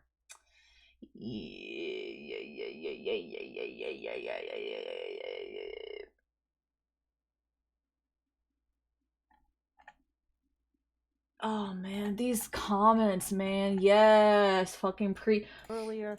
Listen. To get a sense of the full structure of. Maybe it's just me having a good sense of character judgment, or like I'm really good at judging other people's character. Dude, the first 5 minutes of her talking was narcissistic as fuck. And I knew she was going to be biased. The fact that I'm reading these comments and everybody else agrees, yes, she's biased. Thank you. Dynamic of this relationship. I also did. What other court case has she done this to, by the way? If you don't mind me asking. Of being in that relationship, and I also looked at the psychological consequences of some of the statements. Is it also another Is it another like popular case? That are part of this, the counterclaim in this lawsuit. I like keep trying to look for my phone and I don't have it. Process, considering all the data, did you arrive at any expert opinions? Yes, I did. All right, I'd like to start with your main expert opinions and then go through those. Can you please tell the jury what your main opinions were? So like I said, there are opinions embedded within them, but the main opinion is that Ms. Heard's report of intimate partner violence and the records that I reviewed is consistent with what we know in the field about intimate partner violence, characterized by physical violence, psychological aggression, sexual violence, coercive control, and surveillance behaviors. And what was the other main opinion that you had? The second main opinion was that that Ms. Heard demonstrated very clear psychological and traumatic effects, or the exacerbation of trauma from those statements that Mr. Depp made through his attorney. There were 3 statements that we evaluated I don't like to see her. how they affected her emotionally and psychologically, and it was my determination that they did. And did you arrive at any diagnostic conclusions? Yes, I did. And what? Of course you did. I diagnosed Ms. Heard with post-traumatic stress disorder. Wait, okay, what about Johnny Depp? Etiology. What about Johnny Depp? Associated with the post-traumatic stress disorder. So the etiology is the cause. In order to have to meet criteria for post-traumatic stress disorder, you have to have an actual cause. It's one of the few diagnostic entities that we have to have a cause for, and the cause was the intimate partner violence by Mr. Depp. That was what was pushing the symptoms. That was related to the she has about as much PTSD as my spoiled ass related to her fucking differences in her mood. That was related box to car her of a dog efforts. So it was who gets treats every hour. Intimate partner violence by Mr. Depp. Now, let's first go back to the forensic evaluation. You mentioned you reviewed documents. What documents did you review? So I'm going to the one that came out of her ass, so that I can be clear for you all. It is a 4-page. All right, if you want to approach.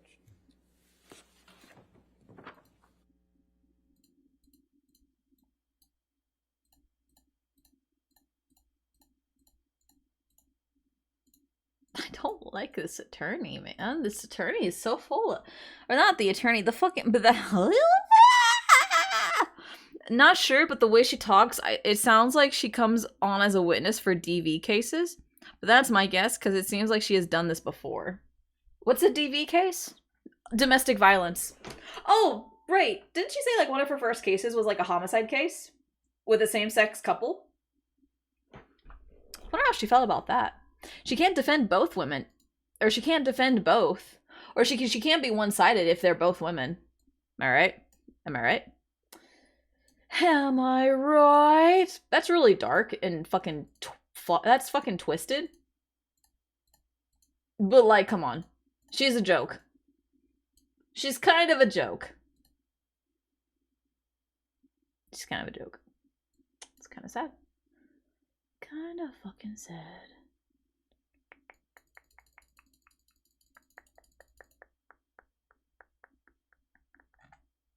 I could have sworn there's a chest over here.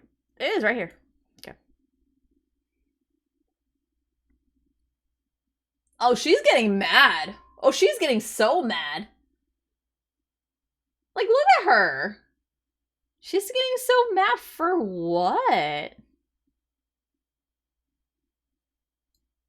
She's getting so mad. Are you so mad because you're so bad? You're so bad because you're so mad. Because your client took a literal shit right on Johnny's bed. Right on Johnny's bed. What I miss? You missed a whole lot of fuckery from this court case. Literal tomfoolery. Such a beautiful song. Thank you. I made it up myself 2 seconds ago.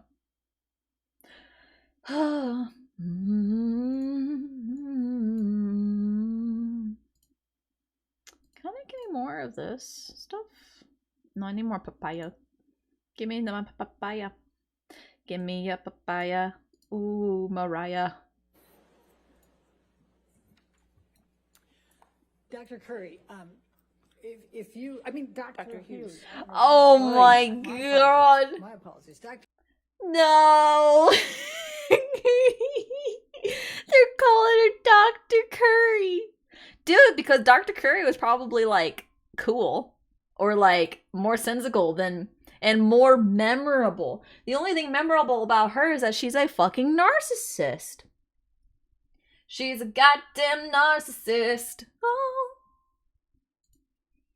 That's your song for the day.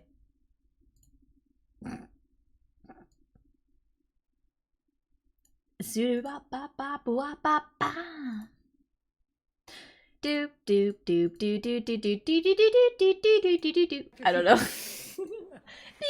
think it's the confusion of having her in the courtroom. Dr. Hughes, if you she's mad. Oh, she did not like being called Miss. Oh, she did not like being called Curry. Ooh, ooh, she was mad. Like that is anger right there. That is seething anger. let us know that you need to consult your Your singing voice is. Try to answer your Thanks. ability. I don't think it's And that then all that. If you need to do that, just let us know you're consulting You your know- notes, okay? The concern is that you not read from them, that you consult them as you need to, okay? Correct. I just don't want this to be a memory test of having conducted many documents, 80 pages of notes, But you and 12 could- psychological testings to. You can reference your notes, just don't read from them, okay? Yeah, no problem. Okay, great. Ah. So please tell us what documents you reviewed. Please tell the jury. Okay, so I reviewed a number of documents, a plethora of documents, most, and I obviously won't read them all, but I reviewed certain. Oh.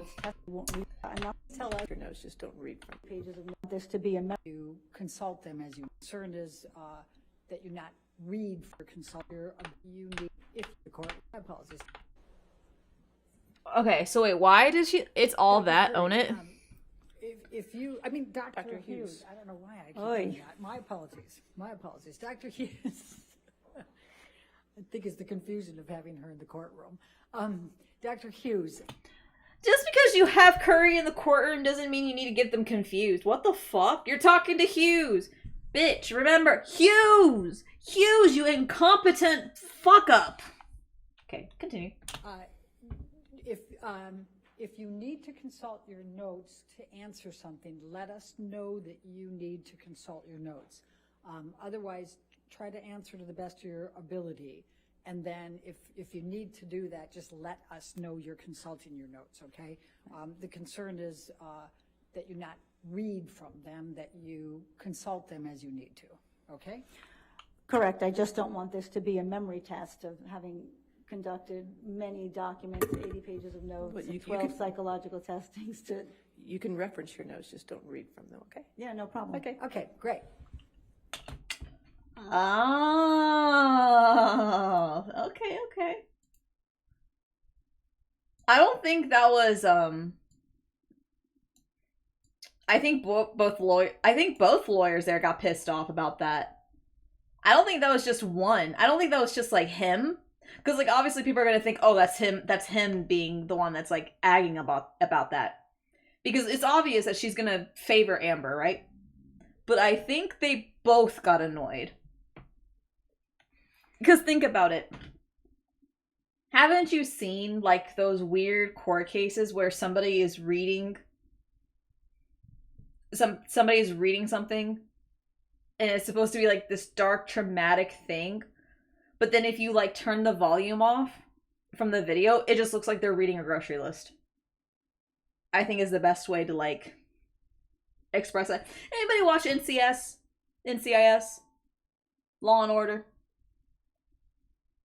You ever see that like scene happen where like they're like they have like the victim read something terrible and traumatic, right? And of course you can hear it in their voice, like their voice is shaking and they're like whatever, like they sound traumatized. But you turn the volume off, like you turn off all the sound, and they just look perfectly fine.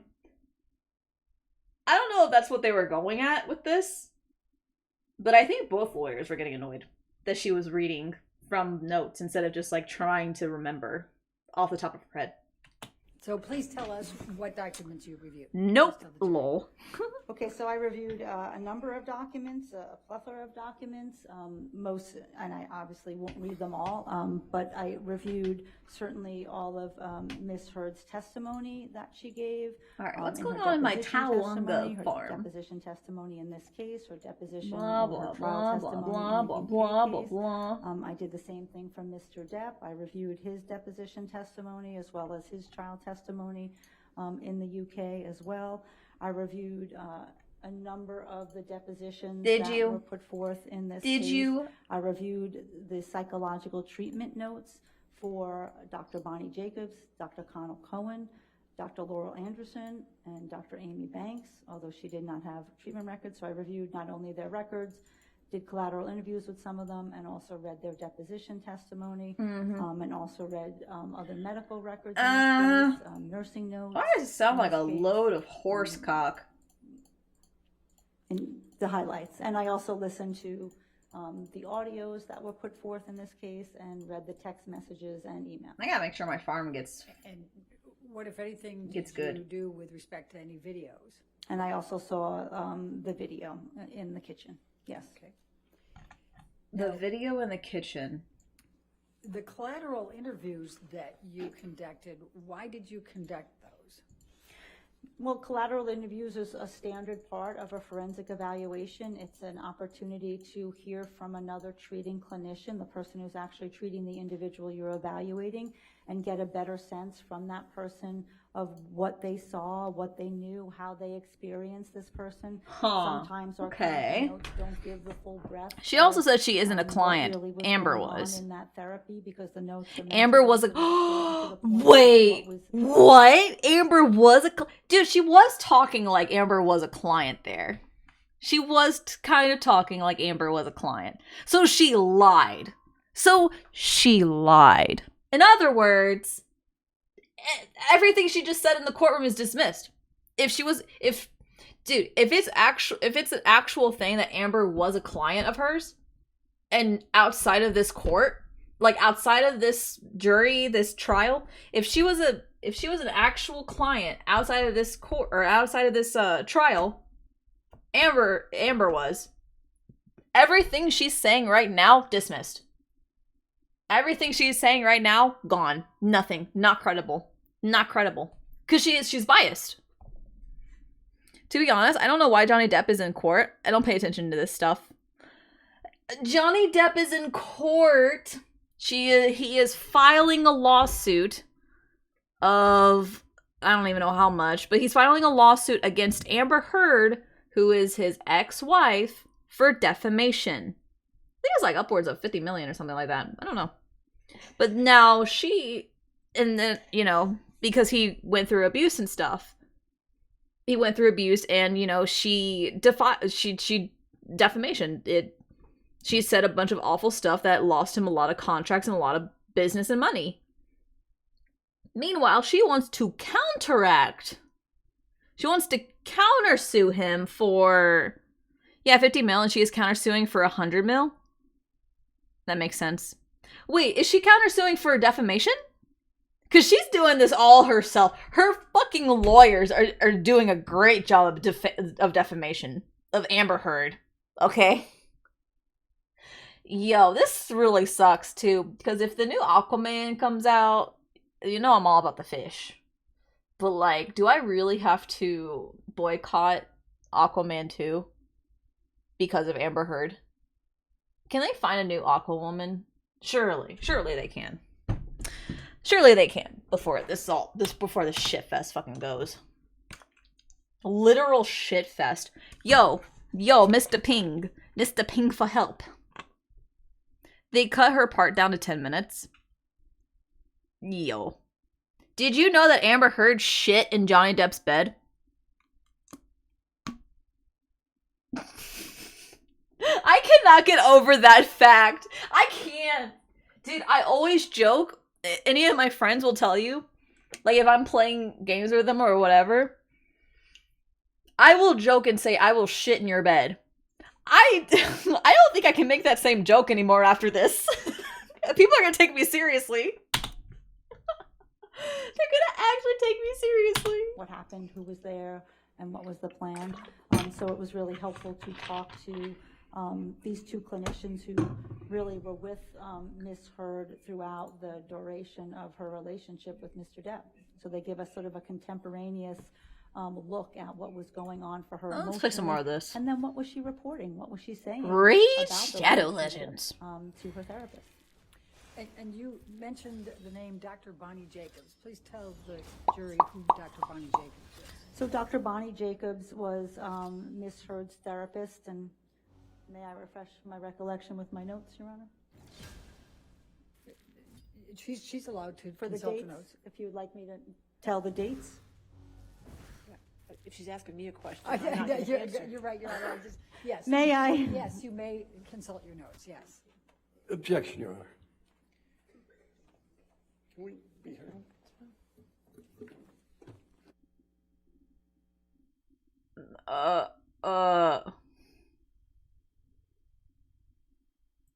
Why is he laughing? Oh no. Oh no. Why is he laughing? No, Johnny Depp. No. No, Mr. Depp. No, Mr. Depp. Don't laugh. Don't laugh. It's not.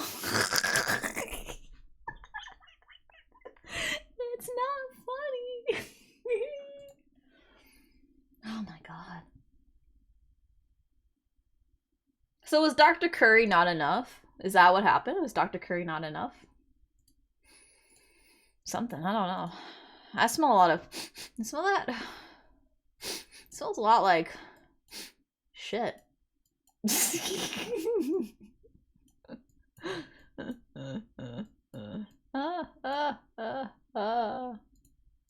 I'm so funny.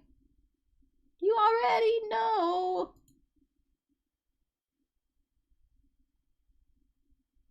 I know that Moist Critical and like all of those really popular streamers and YouTubers, like I know all of them are already going over this case and they're probably like 10 times funnier than me, but like, I don't know. I feel like I have a unique perspective just because I am also a victim of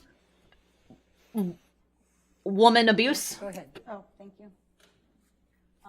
So I kind of have like a... So she... I guess I kind of have a biased standpoint on this case. Okay, I do have a biased opinion of this case because I have been abused by women. I have gynophobia, so like I'm not gonna deny that. I do have a biased opinion, but you cannot tell me that this woman is not biased towards Amber.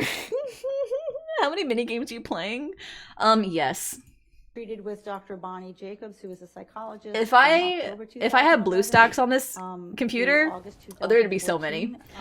There'd be so many. Dr. Jacobs somewhat earlier, before she got in the relationship with Mr. Depp. We got this going. We got this and going. Then she transferred care to Dr. Connell Cohen, who was referred by Dr. Kipper, who was the treating physician for Mr. Depp. There's and so then, many minigames. Later for Miss Heard. And These she are games I speaks play with during Dr. League Cohen too. from, If I'm playing Yumi, Aftershock, I'll play these Dr. during Ron League. Jacobs I'm not even in kidding. September It's not a cap. 2014 to June BRB 7, about to start a game. Oh boy, he's laughing because he's thinking about the shit in his bed. And so you, and I guess you, Oh my god, no! Stop. But actually, though. But like, actually, he was traumatized by that. He doesn't want to say that he is, but he is legitimately traumatized. There can never be another woman that goes to his house or to his home and not say, I need to shit. He's gonna find he's gonna have an emergency bathroom located on every floor next to every fucking door in his home. I guarantee it. Like, that is traumatizing. You come home.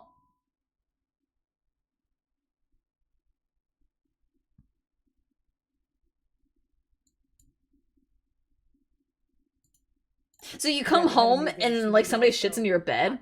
What the fuck, man? correct? That's correct. Okay. And you also spoke with Paige Heard, did you say? That's correct. The balls on her to shit on the bed. Paige Heard is Dude, Amber Heard's mother. she's a fucking man. And when did you speak with?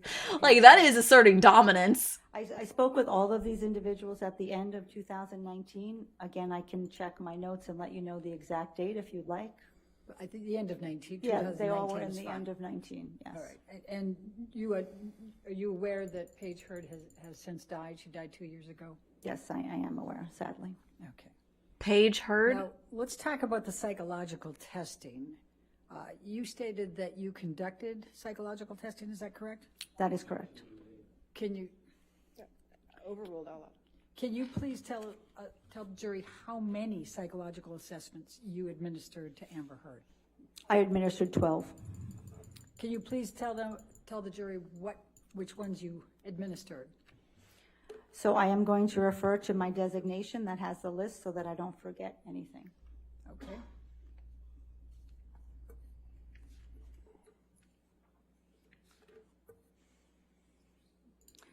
So I administered. Objection, hearsay, Your Honor. She can refresh her recollection. As long as she's not reading it. Right, you just can't read, that. You're not supposed to read from it, but you can refresh your recollection as you're speaking. So I can look and just look up, and that's refreshing my recollection? Okay. All right, if we could approach for a moment. Okay, she has an attitude problem, okay?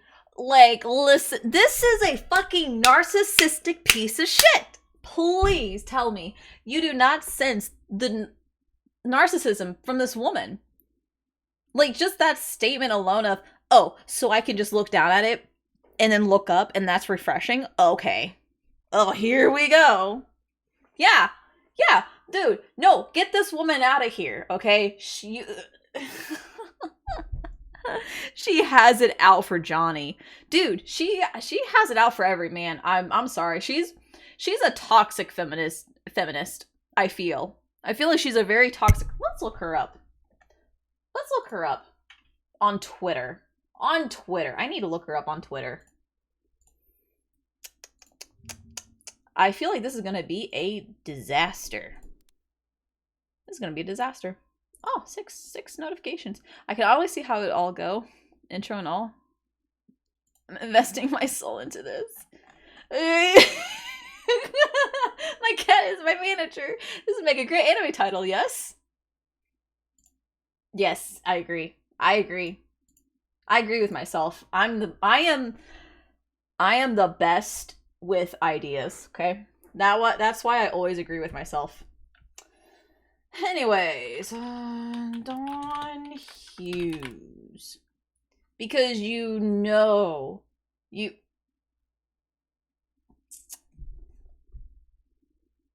compassionate healthcare, Dawn Hughes. This has to be it. These tweets are protected. Huh, I wonder why. Empowering women? Changing lives?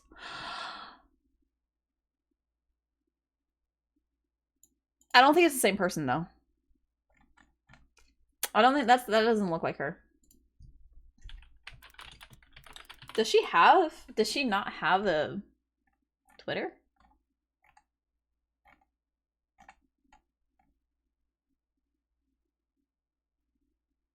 I thought that would be it.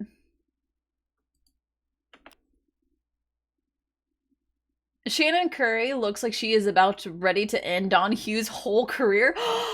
Is that? I'm in love. Wait, she's actually so pretty. She's so pretty. Oh my god.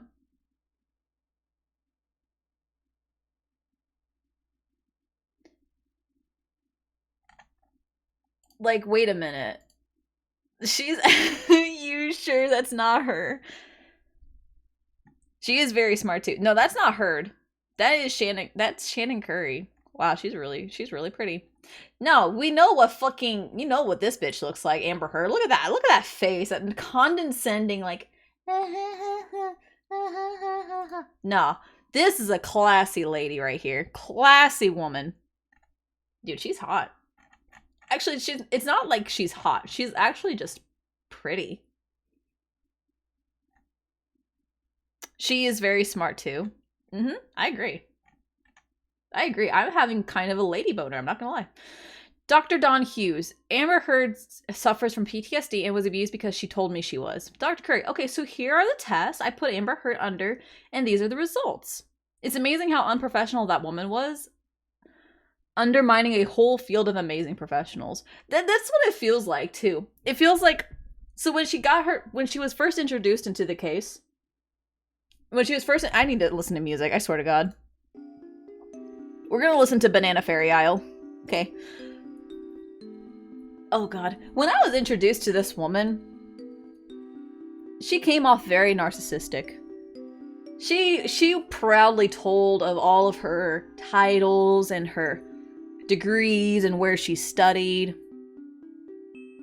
And how she has all these people backing her up and everything. You know, an overall well-rounded woman, right? And she understood the assignment, right? The assignment of her being, I'm going to protect Amber Heard. I am going to be the most biased, non-biased, quote-unquote, person in this whole court case. But I do need notes, because I am a very important person. Clearly by the amount of titles and schools that I went to, all the degrees I have owned. But you see that I'm such a this music's not helping.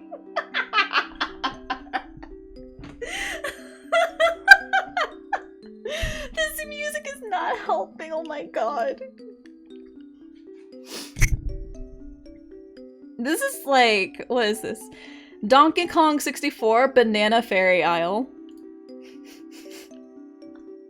Dr. Don Hughes is the reason why Amber Heard said, tell them Johnny Depp. I, Johnny Depp, a man. I'm a victim, too, of domestic violence. Not doubting Dr. Don Hughes' experience and knowledgeable in her field. No, she's clearly very educated. Clearly. I mean, her 27 different job titles and whatnot, a presidential elect.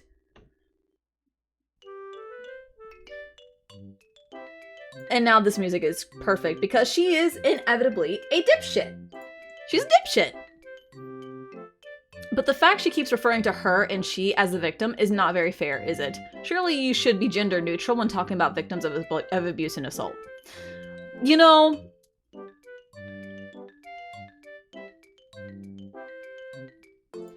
I didn't want to say it. But I felt that too. I felt that she emphasized saying she when talking about the victims and saying he when she was talking about the abusers. I felt that, but I didn't want to say anything because, again, I'm gonna have a biased opinion because I have gynophobia. So anything a woman says that's negative about anything besides another woman, I'm gonna find to be very alarming.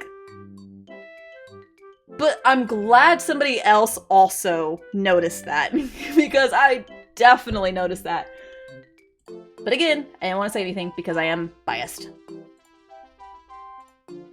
So thank you to whoever said who said that.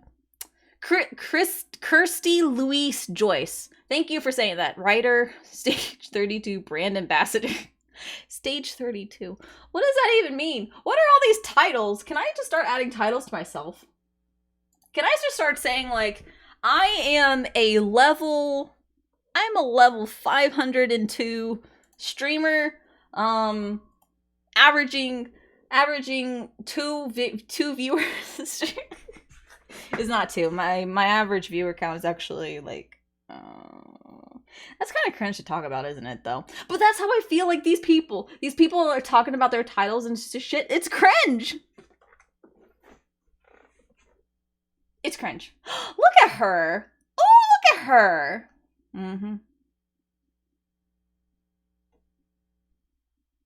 Listen, okay, here's the difference between a Karen. Hold on. Wait, we need to get to a better clip. We're like both women. Okay.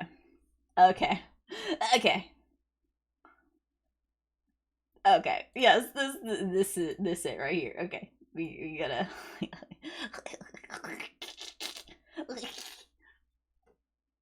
We're gonna copy this. Okay, we're gonna bring it over to Paint. Yeah. Gonna bring this over to Paint. Okay, bring it over to Paint. Control V. Perfect. Okay, we're just gonna size it down. No, we're just gonna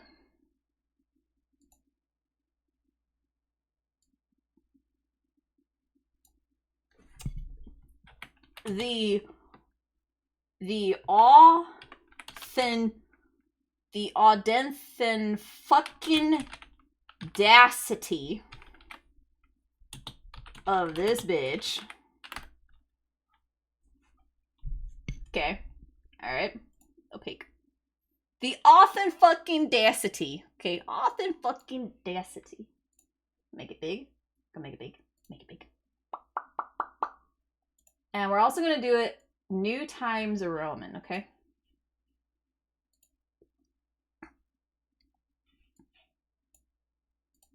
We're gonna put quotation marks right here. Okay. Of this bitch. Alright. I'm gonna do this. Ooh.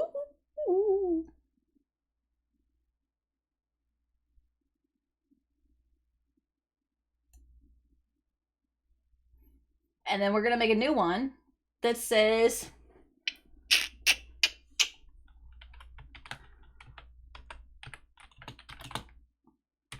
on the Karenoscopy.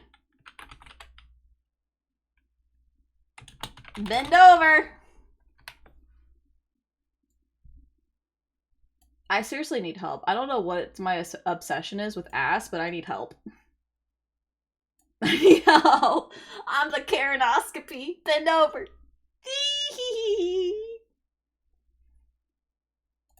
No. I am the Karenoscopy. Get bent. Perfect. Beautiful. That is beautiful. Beautiful. So many quotes about ass. Do I really? Here, let me see. How do I do it? Quote.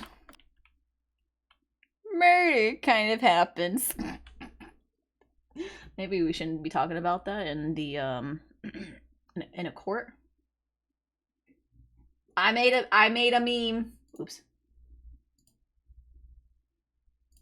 I made a meme. I think. Copy. I'm posting it in the Discord. If you're not in the Discord, here's your chance to be in the Discord. I made the meme. I think. Perfect. All right. Don't save.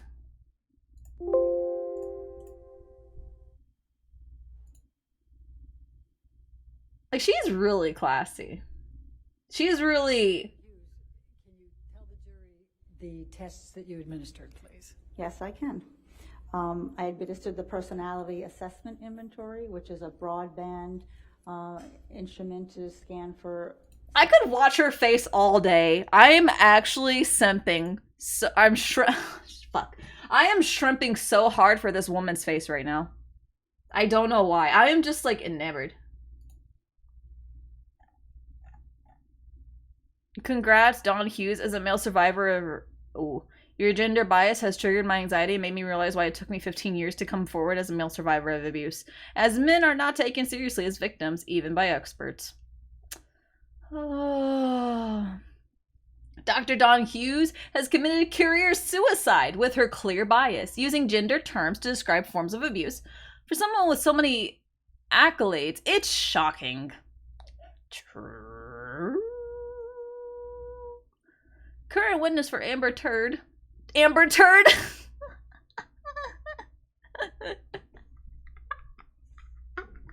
Is it because she's shitting Johnny Depp's bed? Turd. Testify that women cannot hurt men because men are bigger. What an absolute farce. I fucking agree. I complained about that too, didn't I?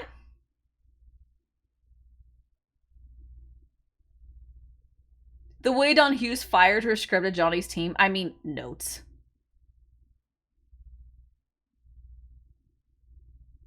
Oh, is that what happened?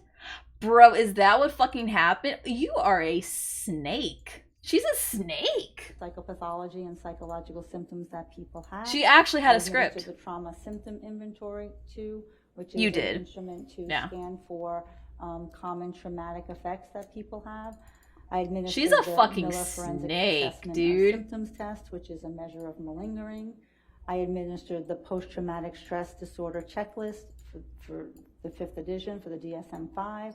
I administered the clinician-administered PTSD scale. Can you for say the DSM-5. words? I administered the Beck Depression Inventory, the Beck Anxiety Inventory. She's still the referring Mood to it. Disorders Questionnaire, the danger, I did 3 intimate partner violence measures, the conflict tactic scale. You're a sneaky bitch. You're a sneaky bitch. You see how she's not reading from it? She's not reading from the script, from her notes. But she keeps looking at them while recollecting. Sneaky. You're sneaky. You're sneaky. And a narcissist. You're just a bitch. Just a straight up Karen bitch. What in the fuck is going on with her hair, by the way? What the fuck is... The abusive behavior observation checklist and the danger Is that- assessment scale. And then I also did the life events checklist, which scans and gets us to ask about a lot of traumatic events that an individual may have experienced, and we administer that typically. Is she before, balding? Because that looks either like doing the paint. PCL or doing the CAPS. Thank you. Were there any tests you administered to Amber Heard that were designed to reveal malingering or feigning? Yes, there were. Okay, can you please tell the jury about those? So malingering is the false production of psychological symptomatology for the purpose of some external material gain. Feigning is the false production of psychological symptomatology with no identification of what that gain may be. So basically feigning is saying your mental health is worse than it actually is. So I administered 3 of the tests, had validity indices built in that could allow us to address that question. The MFAS, the Miller Assessment, a Forensic Assessment of Symptoms test, is a specific malingering instrument. It looks at malingering psychopathology. Is this someone, malingering psychopathology? Is somebody a lying bitch? So on that test. Is somebody a lying hoe? So on that test, there was no evidence of malingering. On the TSI, there are 2 validity indices, and she scored within the normal range on those scores as well. One was slightly elevated, but when in testing the limits, because it has rare symptoms and over-endorsed symptoms, I determined that also was a valid measure. And then finally, of course you said it was valid. There were some... Bro, you literally... Word for word. There was one that was elevated a little high and, would have otherwise, if a man did it or if anybody else did it, I don't know. I don't know if she's biased because like Amber Heard's a woman or biased because Amber Heard's fucking rich. All right. But that is the, oh my god. She is pissing me off more and more. She literally just said the test that they ran on her, there were some parts that was high that, you know, would make you assume she's faking it. She's lying about shit. And then she goes to say, but I dismissed it. I thought it was okay. It was normal. So you piece of shit. You're all shit. 44 question instrument has very robust validity scales on it to test for exaggeration or feigning.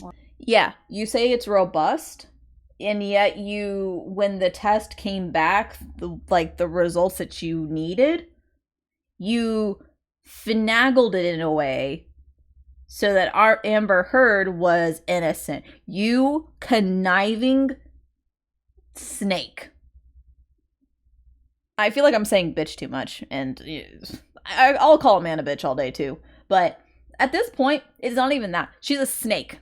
Or malingering, and she did not score in any of those scores and those scales at all. Those were not elevated. So the combined results. Oh, but what about the ones that were elevated? Tests suggest to me that Ms. Heard is not malingering her psychological symptomatology.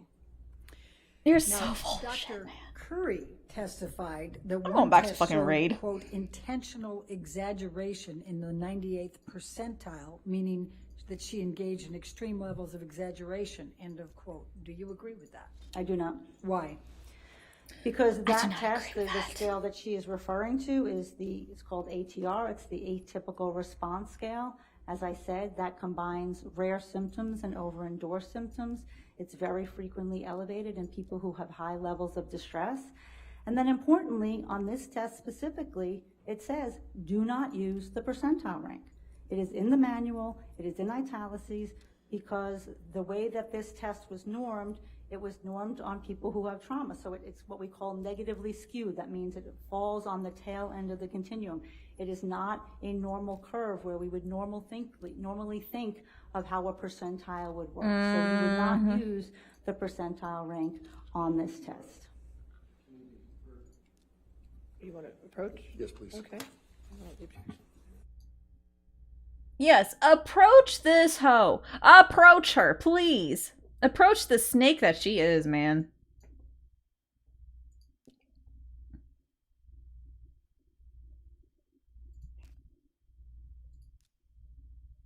I need money in this. Oh my god, so many ads. Stop. Money. Perfect. Dr. Hughes, please continue. So that is a very inaccurate way to describe that scale and that test. And so the ATR scale on this test is probably the least robust of our validity scales, so you would never make a comment like that based on one scale if you don't have consistency across data. And when you look at the consistency across the testing with the PAI, the TSI, and the MFAS, and there's research to support that when they go together, you have a higher degree of likelihood that this is not feigned PTSD, that this is not feigned symptomatology. And then actually, if I look at the validity scores on the MMPI-2 that Dr. Curry administered. You know how toxic this court case is, though, actually? You know how toxic this is? Because here's the thing. That Ms. Heard is not malingering or feigning her psychological symptomatology. Even if Johnny Depp does win, which I'm 80% sure he's gonna win, Tests that are specific to domestic violence. you do realize that women are gonna, like, not all women, but some women are gonna see this and they're gonna be like, ooh, Amber Heard almost got away with it, and her evidence was shit. To refer to the testing? Literal shit. To refresh my recollection, just a glance so I can be clear with. But I bet I can get away with this. Is like that's what I'm seeing right now.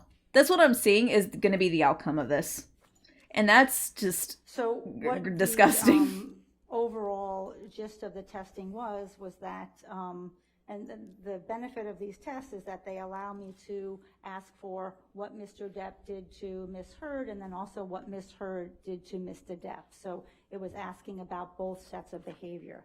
And Objection, Your Honor. We're back to reading. She wasn't even looking down. She was looking at the jury. I don't. Wait, what? She was looking at the.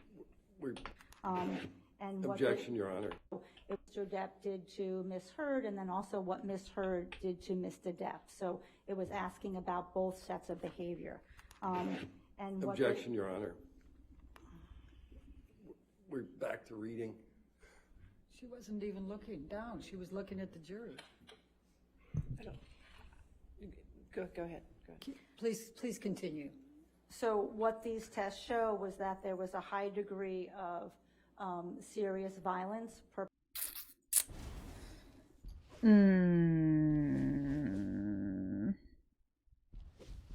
Do you think it's valid? You are not wrong.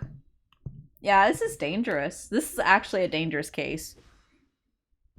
Also,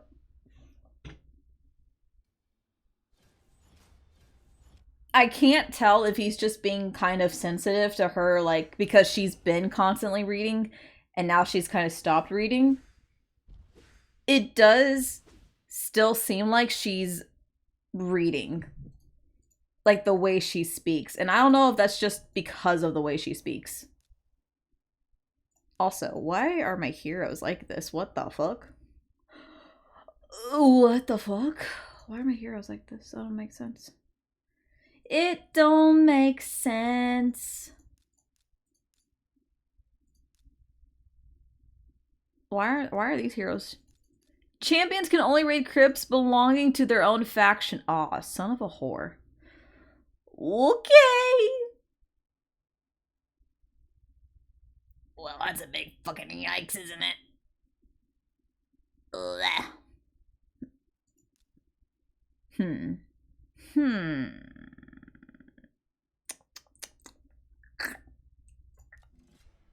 We'll just do that. Perpetrated by Mr. Depp toward Miss Heard.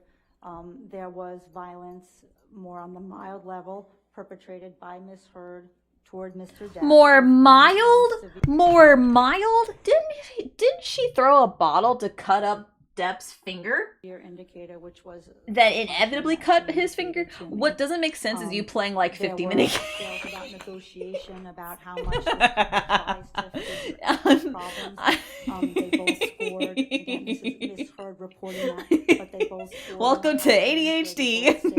That yes, we're trying to figure this out. We're trying to work out this relationship. There were scores on the psychological aggression scale where Mr. Depp engaged in I can't help it, man. Psychological I could find another one. Miss Bro, if I had blue stacks, oh, you'd see so many. Psychological aggression. You'd see like 5 more. That was reported was significantly higher and more severe by Miss Heard, what she was subjected to. And then she was subjected to Proud of you. Sexual violence where Mr. Depp, based on her report, was subjected to none. And then the other, on the danger assessment scale, that there were a number of factors that were related to severity. Oh my God, what in the fuck? In violent relationships, and a risk factor when we look, as I said earlier. Is my game broken? Behaviors come up on this scale. I feel like my game just broke. One of my mini games. Oh, well, back to this game. So there were a number of behaviors that came up on this scale, such as Mr. Depp threatens to kill her, the increase in severity of the abuse, the forced sexual activity, the choking behavior, his obsessive jealousy. Objection, foundation. Talking about the test results. Overruled, go ahead. Please continue.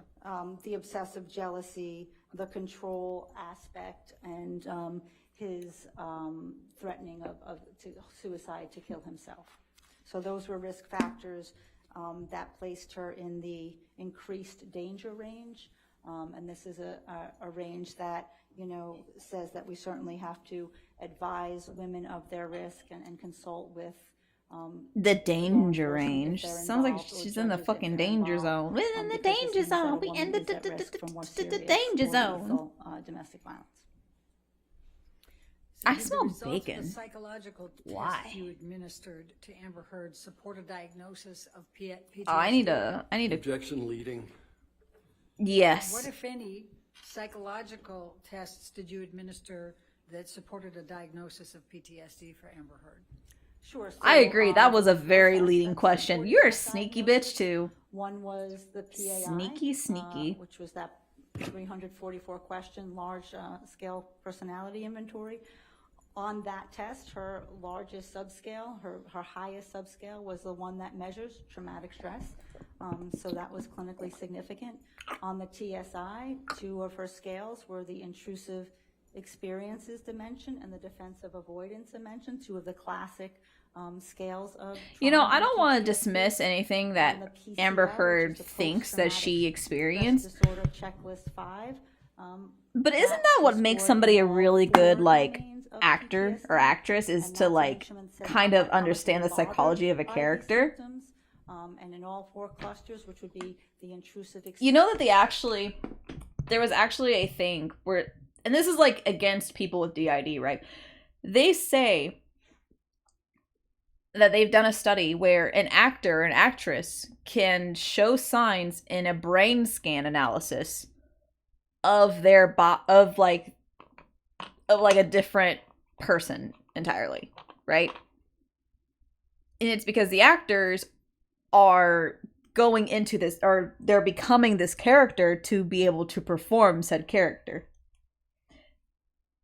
Again, this was a stupid thing a rando psychologist was trying to say, oh, DID is not real, and this is why. You say that there's brain scans and whatnot, that have actual factual evidence, but we can do the same thing to an actor or an actress, and they'll have the same brain scans. I can't remember. I think it was the scans are really close, but you can clearly distinctually tell when someone is being an actor or an actress trying to go into character versus when somebody is another alternate being of themselves. There's a fun mini game to play in Slither.io. Bet I'll play. Experiencing when things about Here, link it in the Discord and I'll play it right now. Let's go. Sometimes they're cued, sometimes they're uncued. She answered in the avoidance category, which is a second category of PTSD, that I do things to try not to think about this, to try not open to link feel in this, new tab. to try not to get upset. Sometimes I avoid certain people because they become a trigger for me. She scored in what we call the negative alterations in cognition and mood, changes in her thoughts and feelings as a result of the abuse and trauma, and also in the physiological hyperactivity. Just Google it, lol, because that's the address. Oh, is it? Okay. So on the PCL, she endorsed symptoms in all 4 of those categories, saying, some of these symptoms are bothering me a lot. And then finally, the clinician. Okay, if you give me fucking PTSD scale computer aids, DSM-5, I'm hunting your ass down, hairy or not. PCL Wait, I know what this game is. Severity and symptom frequency. How is this really playing out for this individual? I know this game. And similarly, there's American. God bless. Of trauma and of having intrusive experiences and. I want to be a rainbow. Avoidance Toby. efforts and be a rainbow. Hyperactivity. Wait, how do I do this? Changes in her mood and her thoughts. Oh. And her total score was a 28, which falls in the moderate range. So that means that look she at all has the experienced squigglies. A moderate degree of post-traumatic stress disorder. I don't have to click or anything, huh? And those tests allow me to make that definitive diagnosis. Oh, if I hold down the mouse, wee. Thank you. What, if any, consideration did you give to Amber Heard's history of childhood abuse in making? Give me. What is this? I don't know what it is. But give it to me. Significant consideration. Ooh. Given that, we know that childhood. Well, first of all, we know that people can experience multiple traumas across the lifespan. Okay, now what do I have to and do? We wanted to make sure that the symptoms that she was experiencing were related to what she experienced with Mr. Depp and not her childhood. And certainly, Okay, but what do I have to earlier on in do? the evaluation, and when Like, what's the point of this evaluated and game? spoke with her, that was true, and that was also true on the latest measure, the clinician-administered PTSD scale for DSM-5, the CAPS-5. And that's because the content, you have to look at what is the content of the symptom. So it's not that someone says, oh yeah, something traumatic comes into my mind. No, what is it? What comes into your mind? What bothers you? What are the triggers? And those were all specific to Miss Heard's relationship with Mr. Depp. The reason the childhood is also significant is that we know that if somebody suffers childhood abuse as a child, Almost got killed. they're much more likely to have an adult re-victimization. And they're much more likely then to be more vulnerable to obtaining a PTSD, to getting PTSD. Am I eating shit? if they've had Am that I eating light up childhood. shit? What is So this? it's a very strong vulnerability characteristic. I am to obtain so PTSD whoa. when you have a subsequent Whoa, trauma. what is that? The other aspect about her childhood abuse is that she was raised in a family of violence. She was physically abused by her father. She saw Can I her corner this father guy? abuse her mother. Her father was very explosive. Oh my and god. had violent outbursts. And both her parents also struggled with Ooh, substance that abuse was very close. significantly. No, I died. So she had learned from a very early age how to live in a situation Fuck. that is mired in chaos. How do I take care Be the of a biggest parent snake you who's can be. passed out, knotted out from heroin? And how do I get up and get my sister to school? She learned at a very early age that she had to figure out how to do this in this scenario. And I would say lastly, what that environment taught her was that she learned that she could love someone who hurts her. She knew that people who hurt her also can love her. And she learned how to have this tolerance for cognitive inconsistency, this tolerance for two should be diametrically opposed emotions. But she grew up knowing or believing perhaps that this could happen. And she also believed that she could fix him, just like she tried to fix her father, and just like she tried to fix her mother. She truly, truly believed that she could fix Mr. Depp and rid him of his substance abuse problems. But that did not work. Did you review Dr. Curry's CAPS-5 that she administered to Amber Heard? Yes, I did. And what, if any, agreement did you have with Dr. Curry's interpretation of the CAPS-5? Oh, please. I didn't agree with her interpretation, having been a trauma psychologist for over 25 years and administered hundreds of these. I found that there were flaws in how she chose to administer it, and then some of the coding. Misheard on that CAPS-5. Of course. How did I know? How did I know she was not gonna agree to anything Curry said? Did you see how, look, you saw how mad she got when she was called Curry. When she was called Dr. Curry. What makes you think she's gonna agree with any fucking thing that Curry says, okay? She was pissed off being called Curry. Not once, but twice. Bruh. Dude, I'm gonna be right back. I'm hungry. And, I don't know what I want to eat.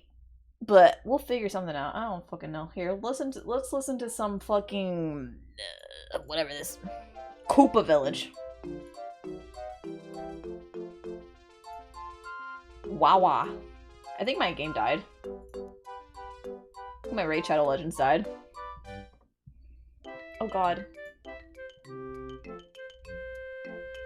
I'll be right back. This is just too funny. I might actually start drawing a little bit while this court case is going on, because I did find some really good backgrounds for the webtoon. But I'll be right back. I'll be right back.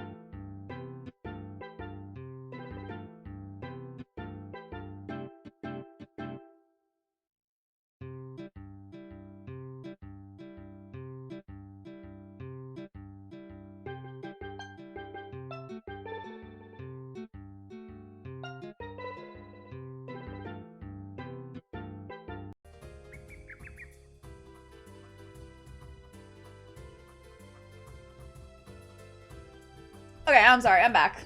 So I'm cooking a pizza in my oven. My cat just decided that this seat was gonna be his. So if anybody wants some catfish ASMR...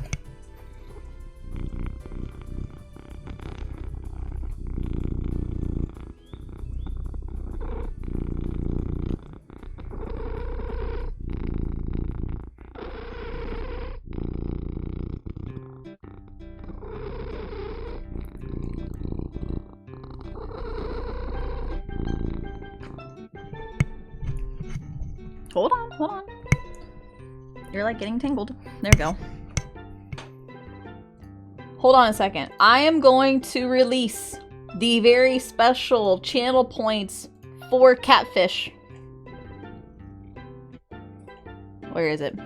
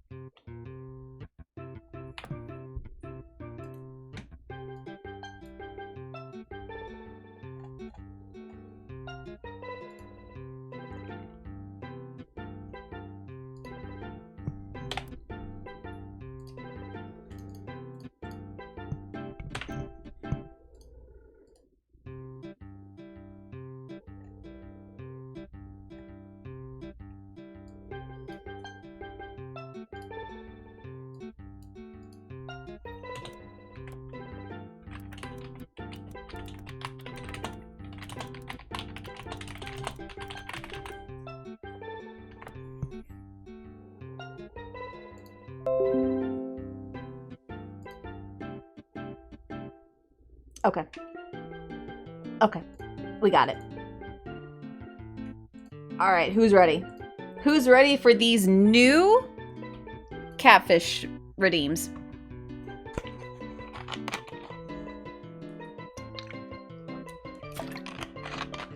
I'm also waiting for my pizza to get cooked, so...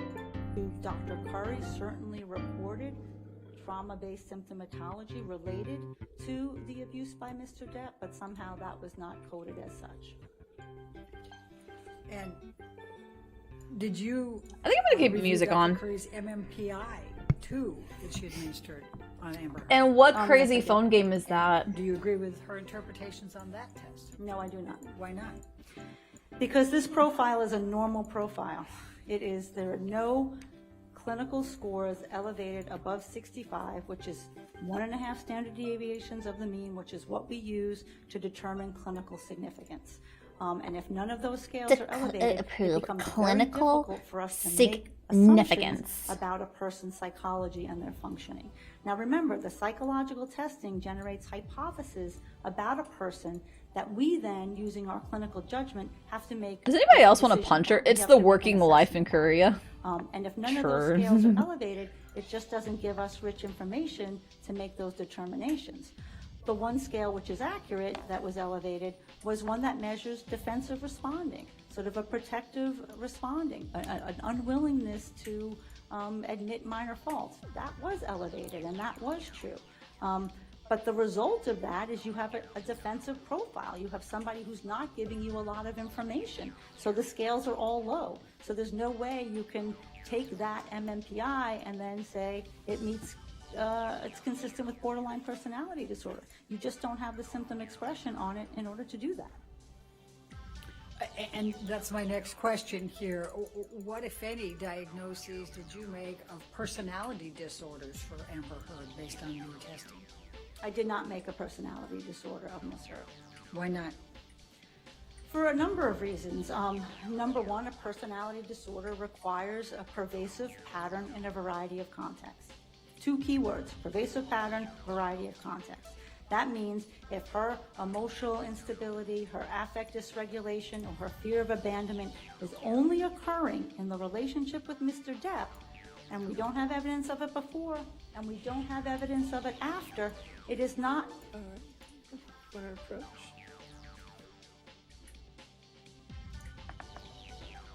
Oh, man. You know, I feel like at this point, if you're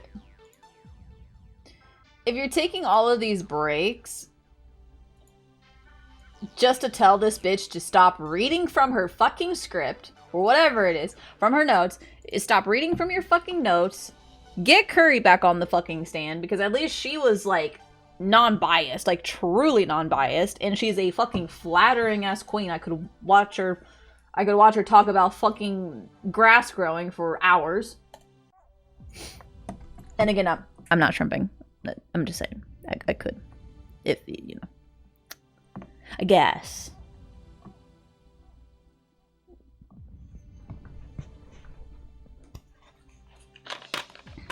Evil. Evil. It's evil.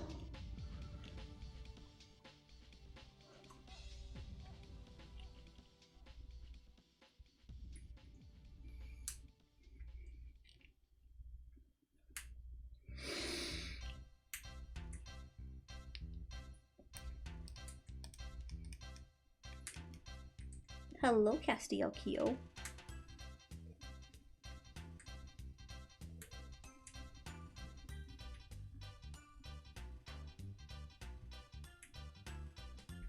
Dude, people are roasting her about this shit too. Like, this is just too funny. Alright, play again. We're gonna change the skin though, I think. Ooh, I like this. I like the skin. We'll use the skin. I'm just a little boy. I'm just a little snake. Bum, bum, bum, bum, bum. Bum, bum, bum, bum, bum, bum, bum, bum, bum.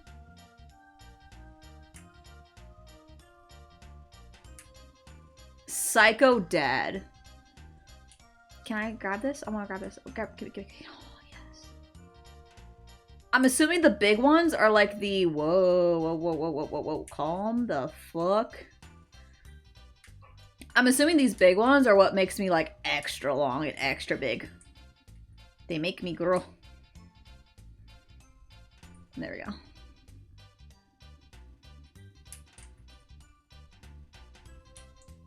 How do I become thicker though?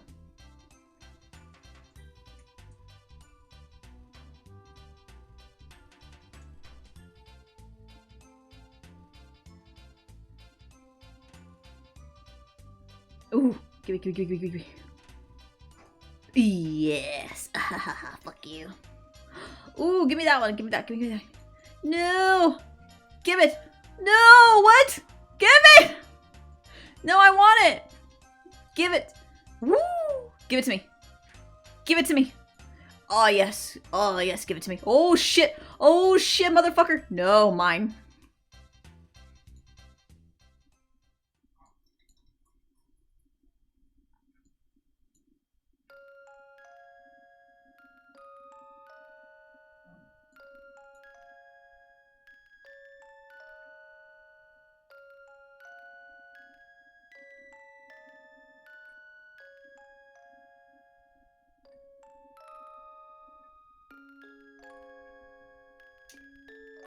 Give me.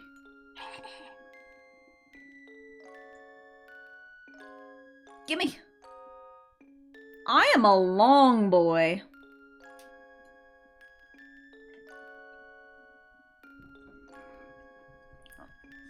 All around 1200?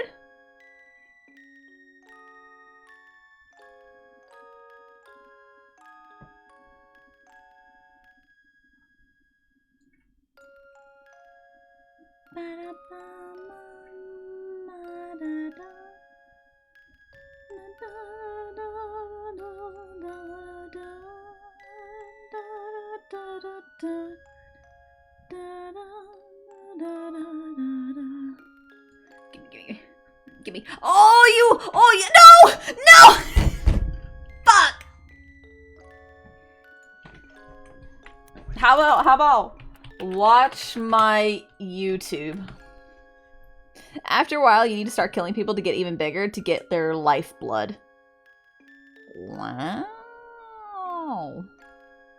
That's like, that's toxic. Get their lifeblood, jeez. What are they talking about? Like, what are they talking about, honestly? Oh, she's talking with her lawyer. Okay. She looks so confident, too. Like, how does she look so confident like that?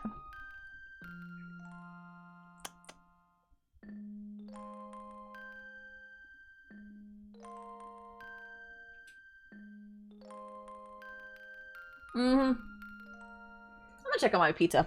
I'll be right back. Checking on my goddamn pizza. Why is my cat so attractively beautiful? You are the handsomest kitty cat in all of the 7 seas. You are the handsomest catfish.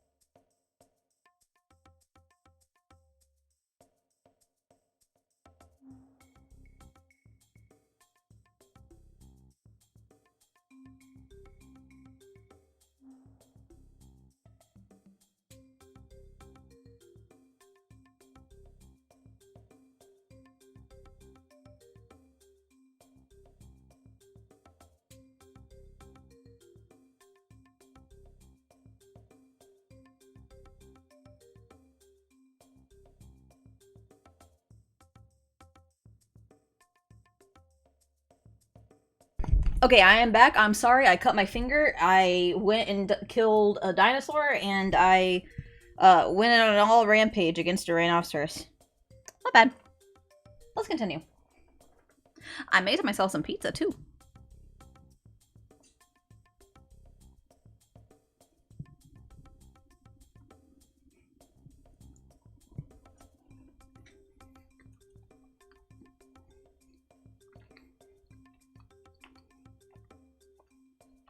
You just went to check on your pizza. No, that's... I mean, yes, I went to check on my pizza. And I also fought a great wizard. Battled a hydra for money. And then I got my pizza out. I don't want to keep repeating my epic stories. But you see, what had happened was I played leapfrog with a giraffe. I executed the greatest enemy to have ever existed. And then I got my pizza. That was it. It's so simple. Simple stuff. Nothing that the great Toby can or cannot do. You know what I mean? You know what I mean? It's great. Great stuff. My cat has been eyeing my pizza, and I think we're about to fight. I think we are about to fight. Bonk.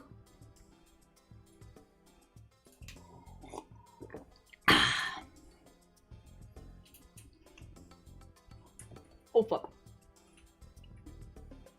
Oh fuck.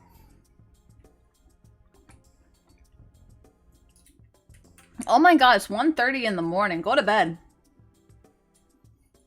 Oh my god. This judge is getting really annoyed.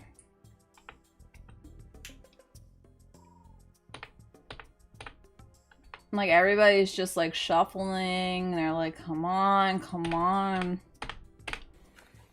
Finally!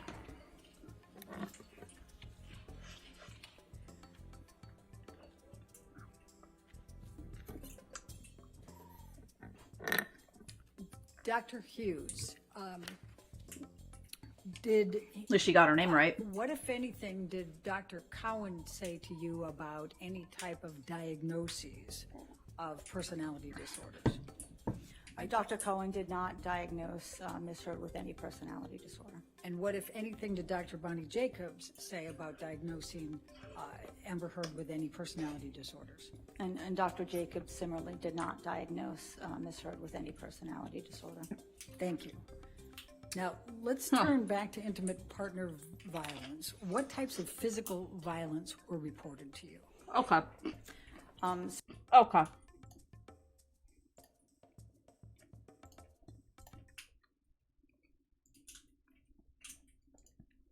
Try 11:30. Okay. So, I don't know what they went up there to argue about. I just spilled pizza on my shirt, so I need to change my shirt. Hold on.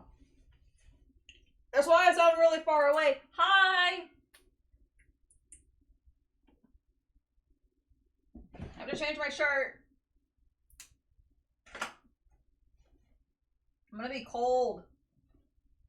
Fuck. I'm gonna be really cold. This is like really uncomfortable for me right now. I mean, you know. This is like more uncomfortable for me changing in front of chat than sitting on a warm toilet seat. I'm just saying. Okay. I'm good. Alright, Ish, let me in. Let you in?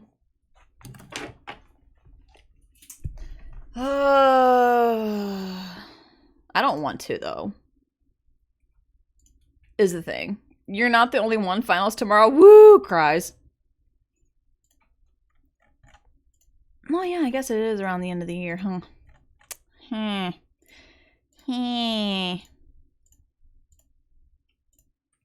Ugh, I see how it is. Don't you love your sister? I do, but that's why I don't want you in participating. Behaviors Because I love you. reported, Don't you see? That Miss Heard reported that Mr. Depp perpetrated. Leave her out in the He cold. shoved her, he slapped her with the front of his hand and the back of his hand. He choked her. He slammed her into the wall. He pushed her and she fell down. I mean, we're almost done He with this kicked her anyways. In the back. We've got like an hour left. Without looking at my notes, that's what I can recall. Okay. I don't know if that's What type before. of injuries did Amber Heard report? I don't know if that's going to be an hour of her reading her notes and then like and then the lawyers once again asking the judge, can she not read from her fucking notes? Or if it's actually going to be her talking. And disregarding everybody else's testimonies or I was just messing with you. I feel like she doesn't agree with any other psychiatrists that have a differentiating opinion from hers because she has all of those like titles and shit, right? The narcissist coming out. This is narcissism right here. Pain, like who the fuck let her up on there? She's a clown. Vaginal pain from some of the sexual assaults. She reported that she did have some scratches and cuts on her from broken glass. From broken glass? You mean the same broken glass that cut off Johnny Depp's finger? Hello? Hello? Are those the cuts? Because if so, that's her fault. That is straight up her fault. And I'm glad she got cut. Or got some glass shards on her. Considering she's the one that threw the fucking bottle in the first goddamn place. You know, she got out of it clean compared to Johnny. Don't you think? Don't you think? I'm just saying. Vaginal pain? I mean, if it's a good time, then it's a good time. I don't know. I shouldn't be joking about this shit because it's not funny. It's not funny whether whether she's telling the truth or not. It's not funny at the end of the day. It's really not. And if this is a lie, that makes her not even a piece of shit. That just makes her fucking evil. It's just evil. She reported that she believes she may have lost consciousness 2 times, once in the Australia incident and once in the December 15th, 2015 incident. What type of coercive control was reported or did you find? Money. Leading. Exactly. Fuck off. Fuck off, Miss whatever the fuck your name is. Not the extension of Mr. Rottenborn. Shut your fucking hag ass up. Unreal. What, if any, coercive control was reported to you? So the coercive control that was determined in this relationship I found to be quite significant. There were many, many instances where Mr. Depp tried to control how Miss Heard went about her career.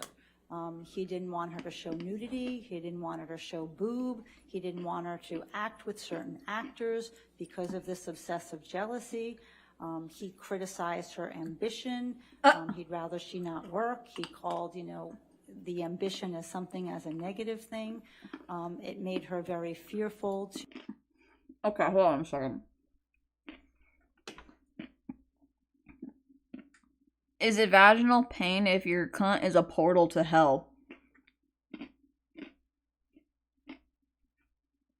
I mean, pain is subjective. At the end of the day, if you like it, then it's good pain. If you don't like it, then it's bad pain.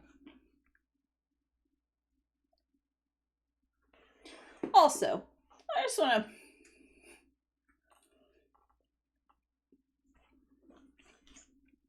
If my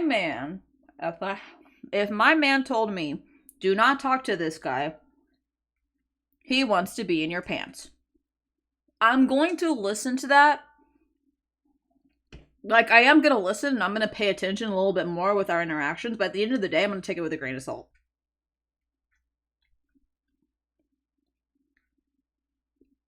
Because your significant other, I'm sorry, I'm gonna know if a girl wants to fuck you or wants to be fucked by you, okay? I'm gonna know versus you knowing. We're more oblivious to flirting when we're in a relationship. Or at least we should be. If we're faithful and loyal, to the other party. They're gonna be more oblivious to flirty interpretations, to flirty advances, right? Because, like, we're not thinking that. We're just thinking, oh, friendly conversation. So all I'm saying is, while you shouldn't really drop friends if your partner is telling you, like, hey, they're being kind of flirty or whatever towards you, it's not necessarily coming from jealousy. A little bit, but it's not fully coming from jealousy. At least I don't think. But then again, I don't know their situation very well, but I'm thinking Johnny Depp would know these actors and actresses way better than Amber Heard because he's been in the scene for a really long time. And, you know, that is his fucking wife. And I think there was a mutual understanding of, hey, I don't want you to work with this person because of XYZ. And I think that's fine. As long as there's communication and there's understanding. There's always a reason. It's not just, oh, I'm jealous. Why are you jealous? Hydrate and stretch. Gah, anybody trained in body language could tell this bitch is flying through her teeth. Which one? This is a robot. I swear to God, it's a fucking it's an android. It's a motherfucking android. She's just a fucking cunt. To have to look at scripts or talk about Also, scripts or because he persistently put those down and told her she didn't need to work and she didn't need to do that and she didn't need to show her tits and ass. Thank you for the hydrate. He didn't necessarily support her work. The way this manifested as well is that he wasn't it confirmed that she told Johnny Depp that he wasn't fit to be in a Dior commercial, in a Dior advertisement, because he was not this and that and classy? Bitch, shut the fuck up. He called almost every actor that she had to work with, males and females. So no matter what show she was filming or shooting, he would call the leading actor. He would call the director. He would tell you, I got eyes down there. I got eyes down on the set. So she never felt safe to be herself and be an actress in these films or productions because she'd have to come home and then endure his anger at her for doing something or for not doing something. When she was filming and he was in the same town, she feared that he would show up on the set and, you know, to know what her call sheet, what she was filming that day. She, you know, even told her assistant, don't give it to him, don't let him see it so that he won't show up. And sometimes he did. So it was very trepidatious for her and very anxiety provoking that he continued to do this. He tried to control what she wore. When she was going out with him, things were fine, but he told her often, no woman like mine is going to dress like a whore, and didn't want her to wear revealing clothing, or revealing clothing according to This is him. literally the acts of a loving husband being turned into ammunition. I feel like a lot of it is exaggerated said, you know, through "You're gonna go out with Amber's those tits and ass?" through And Amber's she would eyes. sort of go in and put on Like, what she I said, "Mom, think a lot of it got exaggerated through Amber. Okay. I don't know Johnny Depp personally, but like with all the testimonies and his friends saying like he's a really cool, chill guy, it seems like it's over exaggeration of him being like, hey, could you not take this movie because this is the director and I know this director is kind of shady? Or can you not be the co-star? Or can you have like a stunt double to do your sex scene with this actress because we know blah blah blah? Like, I feel like she got like it got exaggerated. I feel like it got exaggerated a little bit. Also, cat treats. I was mostly saying the whole calling and checking up on his wife. You can definitely be creepy, like it be your wife, and you can still be a creepy fuck calling your wife. But I don't think I don't think she was actually fearing that he would show up, unless it was like she was doing something. Like, she would have had to have done something previously in order for him to start acting that way. Because again, he didn't start acting this way in the beginning of the relationship, right? This is kind of like out of the blue, nowhere sort of deal, is what it sounds like to me. Which is kind of like out of character with a very well-rounded old man. Like, maybe if he was like younger, like in his 20s, like his early 20s, I could understand the rapid change of behavior of him being like chill and laid back to all of a sudden being creepy and stalkerish. But like, isn't Johnny Depp like, how old is he? How old is he? How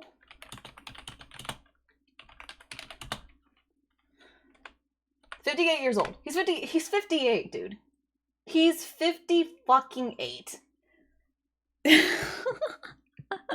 A 58-year-old man who's been chill and laid back all of his life, I don't think he's going to randomly just decide, hey, I'm gonna stalk my wife because I'm jealous and I don't trust her with anybody else. It had to have either been provoked or exaggerated. Which, I mean, everybody's gonna exaggerate. Even Johnny Depp is gonna exaggerate some shit. It's just human nature to do that, to protect your own self, right? Like, I'm not gonna bag on you for over-exaggerating a story to put yourself in a better light. But, like... so that she didn't people don't have the balls to say it. She didn't look revealing. They don't have the balls to admit it. To try to plead with him about what jobs she could take and she could not take. I still don't know where my fucking very phone sort is. of restrictive and try to conceal things. She would hide her scripts because she couldn't read them in front of him because he I can't would find my put phone, them down and I can't take this picture. where there might be nudity, where there might be something. God damn it! God damn it! Hold on. And then God damn it! Hold on. almost every person that she was in a film with, there would be those barrages of the consistent accusations. I need to take infidelity. pictures of kitty And we treats. saw that on the Australia pictures, the Billy Bob. He was one person that Like, he actually, continued, what the fuck is my you phone? know, to berate her die? about having an Did it jump affair off? with. That's what obsessive control Is looks the like. ultimate Those messages on the mirror. When you look at how he wanted her to be, there was some Okay, I'll have to do the interference picture with later. the family, But with I her will- sister. When I will some do things this. were leaked, Here. you know, he was obsessed, believing that it was Whitney who did it, and eventually Miss Heard had to succumb and say, okay, yes, it was, and then alienate herself from her sister. Toby, because next she just next time a couldn't friend take is the over, fights take a anymore. photo She of their just couldn't phone, take and then when they constant leave message, barrage then of they left their phone at criticism. your place and sent a So photo there to were many message. instances when, in terms You're of their fucking evil. interactions, You are fucking she would evil. have to text him right back, but when she would text him, That is he evil. could not What have you answer for done? his. What knowledge have you And set it's upon this sort of- world? When we talk about, you know, the ghosting, but your husband doesn't ghost you. Your partner doesn't ghost you. And there were so many times of this sort of withdrawal of affection, which was on his terms and when he wanted to do it. I'm aware that there is, you know, testimony in this case that, you know, Mr. Depp decided to leave because he didn't want to be violent. And I do think that's true sometimes. I think he did leave in times where he didn't want an altercation. He did leave after an altercation. He did leave and then came back and continued the altercation. So leaving wasn't the defining variable. The problem was that, you know, with this obsessiveness and this perseveration that he had, the fight would always come back. So leaving might end the argument for that moment. Didn't he get married? And Miss How many Heard knew times he has was Johnny always Depp gonna been come married? back, and he was going to, you know, start the interrogation once again. Johnny Depp marriages. And what is the effect of the coercive control on Amber Heard? I mean, the effect was drastic. She talked to me that she, you know, her roles consistently He's only dropped been married over twice? the time that she was in the Really? relationship with Mr. Depp, just because it was so difficult to go on auditions, to want to be in a different location. From with him. Whenever 1983 she to was not on 1985, location, Lori Ann with him, Allison. it was very stressful. It was very anxiety provoking because of the accusations of infidelity. We heard that through Isaac Baruch's testimony when she called and was saying, babe, there's no one here. There's no one here. That was something that she had to do repeatedly and constantly over the course of the relationship. So it caused a significant amount of anxiety, of distress, of having to try to conceal and It's very maneuver interesting. around him to try to have the career that she wanted to have. It made her hypervigilant, and definitely contributed to sort of her psychological symptomatology getting worse over time. What about sexual violence? So there was a number of incidents of sexual violence reported in this relationship. Those are documented early on in Dr. Bonnie Jacobs' notes, where when Mr. Depp was drunk. Now, like and I've said high, before, he threw her on the bed, ripped off her nightgown, and tried to have sex with her. There were times when he forced her to give him oral sex when he was angry. These weren't in loving moments. These were angry moments, moments of dominance, moments of him trying to get control over her. There was a time. See, this is why I'm gonna kind of lay off on the sexual abuse thing. Because she's actually showing some emotion. Like, she's showing, like, repulsion. She's she's flinching. She's blinking a lot more. She's actually showing, like, real PTSD symptoms when she's talking about sexual abuse. And she was even doing this when she wasn't being specific about the sexual abuse. She was just talking about sexual abuse in general. She blinked a lot. And she showed signs. So, I'm not going to touch that any more than it's clear to me there was something happening in that regard. Whether that was her own perceived judgment of, hey, he's abusing me with sex, or he was actually being very abusive with sex. And that was his only source of power over her, was the sex. To kind of retaliate against her other abusive, tendencies or whatever. It does seem like she is holding back. She's holding back tears. Like, that is the face I would make when somebody else is talking about events that happen in my life. Like, my traumatic events. That's all I'm going to say about that. Time when they were in Hicksville. Like, that doesn't seem like acting. That seems real. I want to say trailer park, to me. But I guess there's trailer park. Now, I could be fooled. There's a trailer park. Where but it does seem he real. was accusing her of a woman hitting on Amber, and that was the problem. Amber got accused of women hitting on her, and got accused of men hitting on her. So there were so many targets that came through in his obsessive jealousy. But is when she? he, hold on. that incident when is she straight or is she bi?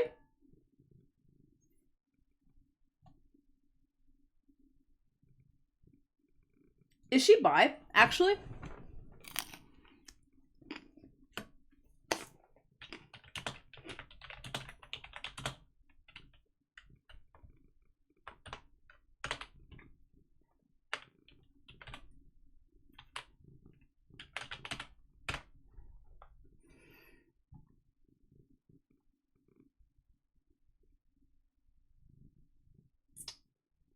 Okay, she is bi. Coming out as bisexual in Hollywood. In 2017. Huh. Oh, so she is bisexual. Okay.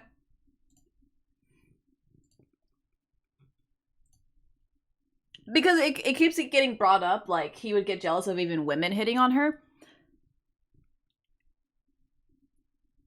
So he was jealous of a potential partner taking her away, making them their partner. That's, as fucked up as it is, that's normal. That's normal. If you're straight, but you're marrying somebody who has double the options that you have, you're gonna kind of be jealous of everybody that hits on her, right? Kelly Sue was accused of hitting on. If Johnny Depp is a jealous person, like if he's a jealous type of person, then I completely understand why he would get jealous of even other women hitting on her. She's bi. On misheard, and they went back into the trailer. That's not her Mr. fault. Depp performed That's a just cavity what search it is. and ostensibly was looking for drugs and felt it acceptable to rip off her nightgown and stick his fingers up her vagina to look for cocaine, thought that maybe she was hiding them there. And again, these incidents often happen in a drug-fueled rage. Wait. There was another incident in the Bahamas where when he got angry, he took his fingers and he put them in her vagina and moved her around violently in the closet. Again, an act of sexual violence. And of course, the incident in Australia was one of the most severe instances of sexual violence that Miss Heard had to endure, in which when he was beating her and choking her and telling her, I'm going to fucking kill you, I hate you, I'm going to fucking kill you, and he grabbed a bottle that was on the bar and penetrated her with that bottle. And Miss Heard reported to me of dissociating and going outside of her body. Hello, And Franken the only thing Wiener she was Stein. thinking is, oh God, I hope it's not the broken one.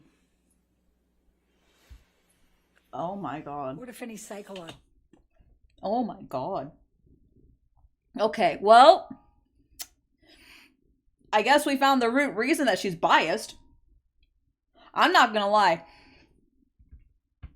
If I heard those stories, I'd be fucking pissed off at Johnny Depp too. That is not okay. That is not okay. Now, did she lie about it? It doesn't really look like she lied about it. Were they exaggerated? It's a good possibility, but I don't think she lied about it. Like, I know she's a really good actor and actress and all, but it's really fucking hard to make up symptoms like this, okay? Especially when she couldn't do it when they were talking about physical violence. My heart is kind of breaking right now. Is this live? No, it's not live. It was live 12 hours ago, but it's not live. Are you on screen? I can't see you. I am on screen. See?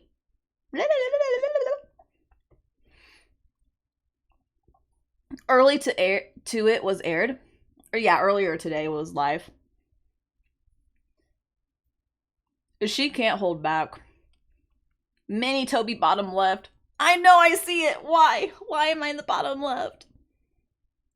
No mini Toby. Mini Toby gone.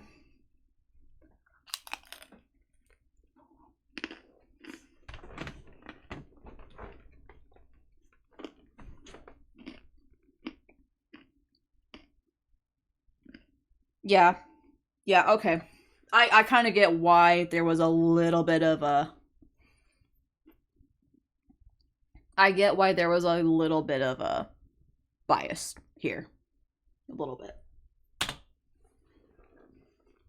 Maybe a lot of it. Okay? As a woman, hearing those kinds of stories, I was born a woman. Okay? I don't always feel like a woman, but I was born a woman. Hearing that shit, dude, that would fucking traumatize me. Like, I wouldn't fucking leave my house ever again. Like, ever. Oh, good luck, fella. Okay, good luck. Oh.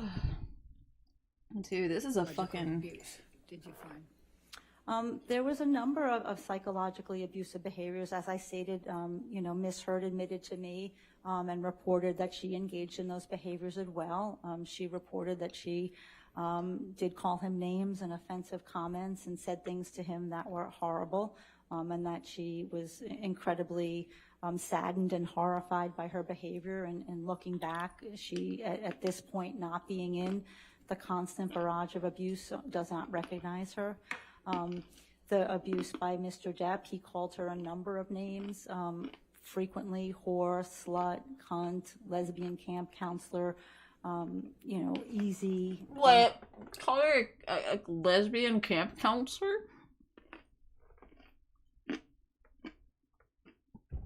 That is a low blow. That is a low blow of a call out. Especially when she was struggling to come out as bisexual. That's a fucking prick move. That's a prick move.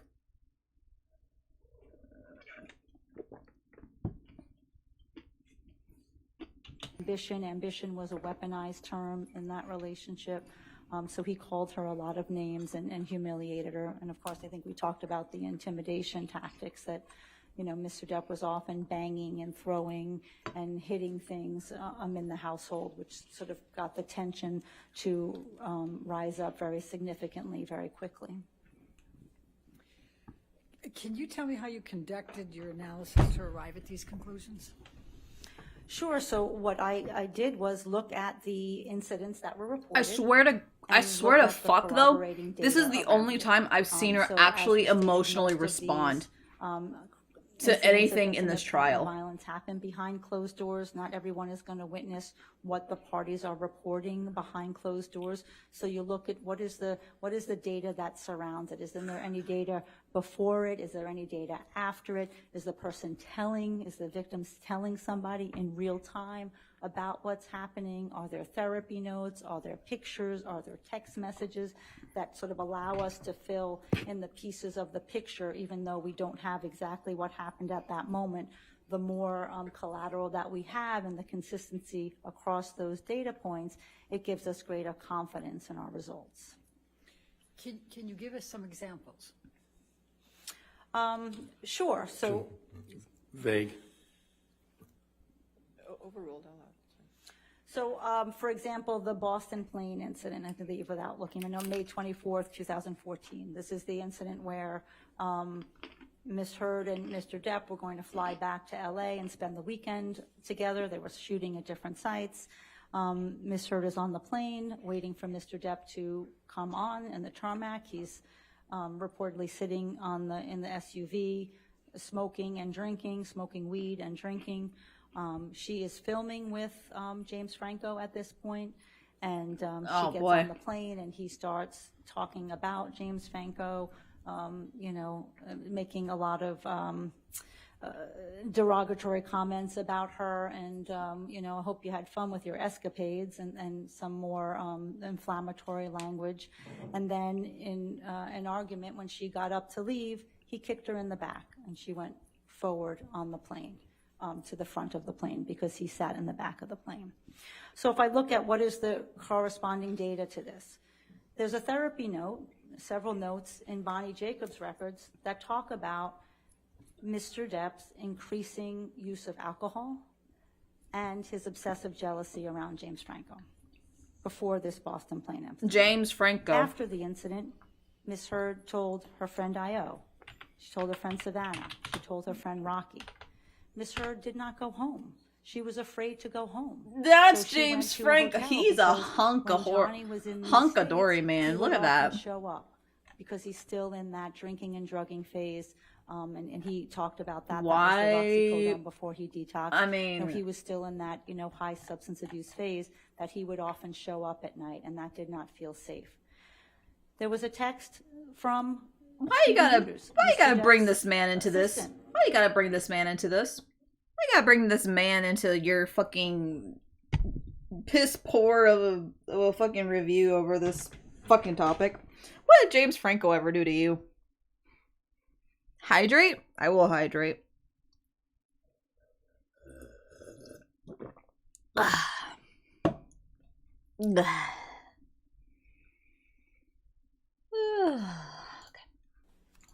All right, you want to approach?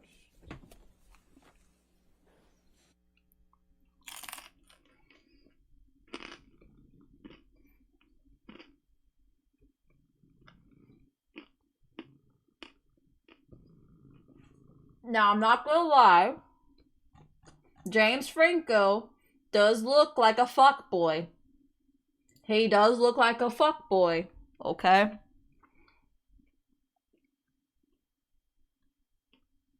But I don't think James Franco is even remotely close to Johnny Depp at all. I bet he pulls.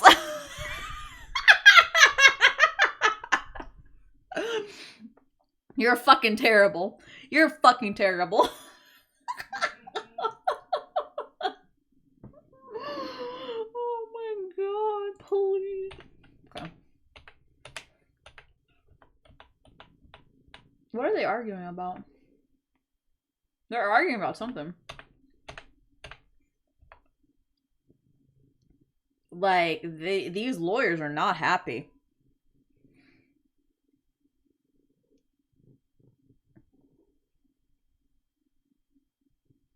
Why is he smiling, though?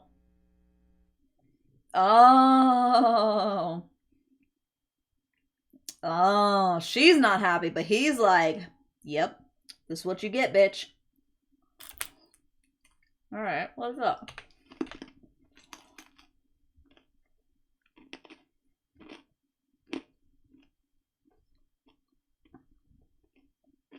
Dude, imagine being this person, though. You have to type up... I just realized, imagine being that fucking person that has to type up everything that's being said.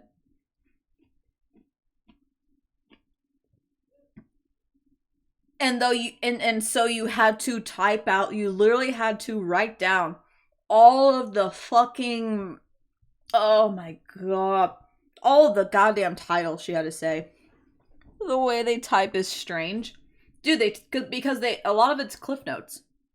Or like shorten. They write shortened, right? They also have a really fast like WPM. Like I have an aunt who types, or who I think she used to do it. I don't know if she still does it. Depositions? I think that's what they're called. Like, depositions or something like that. But like, I mean, you type a whole goddamn book in like, probably an hour. Versus somebody like me who, if I had to type out a book, rewrite a book, oh my god, it'd take me like days. it'd take me months. Who are we kidding here? I just feel sorry for her. Hey, at least she gets like breaks when they do like these little recesses, because she's not supposed to write this stuff down.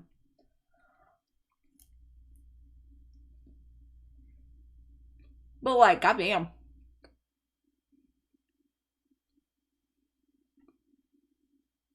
Unless she is. It looks like she's typing.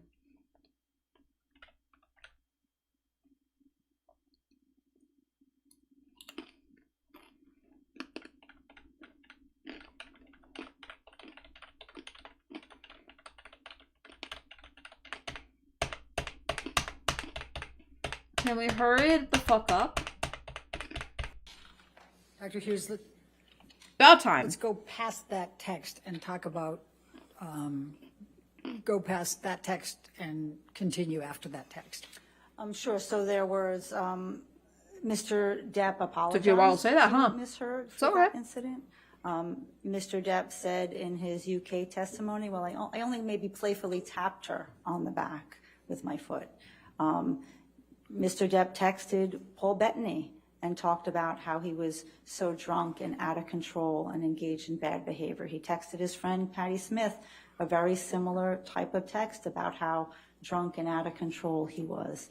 And then finally, Amber Heard wrote an email talking about how distressed and heartbroken she was. Objection, hearsay.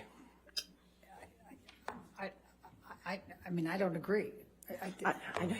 Sustained. I'll sustain the objection. Next question. All right. Can you give another example? I think those are all I can remember at this point. Okay.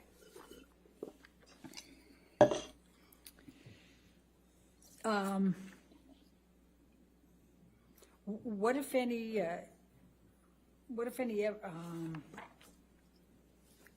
Sorry, I'm going to have to go a little bit further here.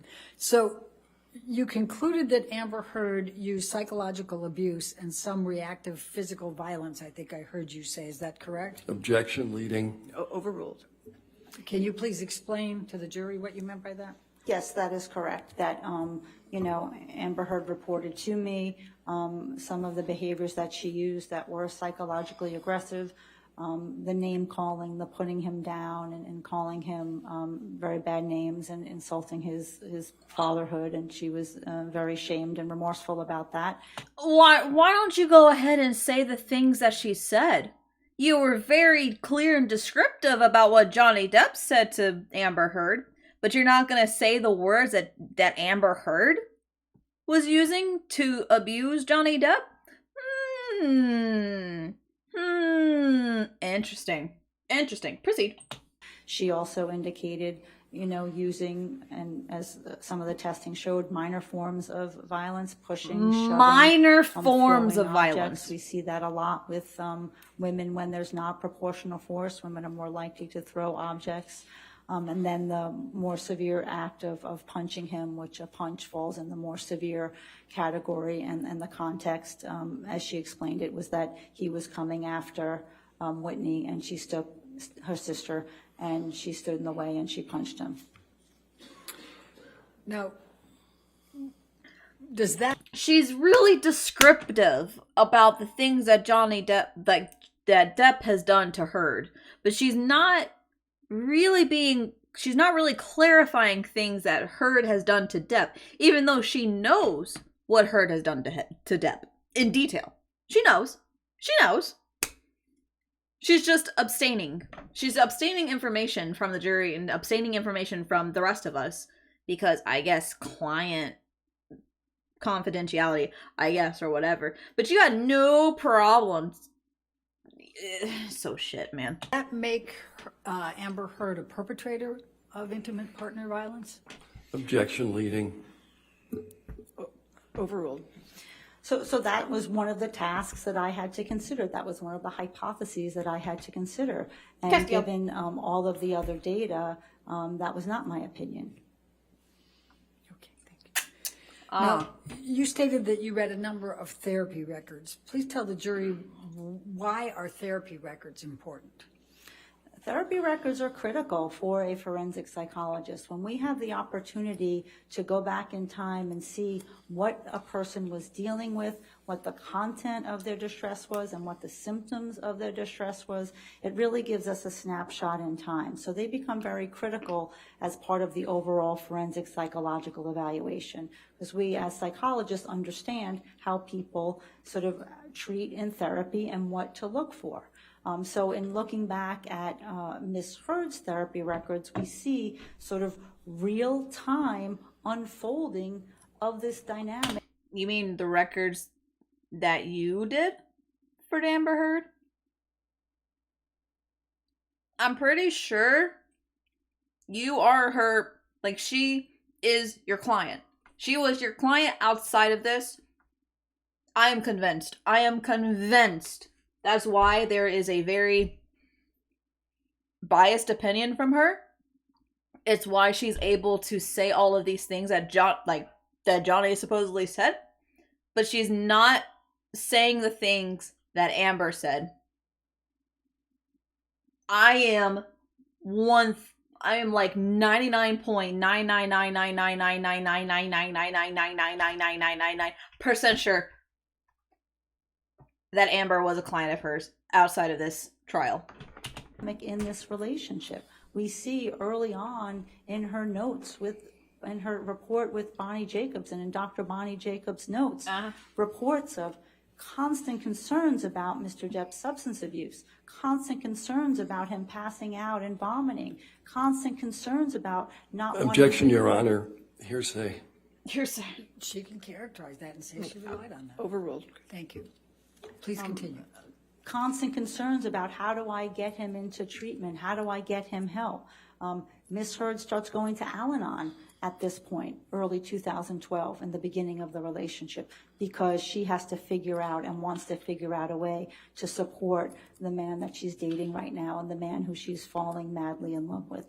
There are reports in Dr. Jacobs' notes early on about his controlling behavior, about his jealousy behavior, about him not wanting to do certain jobs, of not wanting her to wear certain clothes. So this is going back to 2012 with no indication of why would she be saying that but for the sole purpose of trying to get help and trying to get guidance in this relationship that she finds so difficult. There are indications, as I mentioned before, of the sexual assault and the sexual abuse and how he would, when he was angry and when he was drunk, it was mostly drug and alcohol fueled rage when he would, throw her on the bed and try to have sex with her. And then, if he was not able to perform, he would get more angry at her and blame her. So we have this dynamic of blaming her for his inability to take responsibility for his behavior. Those themes were throughout Dr. Jacobs' notes. Did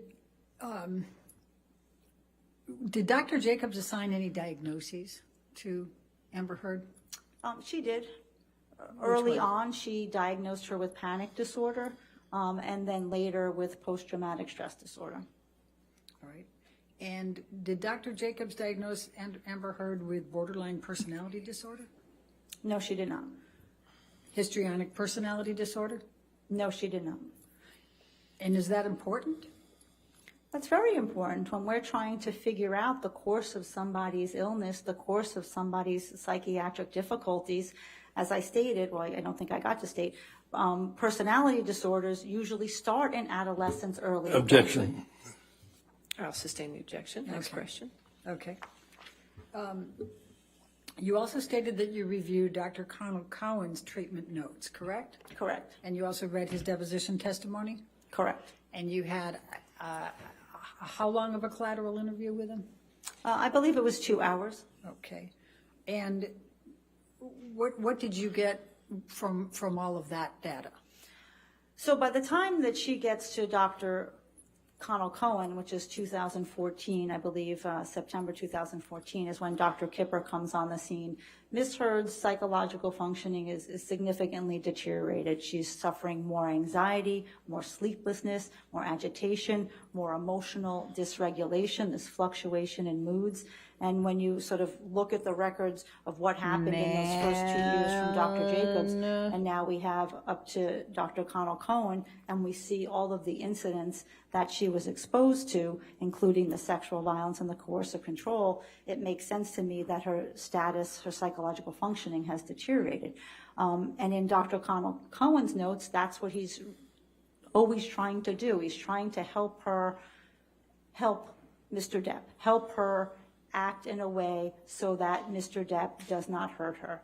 Now, where does she get angry? When does she get angry? Dr. Cohen was very concerned for Amber Heard's safety, as was Dr. Bonnie Jacobs. Dr. Jacobs was very concerned for her safety, and she When does she get mad? to talk about safety aspects for Ms. Heard, as was Connell Cohen. You know, they did, both of them, both I'll be right therapists back. Tell me if anything understood, happens. and Ms. Heard I need talked to to them about grab a it, that drink. there were times that she fought back and she used violence, and times that she screamed and she said things that she didn't want to. But nevertheless, that did not change the balance for them either, and they were very concerned that because of Mr. Depp's significant substance abuse and his sort of poorly controlled anger, that at some point he was going to seriously hurt her. Did Dr. Cohen provide Ms. Heard with a diagnosis of borderline personality disorder? No, he did not. Did he diagnose Amber Heard with histrionic personality disorder? No, he did not. Is that important? It's important that you have an individual, Ms. Heard, who's in therapy for over 2 years with one therapist and over 2 years with another therapist, and you're not seeing those characteristics of a personality disorder. If the manifestation of a person's difficulties and illness and symptomatology is better explained by another disorder. All right, how much bullshit did I miss? Personality disorder. You can't get the diagnosis. I mean, that's part of the criteria. So if it's not a pervasive pattern in a variety of contexts, and it can't be better is she still explained talking by about the how Amber trauma Heard doesn't have experience and the personality exposure disorder? and the symptoms as a result of that trauma, then you don't get a personality disorder. Borderline and that's personality. why they didn't diagnose it. Did you read Dr. Amy Banks? She is getting frustrated with this. And what were her findings? So Dr. Banks had one session, one couple session with Mr. Depp and Ms. Heard. Dr. Banks is very reputable. She works up at the Harvard Medical School Cambridge Victim of Violence Program, which is a very well-known program for understanding. Objection, Your Honor. What's the objection? It's non-responsive to the question. The question was, what was the findings? All right. Tell the jury who Dr. Amy Banks is. And just like I said, so she's somebody who has a wealth of experience in understanding intimate partner violence and the dynamics of violent relationships. But she only had one session with the couple, and it was her determination when they were both there and the violence was talked about that Mr. Depp did not deny the violence that he perpetrated toward Ms. Heard. She also did as everybody has, all of our other therapists, because Ms. Heard admitted as such, that she also used low levels of violence as well. So Dr. Amy Banks had that opinion. Did you review Dr. Laurel Anderson's treatment notes and read her deposition? Yes, I did. Okay, and what was the significance of what you learned from Dr. Anderson? So Dr. Anderson similarly thought that there was violence and abuse in this relationship. She was the one therapist out of the 4 who qualified it as mutual abuse. Qualified. I like how she air quotes it. By the way, the deposition will write that. We'll write that in the report. That she air quoted. She raised her hands up and air quoted that. Which the termination I've talked to you about, I don't necessarily agree with. But she did see. You don't and did agree with understand that there any was opinion that's violence and not your abuse own. by Mr. Depp. What was most notable was that after the December 15th, AKA a narcissist. 2015 episode, Ms. Heard. I'm sure called she's a her in lovely addition to lady, calling Connell if Cohen, you agree with her. Reached out to a number of people, but she saw Dr. Anderson in her office, and Dr. Anderson saw 2 bruises on her face and told me, my husband kicked me, and he pushed me, and he punched me in the head. And should I call the police? Objection, Your Honor, What should to I hearsay. do? She's not reading, Your Honor. She's just saying the significance. Sustain the objection. Next Okay. question. All right. What were your, what conclusions did you make as a result of what you reviewed for Dr. Laurel Anderson? My take of reading Dr. Laurel Anderson's deposition and seeing her, redacted notes was that, from my professional opinion, this was a very serious incident and a very serious allegation of intimate partner violence by Mr. Depp. If a patient comes into my office with 2 bruises and alleges being pushed, shoved, and kicked by her partner, I'm going to be very concerned, and I'm going to mobilize a lot more resources to help that individual. And for some reason... But you don't call the police? You don't make an incident report?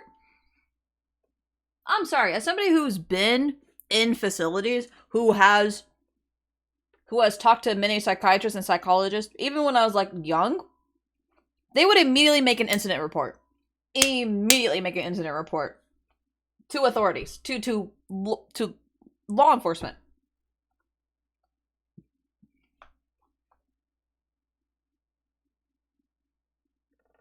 So I don't believe them.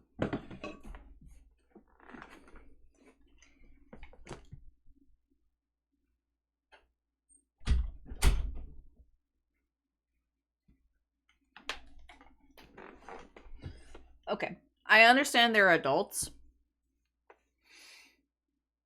But how can you as a woman see another woman who's clearly been beaten and abused? And this is, by the way, this is hearsay, right? Because I don't know if she really saw this woman with bruises.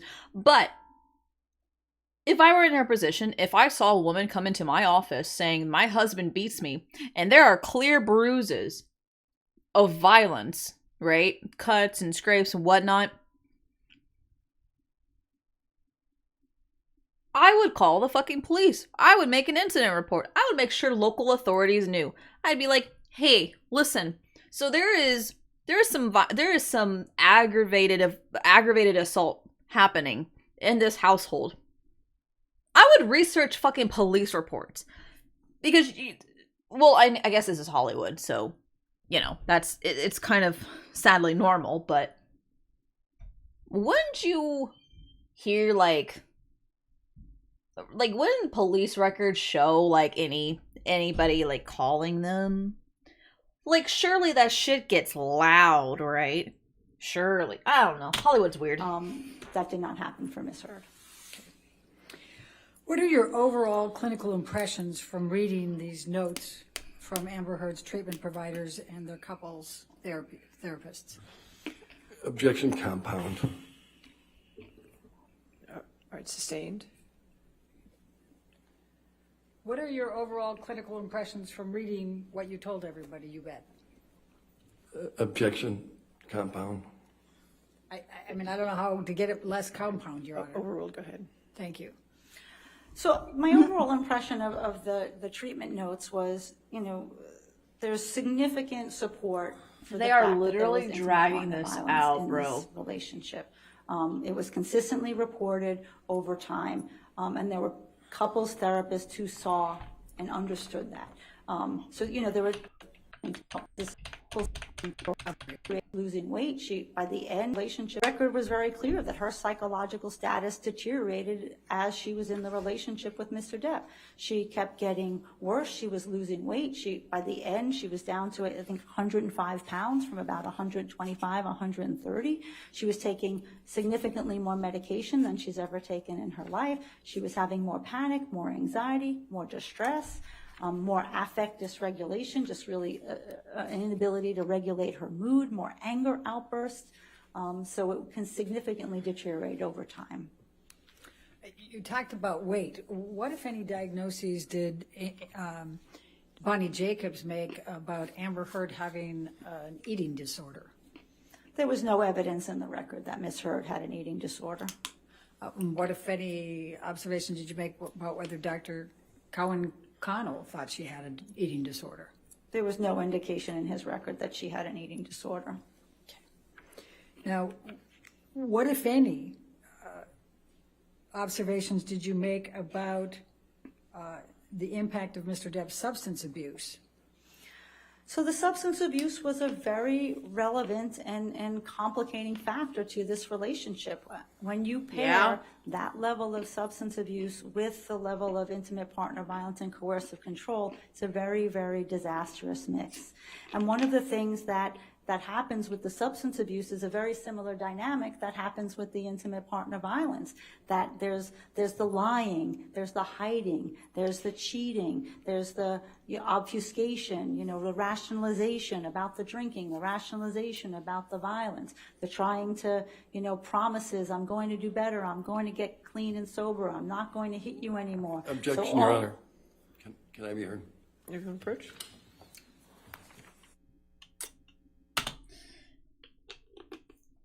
I get it. I really do.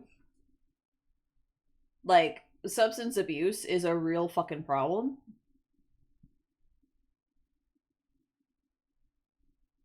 And I honestly, I don't believe there is any good rational reason for anybody to be driven to drink or to do drugs. I think if you ever get to that point where you are being driven to do drugs or to drink alcohol, the problem is not with the other person, the problem is with yourself. Whether it's you yourself cannot get away from the situation, you yourself is what's making the situation worse, or whatever, nobody is forcing you to drink or do drugs. Nobody. It is within yourself. That's the problem.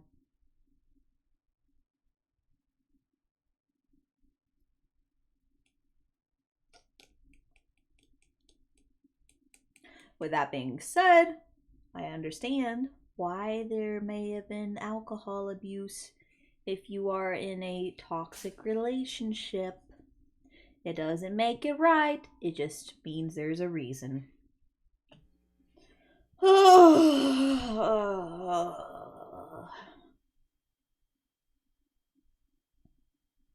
And see, she's still not reacting to the physical violence. She is she's like as normal and like unfeeling. There is no flinching, there is no blinking. There nothing.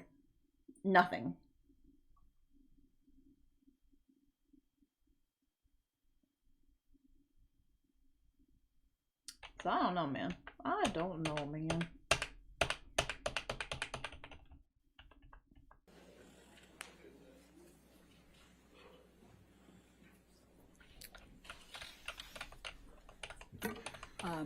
What, if any, dynamics and coping styles are connected to the substance abuse by Mr. Depp? So they share similarities. There's a lot of lying when somebody's a substance abuser. There's a lot of hiding. There's a lot of concealment. There's a lot of rationalization. there's a lot of blame, blaming your partner for your inability to stay clean and sober. There's a lot of the promises to change and the promises to get better. So a lot of these dynamics sort of co-occur, you know, in a situation of substance abuse and domestic violence. They're very similar. The difficulty in this relationship was that the majority of the violent episodes and the sexually violent episodes were in these alcohol and drug-fueled rages. That was predominantly when those happened. When he wasn't in those stages, we still saw the obsessive jealousy and the coercive control and the possessiveness. That still persisted. But when the alcohol and the drugs came together is when Amber Heard was more in danger of being hurt by him. Why didn't Amber Heard leave the relationship sooner?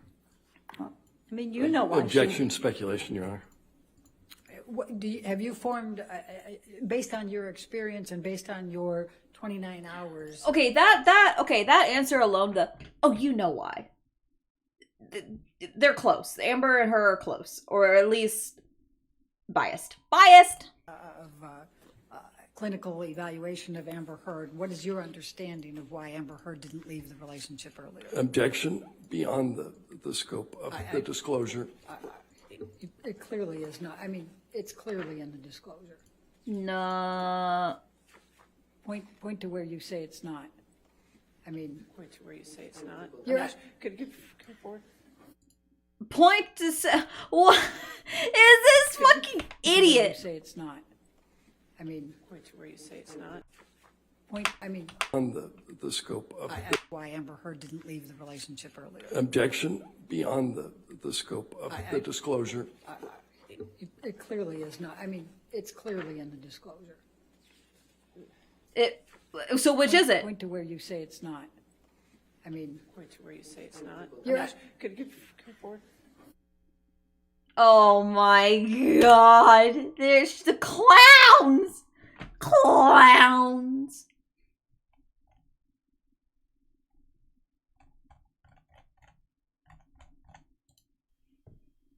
Bro, she just made a fool of herself. She is incompetent. She's actually incompetent. She's actually just so fucking incompetent. God, this is so dangerous too. This fucking whole trial is so dangerous. It's so fucking dangerous, dude. It's actually insane.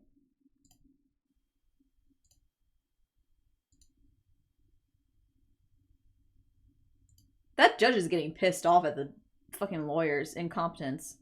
I would be. I would be fucking like, I would be enraged. Do I have enough money for this? I think I do.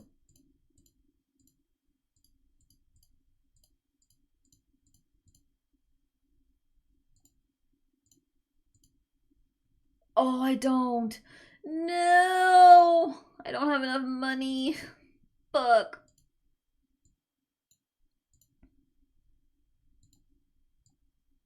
I need that money, money. I need that money, money. I need that money, money. I need that.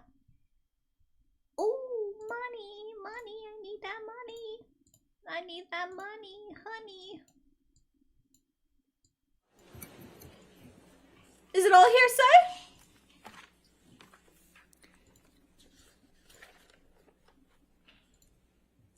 now, you indicated that your main opinion was that Amber Heard's report of violence and abuse in her relationship with Mr. Depp is consistent with what is known as intimate partner violence, correct? That's correct. Okay. And why did you believe that Amber Heard, what formed your basis of that opinion, in a nutshell? Asked and answered, Your Honor. Overruled. The basis of the opinion was looking at all the dynamics in this relationship, looking at not just the hitting and the yelling, but looking at how much more hitting was done, looking at the coercive control, the obsessive jealousy, the possessiveness, the sexual violence, the choking behavior, the threats to kill. Those are all, as I stated, very significant and often found in cases of lethal domestic violence. Those were significant severity factors, and looking at all those, that's what tipped the scales, that even though she yelled and said some horrible things and hit him, it never was able to shift the balance of power and control in that relationship. Now, you have discussed with Amber Heard, and you have reviewed and evaluated the emotional impact on Amber Heard as a result of emotional distress as a result of the 3 counterclaim statements, correct? The 3 alleged defamatory statements made by Mr. Depp through Mr. Waldman, correct? That is correct. Okay. Objection, compound leading. Just overall, go ahead. Thank you. Thank you. Could you please tell the jury what psychological impact these statements had on Amber Heard? Yes, so there were 3 statements that I evaluated. Jesus fucking Christ, man. May I check my notes to give you the dates and my recollection so that I can be clear? Since I couldn't put it in, this might be the fastest way, Your Honor. I'd rather she not address the court. I'm sorry. Yes. Okay. Yes. So there were 3 statements on April 8th, Yeah, 2020. can we not address the court? Can you fucking do your job? Ma'am, can you do your job? Can either of you do your job? Like, clearly I am not qualified to do your job, but like, the disrespect and the incompetency of this... Okay. April 27th, 2020 and June 24th, 2020 that I queried her about and asked her about. The one that, what happens is if somebody who, like Ms. Heard, has trauma-based symptoms and PTSD, we say that PTSD is a cue-based disorder. There are things that happen in the environment that trigger it and make it worse. And have to refute that your report of violence and abuse is a hoax makes that trauma activated. So it makes the PTSD symptoms at that time become more intense and more severe. So she would have more intrusive thoughts, more nightmares, more sleeplessness, more difficulty engaging with other people, depression, sadness, stress.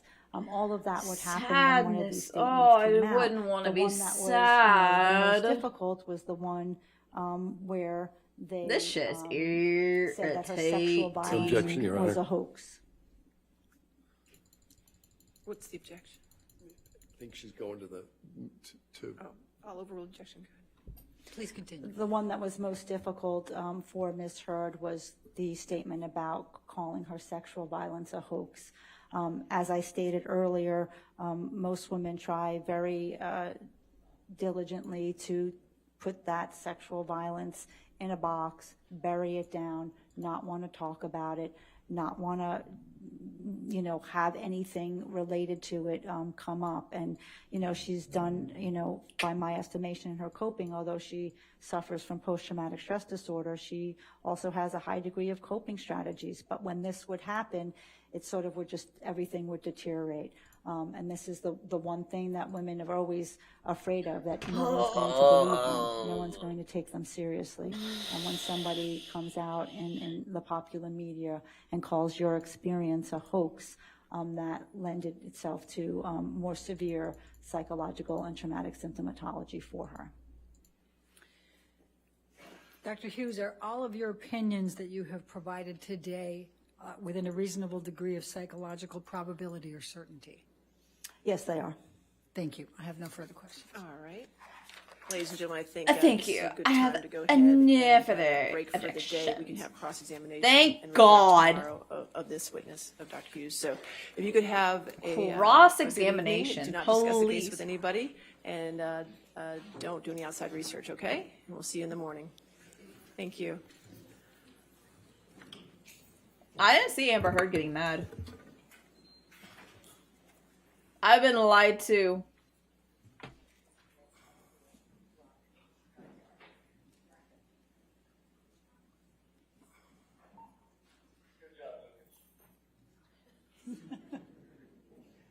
Okay. All right, Dr. Hughes, since you're still in the middle of your testimony, please don't discuss your testimony with anybody, including the attorneys, okay? And anything that you looked at, referenced during your direct examination, if you could just turn that over so they can review that before cross-examination, okay? All right, thank you, ma'am. Your Honor, may I just, I presume she wants to be able to take that back with her. and We can review get copies overnight. of it. We'll get whatever it is. Okay, good. We'll make sure you get copies of it, so make sure you get copies. Is she trying to cover up the script? The notes? Bitch. Bitch. Shut the fuck up. So she can keep her originals. Okay? Yes, thank you. All right. I have copies of everything that I looked at. Other Okay, than well, no, we're not talking right now. Court's in Other session. than my Thank you. post-it note. All right. So anything else then? So we'll see you tomorrow at 10 a.m., correct? All right. Thank you. Have a good evening. Yo, that is the chillest judge ever. Like, that is so chill. And they're hiding it. Yo, okay, I honestly, I did not want to believe she was reading from a script. I wholeheartedly believed that she was just a really arrogant person that had notes of everything. The fact that they're trying to cover up that she is using fucking, she's using a fucking script. Bro. Yo, hey, Toby. Yo, Arma, what's up? How you doing, friend? Hello. Bro, this is a fucking shit show and a half. She's using a script. Just say it. Just say it. She's using a script. She's using a script. Look at this. Look at that. Look. Oh, she is mad. Oh, she's fucking mad. She's fucking mad. Go ahead. Go ahead. Oh, there's a little posty. Okay, there's a little posty. Oh, look at that. Oh, look at that. Oh, look at all those papers. Look at all of those fucking papers, dude. That is a full-on fucking, that is a script. Even if it's not like, okay. No. That's a script. That's a straight up script. That.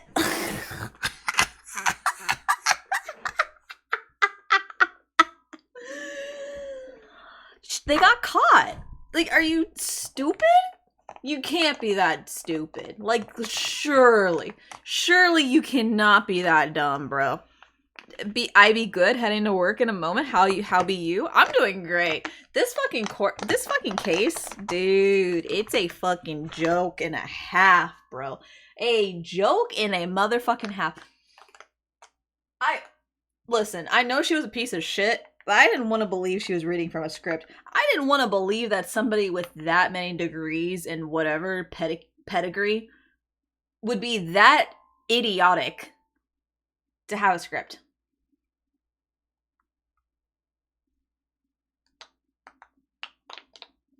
That is just...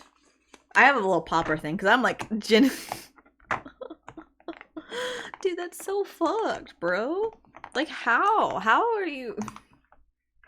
And then, like, the other lawyer was trying to cover it up, too. And you see how she's, like, slamming shit? Brrrr.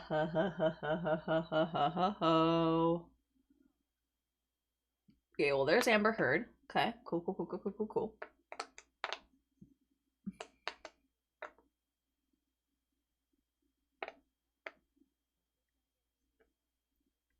Uh-oh.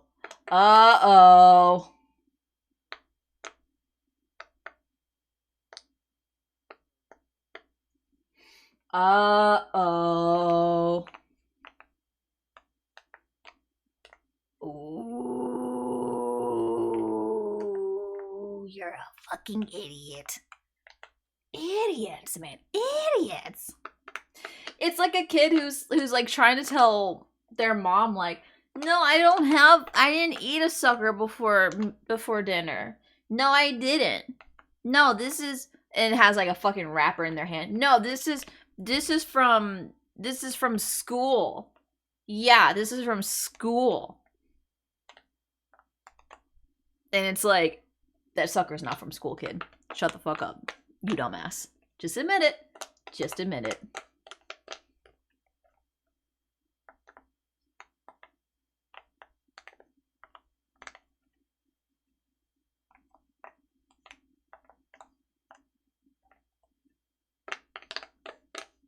I'm waiting. I'm waiting. There's still another 3 minutes.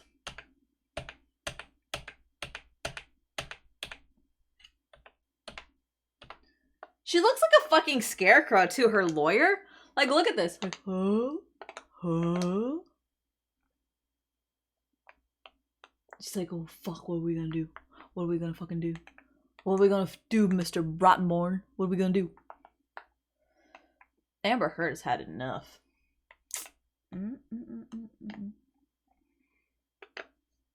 Dude, this whole court hearing has to be a fucking nightmare.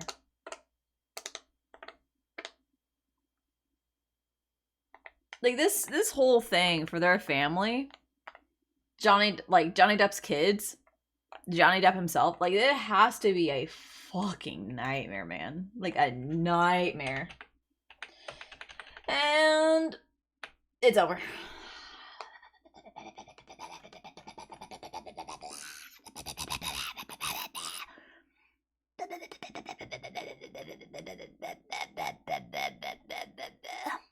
What is this?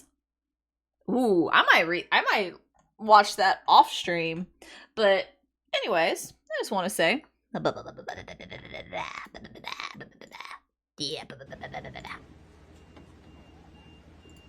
wait, what am I fucking watching right now? Amber Heard's former nurse Erin Filati testifies in court. Well, I bet she does. Alright, well anyways. Oh, here's James Franco. At it again. I don't know why they brought that man into this fucking court hearing, honestly. Like, honestly. I don't know. Anyways, I'm gonna head off. I'm gonna go to bed. Or not go to bed. I'm gonna watch some Tyler 1 videos because I'm a piece of shit. So, there's that. I'm a piece of shit and I have no life, according to him. I have no life. I'm a piece of shit. And I'm bad at the game. And I can't pick up girls. So I'm gonna go work on that. By crying myself to sleep. See ya, Toby. Yeah, see you later, Arma. Anyways, I don't know if I'm gonna do future content like this where I'm just like reacting to this trial, because like there's some of that like it's pissing me off, right? Like some of it's just it kind of hits too close to home with my experience with violence from a woman. So, but it's really interesting, especially like all the bullshit and biased opinions, and like you can clearly see it. I don't know though. What else I gotta say? I was gonna do more things with the webtoon, but then we got kind of distracted by the court case because that shit show is fucking hilarious. Tomorrow I will actually do some art for the webtoon. I found some really good backgrounds on Clip Studio Paint, like free assets, and I really want to see how they look with the characters. So I'm excited. I will catch you all later, and I love you all, and go brush your teeth. You're all stinky, but it's okay. It's okay, because you're still special fish to me. Yee. So, bye-bye! Goodbye. Goodbye.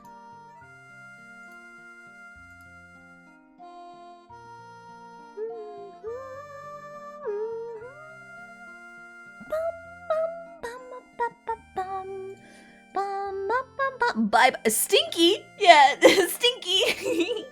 You're all stinky. Okay, I love you. Goodbye.